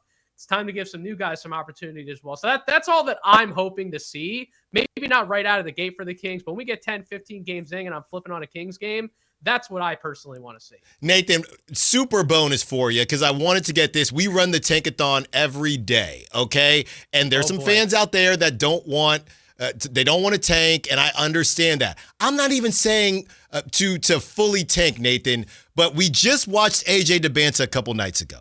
Then last night, we watched Cam Boozer. In a couple words, Nathan, can you tell the good people of Sacramento how ridiculous the 2026 draft class is supposed to be? I will take this opportunity to just very quickly talk about Cam Boozer. Everyone saw his debut at Duke last night. He's the number one prospect on my 2026 board. I don't see that changing. The last time I took such a hard stance on a number one prospect who wasn't the clear-cut number one before, like a Wemby or a Coop, it was 2019 with Zion. Yeah. And I feel that exact same way. You had Zion, you had RJ Barrett, you had Cam Reddish in that draft. A lot of people were on RJ Barrett or Cam Reddish Island. Not as many people are on the Zion Island. You gave them 3 games at Duke. They had to come around and say, oh, man, this guy might actually be the top player in the class. I feel that same way about Cam Boozer, 6'10", strong forward. So a lot of the stuff that he was doing shooting off the move last night was just making me laugh. It was silly. He's the best rebounder they have. His resume in terms of winning at the high school level and at the FIBA level is utterly insane. We haven't seen a domestic resume like that in quite some time. Rivals what Luka Doncic's resume was overseas, and everyone saw how decorated he was coming in. A lot of people thought he should have been number one. Yeah. I'm taking up that real estate on Cam Boozer Island. If the Kings are going to be in that position, the draft number one, you never know how things could turn out. I would hope they take Cam Boozer number one. But yes, this is going to be a ridiculous top of the class for sure. I'm telling you, Nathan Grubel of No Ceilings. Nathan, thank you so much. We really appreciate it, man. Let's do it again. Look, hopefully the Kings make the playoffs, but if they don't, I would love to have you back on and figure out, okay, the Kings got the 4th pick. Well, who do you like, or maybe higher than that? Be sure to follow Nathan on social media and check out all his good work at No Ceilings. Nathan, we will talk to you again soon. Thank you. Sacramento Kings, Stockton Kings, NBA draft, whatever you need me for, Allen, happy to stop by. Take care. There you go. Thank you again to Nathan Grubel. We got to get to the other side. And when we do, we keep the conversation going. Who could surprise us this upcoming season? Allen Stiles, Sactown Sports. The Kings play here, baby. Tonight, Kings and Suns. Game night with Scott Marsh and the high flyer Henry Turner. Starts at 5:30 with tip-off at 7. Listen to your Sacramento Kings. On the official home of Kings basketball, Sactown Sports 1140. The Sactown Sports 49ers Report is brought to you by Kia of Vacaville, located beside the Vacaville outlets. San Francisco gets a huge win on Sunday night, beating Atlanta 20-10 to improve to 5-2 on the year. A historic night for Christian McCaffrey. 201 yards of total offense, 129 on the ground, 72 receiving, and a pair of touchdowns. San Francisco next in action at Houston on Sunday. You can catch all the action beginning at 9 o'clock right here on Sactown Sports 1140. Football season is here at Kia of Vacaville. You can score big in a new 2025 Kia Niro LX with up to 53 MPG combined at Kia of Vacaville. Perfect for road trips, tailgates, and cruising to Levi Stadium in style and comfort. But don't wait. Inventory is limited at Kia of Vacaville, and these deals won't last long. Visit KiaVacaville.com or stop by right next to the Vacaville outlets for friendly service, easy shopping, and unbeatable value. All in one stop. Kia of Vacaville, where the adventure begins. When I was a kid, I remember my dad, a lineman, leaving in the middle of the night. Families were depending on him to get their power back on to keep them safe and warm. Watching him taught me that this work isn't just about wires and circuits. It's about people and the trust they place in us when the lights go out. That's why I started Maverick Electric Heating and Air, to carry on that same promise of showing up, doing it right, and protecting families when they need us most. Visit callamaverick.com. The greatest show on dirt returns to Stockton Dirt Track. October 31st and November 1st. It's the 42nd annual tribute to Gary Patterson. 2 nights of all-out racing to the finish, crowning the 2025 champions on dirt. Tickets now at StocktonDirtTrack.com. Progressive's teen driver discount could lower the cost of insurance for your teenager and save you some money. And then you can still spend money on them. Because just when you think you have a grasp on spending, new sneakers. And then it's money for a school field trip. And of course, spending money. Oh yeah, and a new phone to replace the one they dropped in the toilet. Oh, don't remind me. So just get Progressive's teen driver discount. And then you can continue to spend money on them. Endlessly. Progressive Casualty Insurance Company and affiliates. Discount not available in all states and subject to terms and conditions. Wesley Financial Group is not a law firm, and Chuck McDowell definitely not an attorney. This is Chuck. If someone talked you into buying something really silly and you want to get out of that silly little thing, my advice, get the facts. Call me and I'll send you our timeshare exit kit absolutely free. Inside, you'll learn how timeshare works and all your options for cancellation. Call Wesley now for your free exit info kit. 800-838-6767. That's 800-838-6767.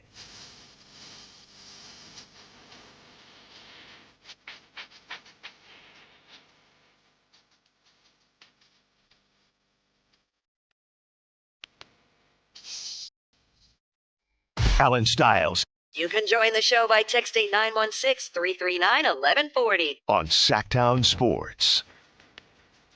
Well, that was incredible, Kyle. That was great. They have 2 great guests today.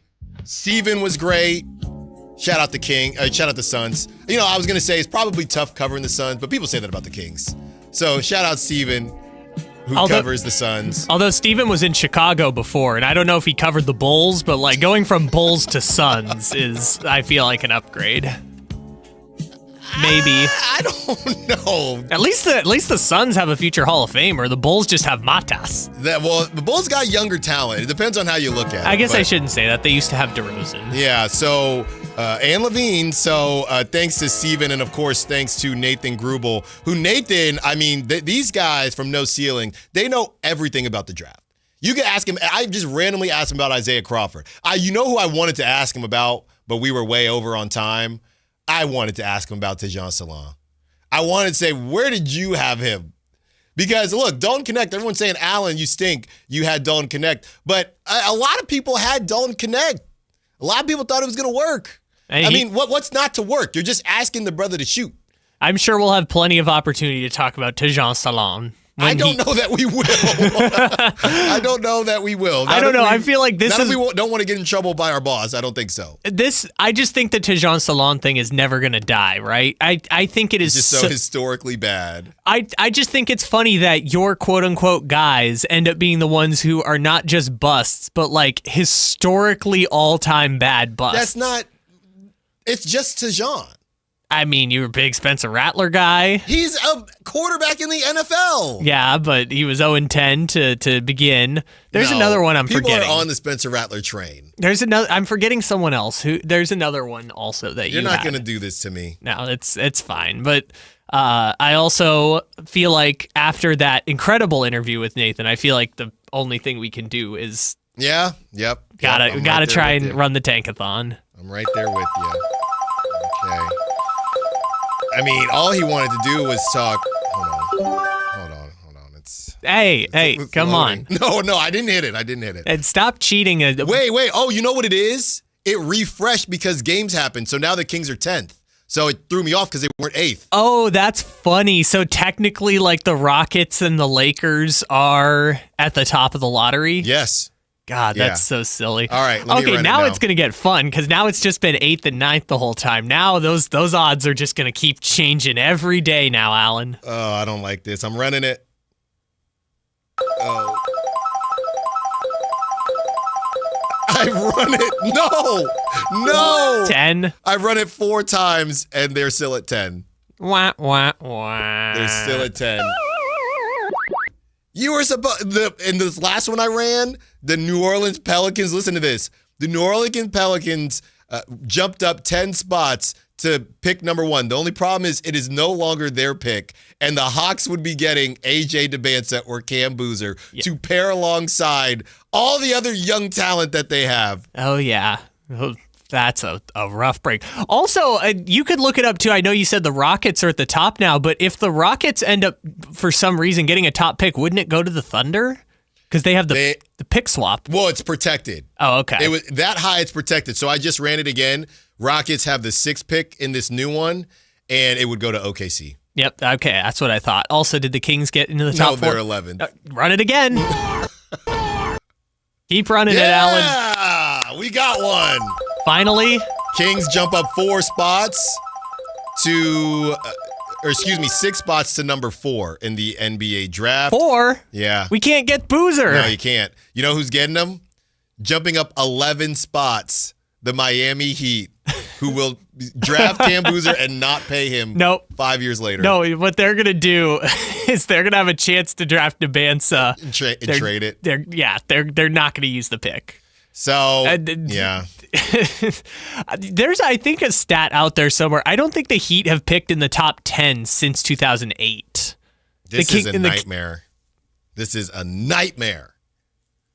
What do you mean? After that interview with Nathan, you're not optimistic? You gotta look, I'm very torn because I don't want the Kings to be bad, but I want one of the look, I'll take Darren Peterson. I want the good Boozer or AJ Domantas, but I don't want Kings fans to have to suffer in the process. But he said all those nice things about the young players. Yeah, let them play. Yeah, exactly. So you could be optimistic about they might end up in the lottery, and their young players are guys that Nathan Grubel from No Ceilings says are going to be awesome. Oh, we finally got one. 12 spins later, jumping up 9 spots. The Sacramento Kings take Cam Boozer. No, number 1? Yeah. No, Domantas. AJ Domantas. I don't care. I honestly don't care. You just want one of the 3. Just one of them. I'm treating it like the Niners in what was it? The Trey Lance draft. One of them will work. Which is funny because none of them did. Could have been Zach Wilson, Justin Fields, or Trey Lance. None of them worked. Does that give the Niners a pass because the whole QB class stunk? No. Or does it make them look bad because they traded those picks? The second. Yeah. The second option. What are you doing trading? Think about it. I'm going to just phrase it like this, and I know it's not apples to apples, but the 49ers gave up more for Trey Lance than the Packers gave up for Micah Parsons. Yeah, that's crazy. Yeah, what are you doing trading 3 first-round picks for a quarterback you don't know is going to be good? Also, a quarterback you had never seen play. By the way, real quick, just sneaking this in, I know we're all NBA today, but a report came out from NFL Network. The Raiders met with Max Crosby, and they're still refusing. Both sides are refusing to move on from each other, claiming culture building and leadership. And Max Crosby just really doesn't want to leave Vegas. He loves the Raiders, and good for him. And the Raiders, if you don't want to leave, we're not going to make you leave, even though both sides are wrong. How about that? Both sides are wrong, but Max Crosby is not going anywhere. And I'll give you this much. I'd rather Max Crosby stay as a Raider fan than go to the red and gold. I would rather Max Crosby stay. I saw yesterday that the Cowboys might call for Max Crosby, but and that would stink. But as long as you don't go to the Niners, fine, Max Crosby. You want to waste your career in Vegas? Fine by me. No skin off my back. I'd rather that than you go to the Niners. The NFL is also the sport where, like, wasting your career with one franchise, I feel like, is the more, I guess baseball, actually, I shouldn't say that. Baseball, all their stars waste their careers with one franchise. Yeah. But in football, I feel like it happens more often than not. Like, I think the culture building stuff, whatever, I just think having a player as good as Max with 2 X's is more valuable to the Raiders than whatever picks you're going to have to jumpstart a rebuild. Yeah, look, you got to just get a quarterback. How about that? It's very simple. All right. On the other side, we kick off the 1 o'clock hour, and we do it predicting what's going to happen this season. We want you to be a part of this. We have leading score, so just text in, okay, or call in. Phone line's open for the next hour. Leading score. Who's your pick for leading score on the Kings? The record in the first 20 games. We kind of already did that, but we'll do it again if you're just now hopping in because you had to take your iguana to the vet. When will they make their first trade? Biggest player traded by the deadline. Record and seed and result at the end of the season. More Allen Stiles coming right up. The Kings play here, baby. Tonight, Kings and Suns. Game night with Scott Marsh and the high flyer Henry Turner. Starts at 5:30 with tip-off at 7. Listen to your Sacramento Kings. On the official home of Kings basketball, Sactown Sports 1140. This is the story of the one. As a safety manager at a manufacturing plant, he does everything he can to keep his coworkers safe. From finding ways to reduce risks to keeping safety supplies in stock. And for that, he relies on Grainger. Grainger offers a broad range of quality products and next-day delivery, so he can always play it safe. Call 1-800-GRAINGER, click Grainger.com, or just stop by. Grainger, for the ones who get it done. With 25 award-winning years in Northern California, Ashton & Price is your local injury law firm. Pro attorney tip: if a firm presents as local but they're in LA, red flag. If your first consultation is not with a lawyer, big red flag. At Ashton & Price, your first consult is with a local attorney, and if serious injury prevents travel, a lawyer will come to you. Still not enough? George Washington's my uncle. At Ashton & Price, no red flags, just red, white, and blue. Remember, for the best advice, don't think twice. Call Ashton & Price. Ready to pregame for your next big arena event? Head to Beach Hut Deli, a Sacramento tradition for over 40 years where aloha is served daily. Located just steps from the arena, whether it's game day or a concert night, it's the perfect spot to gather with friends and enjoy amazing sandwiches. Planning a bigger get-together? Beach Hut Deli offers endless catering options to bring those fresh, delicious flavors to your next party or event. Beach Hut Deli.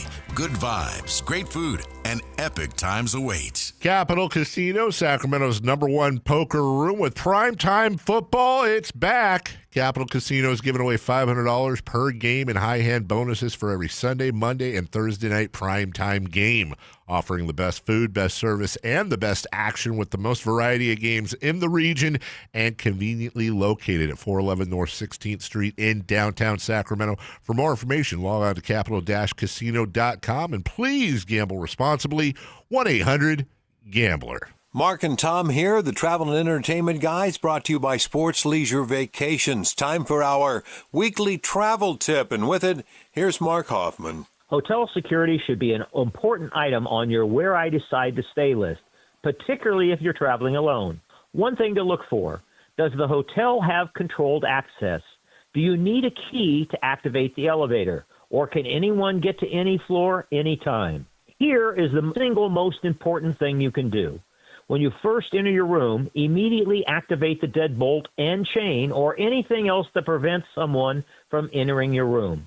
The desk staff should not announce your room number for anyone within earshot to hear when handing you your key. They should point to the room number on the key packet. The fewer people who know where you live in the building, the safer you will be. More tips to make you a smarter traveler, Saturday at 11 a.m.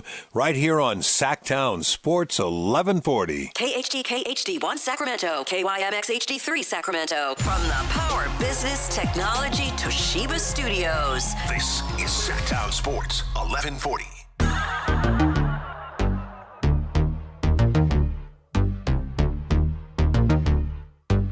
Live and local. It's Allen Stiles on Sactown Sports.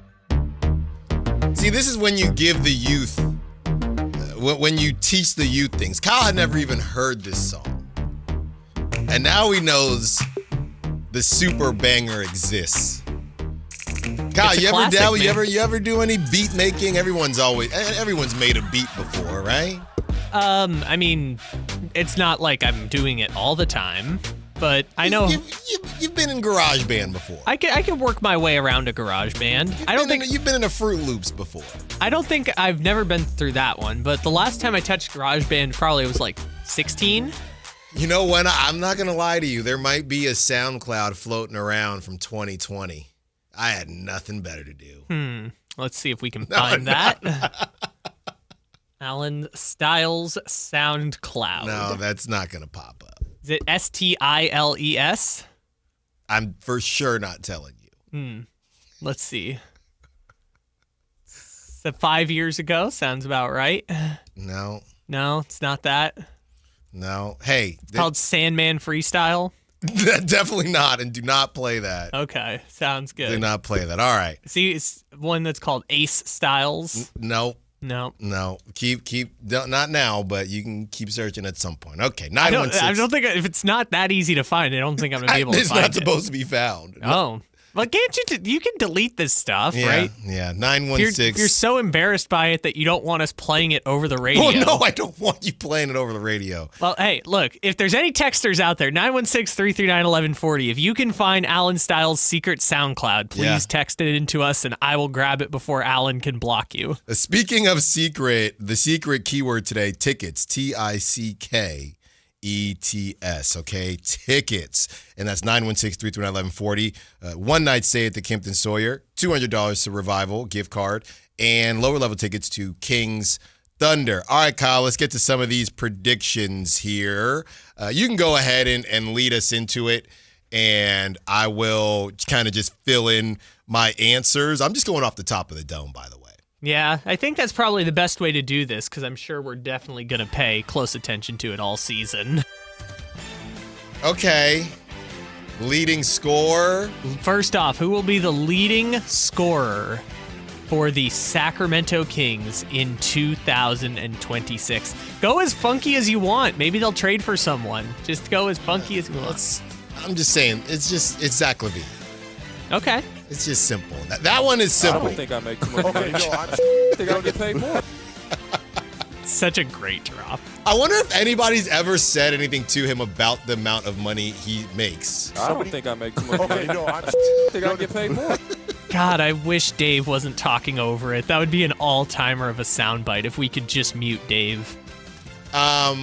Also, like, we've seen this before and we've been laughing about it, but if you watch the video, right before this, Dave says, like, some people say Zach makes too much money, but also, and then his face just, like, freezes, which allows Zach, like, the moment of time to process what he just said. Did he just say that? It's like Dave says it and then didn't know what he was going to say next, and he just leaves it silent for 2 seconds so Zach can say. I don't think I make too much money. I think I'll get paid more. So, it's going to be Zach LaVine for me. I think he's going to have a really good season. He's off to a hot start. Kyle, who do you have? I am going to go also Zach LaVine, but I want to say Domantas Sabonis should be the correct answer. If the Kings are going to improve upon where they were last year, the answer should be Domantas Sabonis, but I think it's going to be Zach LaVine. Okay, fair enough. Next, we have the record in the first 20 games. I'm going to stick with 10-10. I know I sound crazy, but I'm telling y'all, weird bleep is happening this season. Nobody can say on the court to start the season, you still have Zach LaVine, you still got DeMar. I really think we're going to see some good stuff from Nick Clifford. I'm going to say 10-10 simply because I just think weird stuff is happening. We saw it last season, some early load management. These kids, they don't want to work. They just want to get paid hundreds of millions of dollars. There's already load management going on the first week. I think it's going to be 10-10, and everybody's going to be pretty surprised that it is 10-10. So I'm going to stick with my guns and say 10-10 to start the season. I'm going to go 8-12. And the reason I went 8-12 is I went through the schedule and said, how many of these games do the Kings at least have a ballpark chance of being favored tonight? And I'm judging this based on assuming Keegan's going to be out, but also I'm trying to figure out what the points. I guess we'll do guess the spread later, so I won't ruin what the point spread is tonight. But I'm just going to assume the Kings are 2.5 point favorites tonight, or 1.5 point favorite tonight. So if that's the bar, I went through the 20 games. I found 8 games they were favored. I think they'll lose a couple of those games, and I think they'll win a couple games you're not expecting them to, but usually it'll average out to about what people expect. So I'll say 8-12. Next, when will they make their first trade? It ain't going to be as early as last season with De'Aaron Fox. I'll tell you that much. I think it'll be pretty much at the deadline. And interesting. Yeah, okay. I think it'll be at the deadline. That's February 5th for reference. Yeah, it'll either be a throwaway Kessler Edwards type situ or DeMar DeRozan. That's what I think. You know what? I'll just go in the opposite direction. December 15th, first day they're eligible for trades. The Kings are going to make a trade. Kuminga! Not Kuminga. He ain't going nowhere. Because the Warriors don't want Malik Monk. No, I'll tell you this much. Yeah, I'll tell you this much. After last night, all y'all that were saying we don't want Jonathan Kuminga, you ain't got to worry about that. That brother just played himself to another echelon. I'm talking trade echelon. Obviously, he's got the money. He's got the contract. But that brother just left Malik Monk and a protected Firstville forever. He just played himself into a tier of maybe we will accept your team option. Honestly, this is what annoys people about the Warriors, Kyle. I'm going to say it. He might have played himself, not alone, but he might have played himself into the Warriors can keep him if they want, if the vibes are that great. But if things do get squirrely and it's just, hey, I still want my own shot, he possibly played himself into this Trey Murphy thing isn't crazy, which pains the mess out of me. But that's what the Warriors said. I still don't think it's Giannis. I still don't think it's Jokic or anything stupid like that. But if he keeps playing like this, number one, the Warriors might just keep him. Number two, it could be him and a low and a second, whatever, for a Trey Murphy. Maybe they might need to give up a little bit more than that. Maybe Guy Santos finally is headed to New Orleans to hang out with Looney. But that's what happened last night. Look, I'm Overreaction Wednesday. That's what happened last night. Yeah. I'll tell you this much. You can argue the Trey Murphy thing if you want with me. He definitely played himself out of Malik Monk and a protected first. I can tell you that much. Oh, well, I mean, we were already there. It would have had to go down. He was never there. Well, it's also, they're never going to do, the only reason they would do the Malik Monk deal is because it would make it ugly. That was the only reason. And credit to the Warriors players, like, they had Kuminga's back the whole way through. They did not go like, look at this guy who's just trying to because they knew he's got a lot of potential. Well, I don't even think it's that. I think they understood the negotiation point. Like, they didn't love it, but they were like, hey, go get your money. I think all these players now are kind of in the camp of like, hey, we get it. You're trying to fight for money. Yeah, it's part of the gig. So, which is, I think, a level of maturity that I wasn't expecting, because like the only way the Kings were going to get Monk and the pick was Kuminga being willing to make it so ugly that the Warriors were like, we don't want this. No, that's why I said it. When I found out he was starting and he didn't get pulled in the first 2 minutes and shunned to the bench, you know whose fault this is? Moses Moody. If Moses Moody was healthy, then they would not have had to play Jonathan Kuminga. They would have started Moses Moody. And you never would have saw Kuminga. He never would have played himself out of Malik Monkville. All those workouts in Miami while his agent was doing interviews really seemed to work great. Finally, the bag work showed itself. And that's what happened. Yeah, congratulations, Jonathan Kuminga. Like, I know it's the Warriors, but after all the 90 days of Kuminga watch we went through this summer, I'm just over. Good on you, young man. Yeah. I'm rooting for you. It's over. All right. The biggest player traded by deadline, I'll just take the cop out here. I think if they are trading someone, I think it's, hey, we want you to go to a good spot. I guess they could always buy out DeMar DeRozan, but I'm going to say trade for DeMar. I think it's going to be DeMar DeRozan. Oh, interesting. Okay, so you are going to go with DeMar. Yeah, I mean, to be honest, there's two people. It's DeMar or Keon. Like, it's not. Sabonis and Levine are stuck. When Şengün started hitting those shots yesterday, and just wait for Zubac, he's gonna. Domantas Sabonis is gonna be the 10th rated center in the West by the time it's time for the trade deadline. So he's not going anywhere. So sometimes we have different like sensibilities when we're watching sports about like what you find interesting or funny and I find interesting or funny. I'm so glad we're both on the same page of Şengün hitting threes now is hilarious. It's over. The fact that Şengün has bag work now, like he's hitting 3-pointers on the perimeter. I don't need you to have the bag work. This Sabonis thing is cooked. And you know what?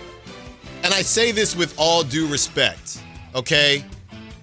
When people do say, I understand the immense talent that these guys have, but when people do say, what did Sabonis work on all summer?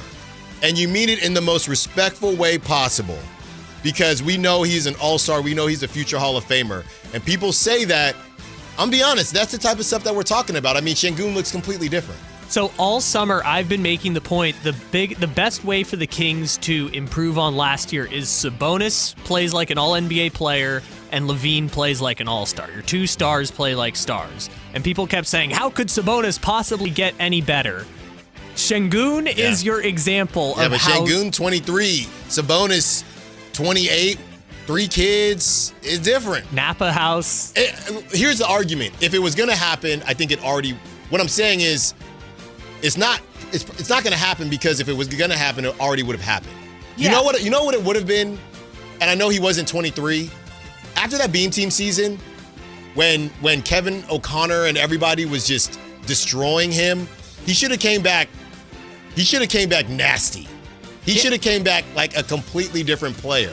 Or at least more not aggressive because he is. But Kyle, that's when he should have been doing the step up the step back threes. Not now. Not at 30. You should have been doing that at 26. But even the 3-pointers, like Şengün was willing to shoot 9. Like he hit 5, but he was willing to shoot 9. That's the bigger thing. Şengün had one where he pump faked on a 3, dribbled to like the DeMar DeRozan office shot, got fouled, and banked it in. Like, dang office. Willing to do that is and the I'd say thing. that it's not just a Sabonis thing. This is a lot of people when you're looking for them to kind of take that next step. That's my only example. Because that's what fans say. They'll say, he looks the same. That's what fans have said for a while with Domantas Sabonis. It's the same thing with De'Aaron. Can you learn how to shoot a basketball? It's the same thing. It's not just Sabonis. It's y'all lost to the Warriors and nobody got better. And we're also talking about very small margins of improvement, right? Like the difference between, because the Ringer had Sabonis ranked as the 19th best player in the NBA at that point. Mm-hmm. The difference between the 19th best player in the NBA and the 12th best player in the NBA is boogieing 9 threes. Exactly. And national TV. It seems like a small difference, but it's usually the difference between rounds in the playoffs. They had him 19th. Oh, man. They had him 19th coming out of the Beam Team season. Look, man. He better. And I hope he's listening. I hope he shuts us all up. Well, I'm just saying. Is he in Phoenix or is he in Napa? Because I'm just saying, Şengün, he on you. On you. Yeah. And I guess, we're being facetious. It's one game for Şengün, but... No, he on you. I'm going to just reiterate this point because it's crazy. Şengün had 39 points last night. Sabonis, his entire time in Sacramento, has never had more than 37 in a game. Şengün hit 5 3-pointers. Sabonis, his entire career, has never hit 5 3-pointers in a game. Well, that's not his bag. But it needed to be. Şengün expanding the bag. Yeah, you got to expand the bag. Yeah, you needed it to be, like, Şengün has legit bag work now. They were putting Caruso on Şengün. No, you can't hold him. You cannot hold him. He's 23. Şengün was being guarded by Caruso, who locked up Jokic, and Şengün was like, get off me, little bald boy. If Zubac starts hitting threes, I might move. I might have to leave. Oh, what's going to happen if Bam Adebayo starts hitting threes? Remember when that was a thing on Team USA? Bam's going to shoot threes. But why? Yeah. Why? Why would we do that? No, actually, I think it was on the Heat. That's like the Karl Anthony Towns best shooting 3-pointer, except what if he did that, but he's average at shooting 3-pointers? Anyways, biggest player traded by the deadline before that sidetrack. You say DeRozan.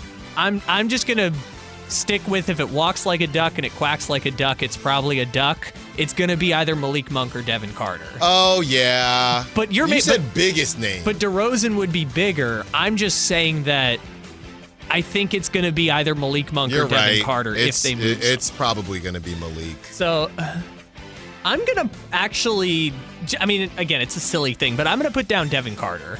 I think Malik will hang on.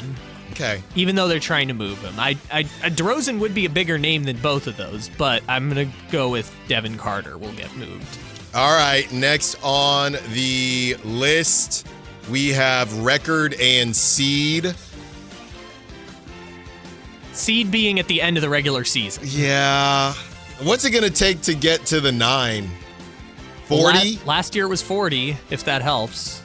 But to get to the 8, it was 46. On the morning show, I said 36, so that ain't going to, anything in the 30s, you're not, maybe you can get a 10 at 39. 39 was the 10 last year. 36 ain't getting you nothing. If they go 10-10 this first stretch, I think they can get to 40.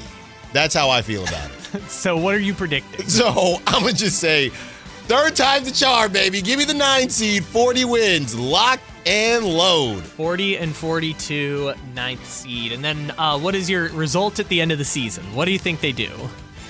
It's time. to get Domantas. Oh. They lose probably in embarrassing fashion. No, I'm kidding. 9-10 or 8-9? Let's get some play-in revenue. So they win the first one in Sacramento and then lose to the Timberwolves or something. I mean, if they're the 9 seed, it's the same revenue whether you win or lose because the second one's going to be on the road. Well, yeah. Yeah, that's true. But it's good revenue if they win. Then they lose to the Timberwolves. If they win, they might get 3 more people buying a jersey at the team store on their way out. That's right. So it's definitely more revenue. I don't know, man. I've been trying to preach how they could get to the 8 seed. If the Grizzlies randomly get hot and the Grizzlies are standing in the way, the Kings can beat the Grizzlies to get the 8 seed. If the Grizzlies are the 8, they lose their first, not just like last season. No, it was, yeah. Grizzlies were the 8. Yeah, exactly. So Grizzlies are the 8, Kings win the first one, and they're looking at the Grizzlies. I just think the Kings have always played the Grizzlies well, and I think the Kings can sneak in. But if it's the as much as I'm not high on the Timberwolves, they're not beating the Timberwolves, they're not beating Anthony Edwards in a winner-take-all. All right, let's play this game. Timberwolves not going to win. Grizzlies not going to win. No, Grizzlies they would win. Sorry, Grizzlies they will win. What if it's Dallas? That's a new boogeyman. That's a new boogeyman. That's new Pelicans. That's a new boogeyman. Then Cooper is going to point to Scott Perry and say he should have drafted me even though it wasn't possible. The same way. He should have traded up for me. No, he should have been better at tanking. The same way Luka was pointing at Vlade. They're not beating the Mavs. Okay. Who else we got? The Spurs? They'll beat the Spurs because Spurs can't shoot. They got to go to the Riverwalk, though? Oh, they'll beat the Spurs. Oh. That'll be a random game.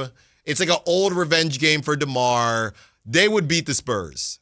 Okay. I'm starting to learn that I might hate the Spurs now also. Well, that's a weird combination. You are hating on De'Aaron Fox, but also hate the Spurs. Yeah. We also don't want him to be good. I think I might hate the Spurs. So they can't lose to the Spurs. Okay. Blazers.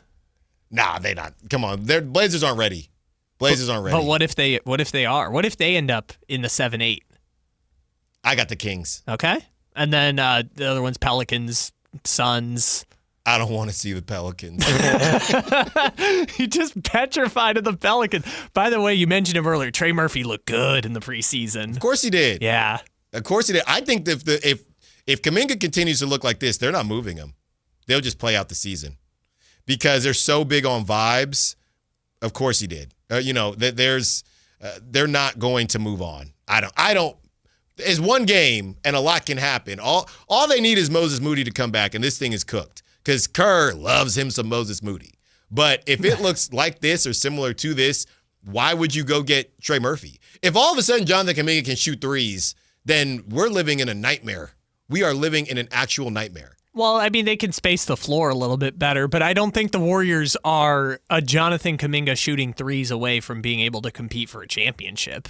I mean, it might mean the Kings don't get Kuminga, but the Kings probably aren't going to get Kuminga no matter what. No, I'm not saying that the Warriors. I don't think the Warriors will beat. To be fair, though, the reason the Warriors felt like that is because they played the Thunder very well last season. I still don't think they would have beat the Thunder. Don't get me wrong, but you know what's hilarious now? One game, Kyle.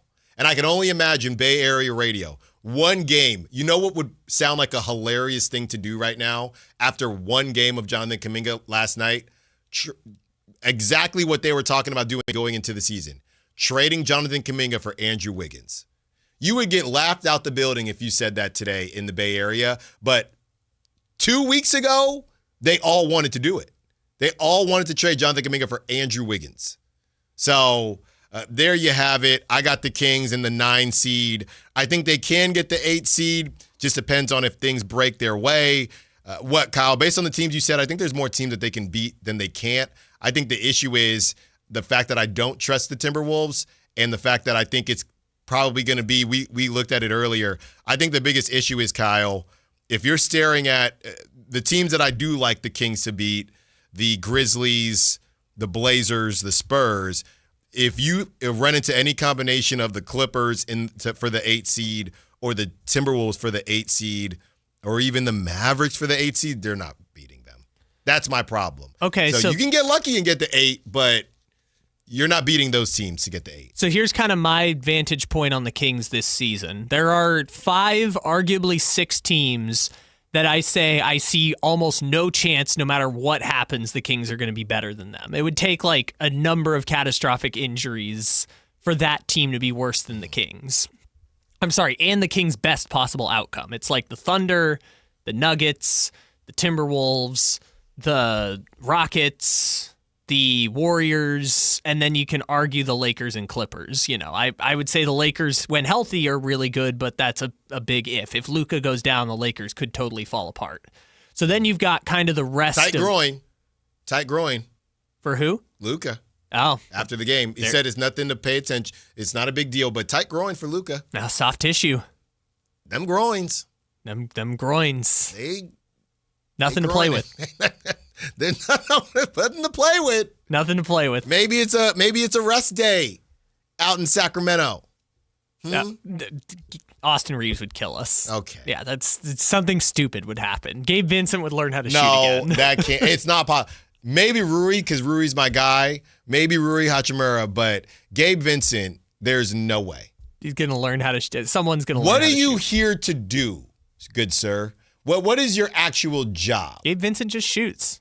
But he doesn't. But that's what he's here for. That's what he doesn't. But he did on the Heat, and that's why he got paid. One year. Now they can't trade him. 1 year. He's like on you're telling me you'd rather see if you're the Lakers, and I don't want Gabe Vincent, but if you're the Lakers, you're telling me, and I know maybe I'm being disrespectful, but Gabe Vincent, you wouldn't take a look at Devin Carter when you're running out Gabe Vincent and this disaster class. Vanderbilt. I mean, come on. They weren't that bad yesterday, but in fairness, Luka also had 43 points. It was Luka and Austin Reeves. Yeah. It was not great. I'm not saying it wasn't great, but they have defense now. Gabe Vincent's just their Kevin Huerter. Like Kevin Huerter at the end is Gabe Vincent. No. Absolutely. I'm looking here, Kyle. I just see single digits, okay? You have Austin Reeves and Luka who combine for 69. Okay, the rest of this is insane. The rest of the Lakers, Rui Hachimura 9, DeAndre Ayton 10, that's 19. Gabe Vincent had a measly 3. Okay, that's 22. Jake LaRavia had 5, 27. All right, and then Marcus Smart, Jackson Hayes combined for 13. That's terrible. Yeah. No, I'm not saying it was terrible. I'm saying Jared Vanderbilt was just doing cardio. I'd say they still had a chance to win it at the end. Like, I'm saying, and that was all Luka, but I'm saying, like, And Dalton Connect, what? Did he not? Is he available? Dalton Connect or just not playing him? Negative asset, Allen. Anyways, my point with the Kings, though, was there's 5 to 6 teams I feel very certain the Kings cannot be better than, which means they're fighting for that 7 through 13 kind of range. I think the 7 seed in the West is probably about 45 wins, 46. I think the 13 in the West is probably about 35 to 34, probably. There's going to be one team that just gets decimated with injuries, and maybe it's the Suns, maybe it's the Pelicans, maybe it's the Grizzlies that's going to be 14th. Maybe it's the Kings. Heck, the Kings already have so many injuries. But if I say they're somewhere between 7 and 13, it means they're going to win somewhere between 35 and 45 games this year. Mm-hmm. So if I'm judging between 35 and 45, if you're making me pick, I'm probably going to just split it down the middle and go 39 or 40 for the Kings. Maybe that's 11, maybe that's 10, but I think they're basically the same record as they were last year, if I had to guess right now. On the other side, let's get into a straight-up preview. The time is now. Kings, Suns, we guess the spread when we return. Now in South Sactown Sports. The San Francisco 49ers play on Sactown Sports 1140. Touchdown 49ers! Every game on your #1 sports station. Don't miss the action on your local sports leader. Sactown Sports 1140. Ooh, ma. What was that? That is business phone bliss with the Ooma Cloud Phone System. It handles all our voice, video, and messaging needs. You sound very... Calm? I am. Ooma has everything I need to run my business more efficiently, like virtual receptionist, call routing, and video conferencing. And it starts at just $19.95 per month per user, plus taxes and fees. Ooma. Nice. Find your business calm at ooma.com/radio. Let's go! You're still glowing, flirting, grooving. You've still got it. But your immune system weakens as you age, making it harder to fight flu, pneumococcal pneumonia, RSV, and COVID-19. Vaccines are a key part of any health routine and help strengthen your immune response. Ask your doctor or pharmacist which vaccines you need. Schedule in minutes at vaxassist.com. Sponsored by Pfizer. For over 90 years, Hagen Oaks has partnered with the biggest brands in golf to bring cutting-edge technology to your game. Our one-of-a-kind total game fitting offers a level of experience and precision that is unmatched. From driver to putter, footwear to golf balls, our TrackMan-powered performance studios, 3D footwear scanner, and Ping's Ballnamic ball fitting kiosk ensure every piece of your gear is tailored to your swing. Trust the experts at the Hagen Oaks Golf Super Shop. Total game fitting starts here. We all hear the radio ads about the IRS. They tell you to be afraid, to be scared, and they try to frighten you into calling. I'm not here to do that. Tax Relief Advocates is different. TRA is here to tell you that if you owe money to the IRS, whether it's $5,000, $50,000, or $500,000, we have a solution. It doesn't matter if you're sitting in your car, at work, or with your kids. No matter where you are, call now. 800-575-9861. Don't lose hope. TRA can eliminate or reduce what you owe to the IRS. Generous programs are now available that can give you a fresh start. Our passion is taxes and helping individuals fix their IRS problems. We have over 1,000 5-star reviews on Google and an A+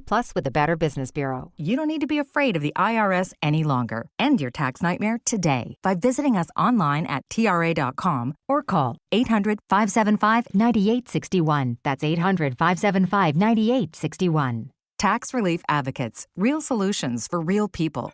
Hey everyone, it's Kyle Draper here. If you're in the market for a new car, let me tell you about my experience with Mercedes-Benz of Stockton. From the moment I walked into their state-of-the-art showroom, I knew I was making the right choice. There was no pressure from the sales staff, and if I'm being honest, I felt like a kid in a candy store. I settled on the all-electric EQS SUV, and let me tell you why. First of all, the comfort. After a long day at work, I actually look forward to being in my car. It has several different massage settings, including my favorite, hot relaxing back. Plus, the seat heating and cooling features are perfect for the hot summer or those chilly mornings. Mercedes-Benz has the reputation of making the finest cars in the world. Now it's your turn to experience what I already know. Mercedes-Benz of Stockton is the best car buying experience you'll ever have. They're just a short drive down I-5, or you can shop online anytime at mbfstockton.com. That's mbfstockton.com, and tell them Drape sent you. Hey, this is Greg Papa. Are you working through a major insurance claim? Sunpoint Public Adjusters can help. Sunpoint prepares, presents, and negotiates your claim with the insurance company, working only for you, making sure you get everything you're entitled to, not what just some adjuster working for an insurance company thinks you should get. Call Sunpoint today at 888-247-7865 or contact us at sunpoint.us. Sunpoint Public Adjusters, the gold standard in public adjusting. License number 2N14884. Guys, want long-term health you can count on? It starts with knowing your numbers. Right now, Revive Men's Health Sacramento is offering a comprehensive wellness panel, a $400 value for just $99. It checks your testosterone, blood sugar, cholesterol, kidney, liver, thyroid, and heart health. Take control of your health today and stay strong for the long haul. Offer ends November 30th. Call 916-619-3000. That's 916-619-3000. Or visit ReviveMen'sHealth.com today. Must medically qualify. Terms apply. Contact us for full offer details.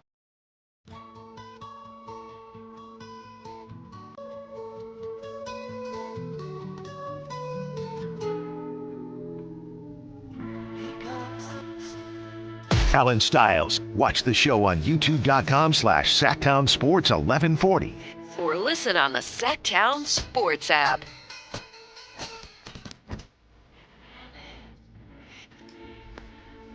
And we could do prop talk now too, Kyle, if you wanted. You can do it now. You do it during cross talk. And sometimes I feel like we need to give Whitey a good amount of time to make fun of me. So we can do prop talk now too, as well as we get ready for. Oh wait, I'm tripping. What? The dog segment's Of course. back. What did you think this was? And we actually got dogs now. We got dogs, Alan. Wow. The dog segment has returned. I was like, what? Still looking to be picked up. And if you would like to promote with us, please, there are diapers that need to be bought and wet wipes. Thank you very much. The dog segment next time. Yeah, Al, I was like, we can do prop talk and guess the spread now, but what are we doing for dogs? Yeah. We got to end the show with the dogs. Oh, yeah, we got to end the show with the dog segment. There's no... So that means we probably should do prop talk now, okay, to make sure we got time for everything. But first, we're just going to give you some updates here. Kyle, you had an update, so now all of a sudden you have Grayson Allen, King. He's not a Kings killer, but he did kill the Kings that one time. Grayson Allen has been upgraded to questionable or probable? Probable, and this is not official. On the official injury report says probable, but our guy Gambo over at Arizona Sports, he says he knows. Yeah, he said Grayson Allen will play tonight. According to Gambo. Gambo knows. But according to the official injury report, Grayson Allen is now probable instead of being said. People said he was out, local reporters, and now he's probable. Yeah. No, I don't care what the official report says. I just care about what Gambo says. Also, Mark Williams not on the injury report. He is available, but with a minutes restriction. What's Gambo say about that? I don't know.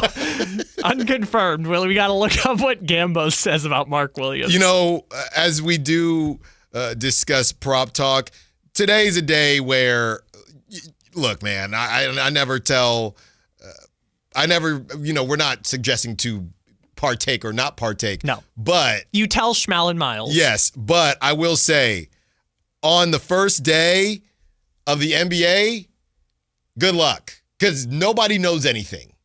Nobody knows anything. Mario Saric one's on here. You're the first person I saw. Mario Saric one's on here. You're the first person I saw. Yeah, there's that doesn't make me feel great if we're doing legit. By the way, I guess I should update the Kings. So Keegan Murray is out, obviously, with the thumb.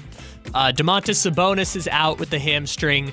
Isaac Jones, we know they said that he had the illness. He's already been listed as out, so no Isaac Jones. Okay, all right. Well. Yeah. I know they were talking about that at practice. And then Dennis Schroeder, we updated it yesterday. He's got the ankle sprain. He is available tonight for the Sacramento Kings. So starting lineup, Dennis Schroeder, Zach LaVine, DeMar DeRozan, Drew Eubanks, and I guess we'll find out. According to NBA.com, their projected starters say Keon Ellis. That's what I would think too. I would guess so. If Grayson Allen is in, I'm guessing the Suns are going to go with Booker, Allen, Brooks, either Dunn or Royce O'Neal, and either Malawak or Richards or Mark Williams on his minutes restriction, one of their centers. Okay. So I don't know. I guess Keon is the tentative guess for who's starting in the fifth spot, but we don't know yet. All right. Well, yeah, it's kind of interesting, Kyle. I don't really know what to make of it. Dennis Schroeder is incredibly confusing. You want to hear something? So, and guess the spread. Somebody, I'm gonna be honest because I'm a bit of a Boy Scout, even though I was never a Boy Scout. It's the De La Salle Catholic schoolboy in me. Somebody on the text line said it was. Oh, hold on. I don't know yet. I don't know if they're right or not. Oh, okay.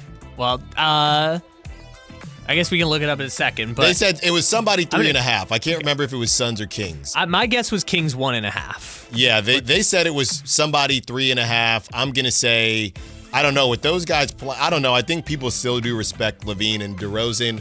I'm gonna say Kings. What did you say, Kyle? I said Kings 1.5. I'll say Kings 2.5. This is on ESPN Bet. Suns 4.5. Yeah, I told you. Yeah, it was Suns 3.5. That's what somebody put on the text line. The Suns 4.5. Good. Although the matchup predictor on ESPN only gives the Suns a 53% chance to win. Good.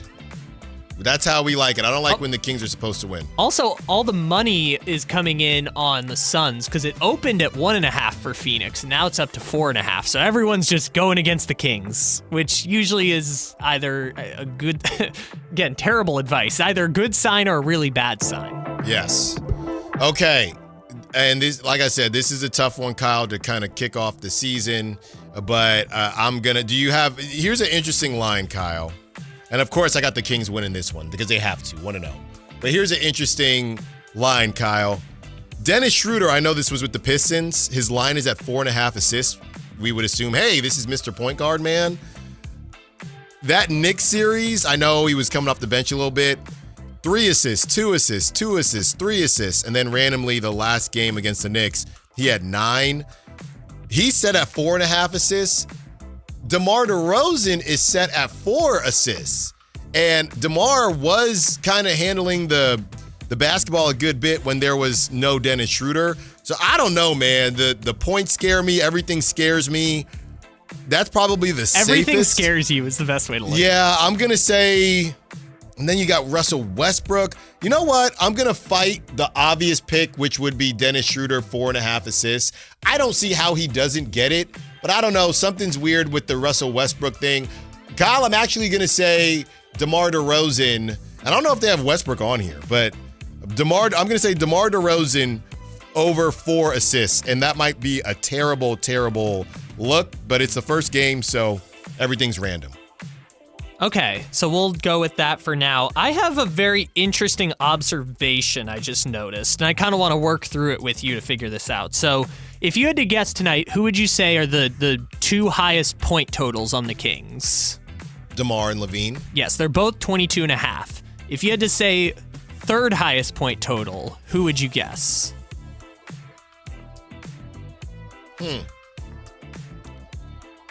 Is it...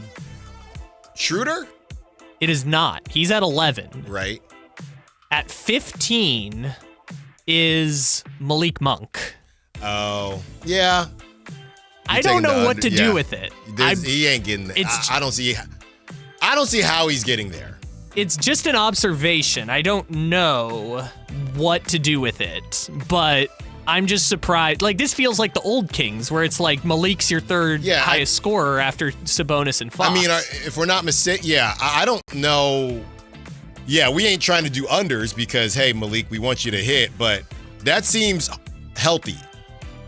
That seemed very healthy. Healthy is an interesting way to phrase that. It makes it sound like it's your diet. That seems, I mean, think about it like this. He averaged 17.2 with extremely high usage, with 4 less guards on the team. That was his career high. So I don't know how Malik's getting to 15.5 tonight. Yeah, I don't know either. Also, they just don't give you Nick Clifford options, which is interesting. He's a rook. You got to give an option, though. So anyways, Keon's at 8, if anyone's interested in that. Allen wants him to take 10 shots, and if he hits 3 of them, he's going to get to 8. But I'm going to take... The thing about Keon, you know pretty quickly if it's cooked. Yes. You know, it's halftime, and he's taking 1 shot. All right, this is cooked. I'm going to take a cop-out one here. Just Eubanks 7.5 rebounds. Okay. That's someone's got to get rebounds. Somebody. There's no Keegan. There's no DeRozan's the 4. I mean, it's got it. Yeah. I'm gonna switch mine. I'll take the bait. I'll say Schroeder 4.5 assists. Okay. I'll just take the bait. It's the first day.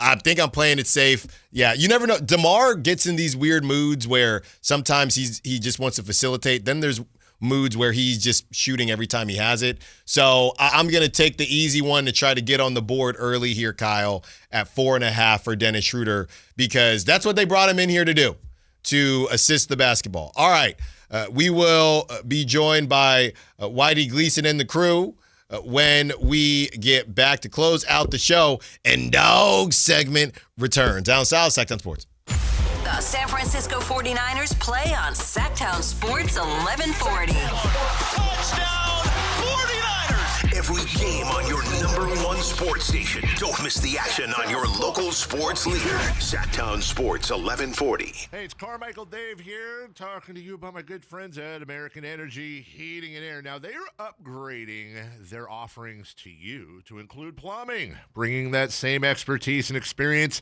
into the plumbing space. They're no longer just heat and air. They're now your American Energy Home Pros. And you've heard me talk about them for years as your second opinion partner. Now you can still get a second opinion on any HVAC service or replacement, but now you can also get a second opinion on any of your plumbing services. And when you really think about it, how do we know how much it's supposed to cost? At the very least, you'll know you're in the ballpark, and I can all but guarantee you they'll beat the price. They'll come out for free. They'll give you a second opinion. And all you got to do is give them a call, 916-520-9990. That's 916-520-9990 or AmericanEnergyAir.com. Serving the greater Sacramento area since 1981. American Energy, making the uncomfortable comfortable. This is the story of the one. As a maintenance supervisor at a manufacturing facility, he knows keeping the line up and running is a top priority. That's why he chooses Grainger. Because when a drive belt gets damaged, Grainger makes it easy to find the exact specs for the replacement product he needs. And next day delivery helps ensure he'll have everything in place and running like clockwork. Call 1-800-GRAINGER, click Grainger.com, or just stop by. Grainger, for the ones who get it done. If you love to travel, Capital One has a rewards credit card that's perfect for you. With the Capital One Venture X card, you earn unlimited double miles on everything you buy. Plus, you get premium benefits at a collection of luxury hotels when you book on Capital One Travel. And with Venture X, you get access to over 1,000 airport lounges worldwide. Open up a world of travel possibilities with the Capital One Venture X card. What's in your wallet? Terms apply. Lounge access is subject to change. See CapitalOne.com for details. When I was a kid, I remember my dad, a lineman, leaving in the middle of the night. Families were depending on him to get their power back on to keep them safe and warm. Watching him taught me that this work isn't just about wires and circuits. It's about people and the trust they place in us when the lights go out. That's why I started Maverick Electric Heating and Air, to carry on that same promise of showing up, doing it right, and protecting families when they need us most. Visit callamaverick.com. Sacramento Chrysler Dodge Jeep Ram has the best selection of new and pre-owned vehicles. All of them top quality, hand-selected by their general manager, Chuck Dean. You can see for yourself their huge selection at SacSuperstore.com with the lowest prices and the best car buying experiences anywhere. Sacramento Chrysler Dodge Jeep Ram.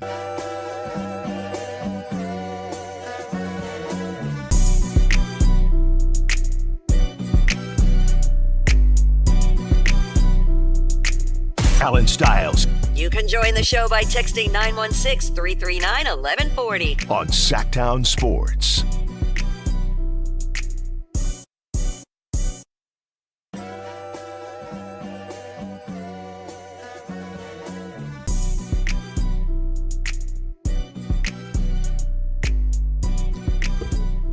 We are back. Did you miss this song, Alan? I did not at all. But you know what? That does mean that Kings season is back. So I'll take that. We're here with Kayla Anderson and Chris is somewhere running around here. A lot of KCs. Chris, sounds. Kevin, That's Kayla. right. So Chris is running around here. Whitey Gleason is probably going to join you all tomorrow. Something came up. So yeah, Whitey will be hopefully back tomorrow. So sounds like you got Chris and Kayla, a great duo to take you up to game night where the Kings will start to get a little warmed up here, Kayla. And I mean, what a day. I know you're wearing your Mariners jersey, a lot of baseball, a lot of sports. This is the time. It's October. This is the time, okay? You got NFL, right? Seahawks won, Mariners lost in a crushing fashion. Now you got to turn the page, get to the NBA. Now I got the Kings. Right, the Kings, the Thunder, who they were the Sonics. I know. Well, I'm saying they're there. KD's there. They're making KD. It's like, what is it, Kyle? Not the one where you not the one where you can't speak, the one where you can't open your Bird Box. It's like Bird Box. They're trying to Bird Box Kevin Durant and say, "Look at this. This is our ring." And Kevin Durant just keeps saying, "I don't care. I truly don't care." But then Steven Adams and Jeff Green were there. Yeah, they did want to watch. Yep, they sat Jeff out there and Green watched. has been the same age for about 7 years My brother now. goes, he's still playing? Yeah. And he looks like that? Yeah. He's still there. He's still there. doing it. How are you doing? I'm good. Besides, the Mariners thing. But I'm loyal, and I know Sacramento Kings fans can attest to loyalty because you guys have had to be loyal to your Sacramento Kings through the ups and the downs and never seeming to make it over the hump. And that is what the Mariners do. Yeah. Every single year, I feel like I've been a fan, which is way back in the early 90s. They just never can get over the hump. This is the closest we've ever come.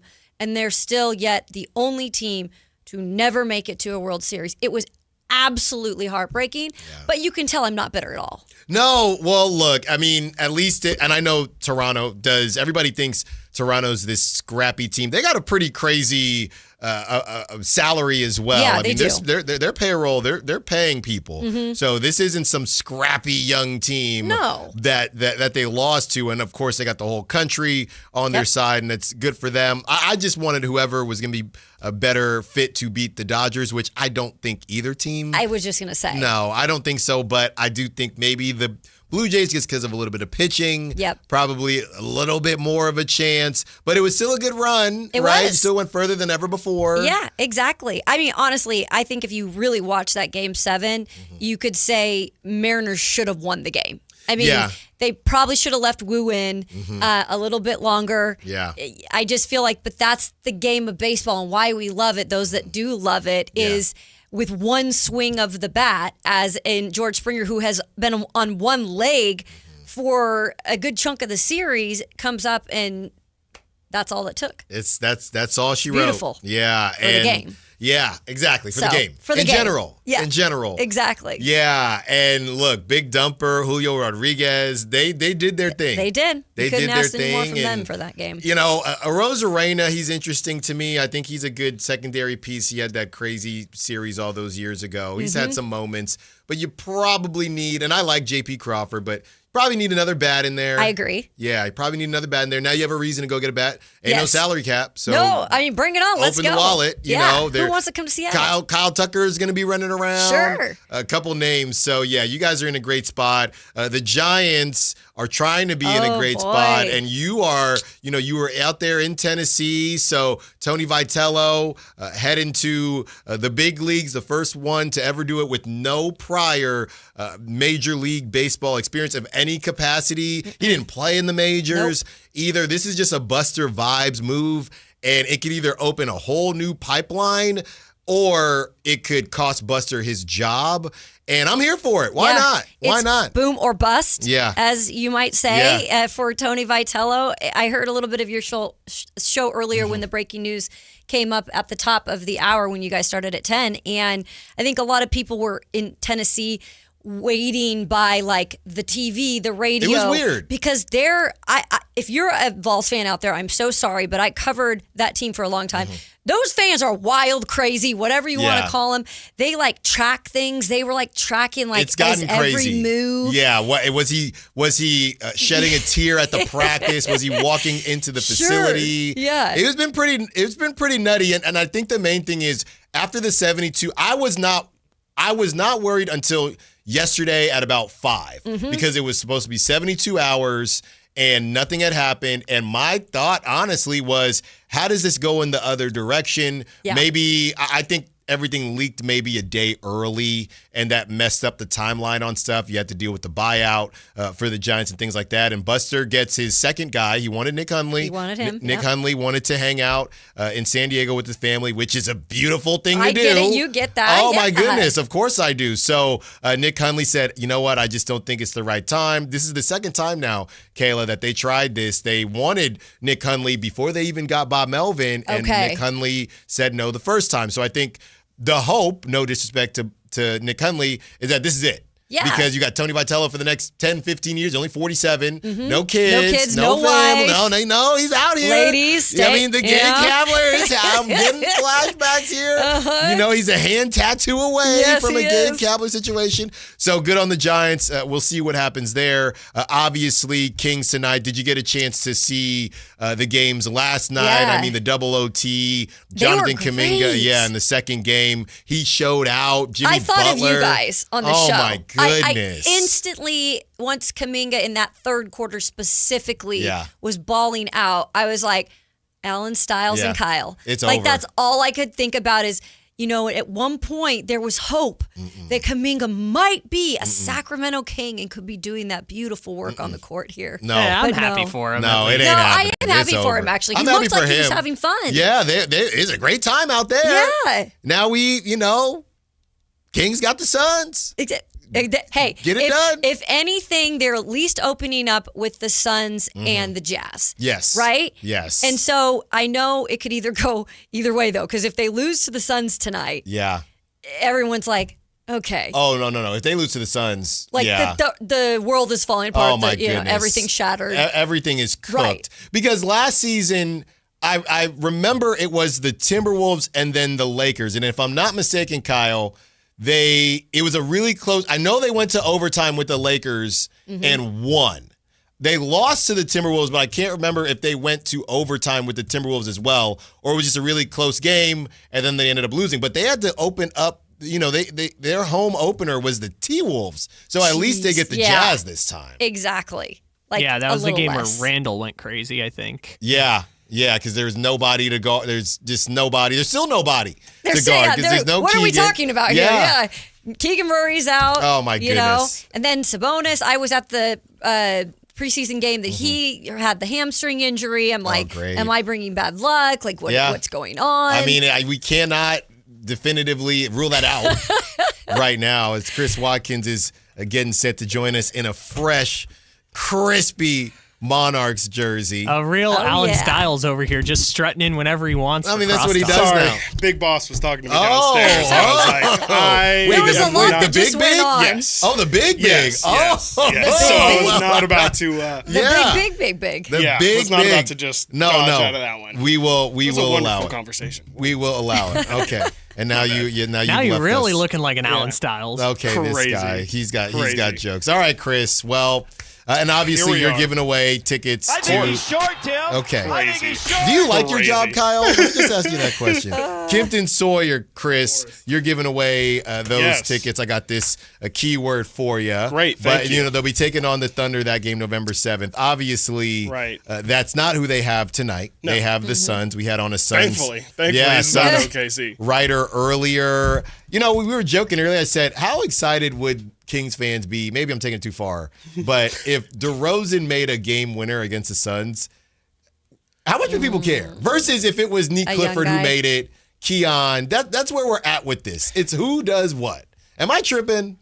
I hear what you're saying. I hear the spirit of what you're saying. I think at the end of the day, if it happens, people still are still rooting for the Kings. And as long as the Kings are doing well, as long as DeMar's hitting that shot for the Kings, I would think people are still going to be excited. Of course, the spirit of your question is definitely more so like the spirit of this season, like this entire season I think whatever happens would be great. You know, it's all gravy or whatever, but I think in general, it would hit a lot better with the fan base if it happens to young players. And so it's an interesting juxtaposition for sure. It's just like, okay, well, if this happens with player X, how much differently are we maybe looking at this moment? And, I think eventually we're going to get there, but I think, again, to the spirit of your question, the beginning of this season is going to be a whole lot of, well, I don't know what I should really be rooting for here. Right. Well, I think the main thing that you said is it's different because it's the first game of the season versus if they were already 10 games under 15, 500. 20 games in, Kyle, we got to do dog segment. Yeah, we ready? Yeah, we're ready for dog segment. Just playing out there. They've been there for so long, it's time to let them out. That's right, Kayla. You just pick a Kings player you think is going to be a dog tonight. Very simple. I'm going to take, I know we're running out of time. I feel like it's the Carmichael Dave Show with Jason Ross, so I'm going to go quick here. Nick Clifford. I'm going to do the cop out. I'm taking Nick Clifford. All right, I'll go with DeRozan. Okay, we got DeRozan. What is that, a lion? Let's go with Russell Westbrook. Why not? Okay. It's easy. It's He so is a easy. dog. Kyle? Zach LaVine, 40-point game. Let's go, Zach. There you go. Drive Guys coming up next. We got Kayla Anderson. We got Chris Watkins. Thanks to all the callers, texters, and Sack chatters. Thank you to all the guests that we had on today. Stephen Prigion Gardner. Thanks to our guy Nathan Grubel as well. Until tomorrow, let's get the bag. Light the first beam. I don't think I make too much money. I think I get paid more. Don't forget my podcast. Gotta go. Download the Sactown Sports app. Sacramento sports in your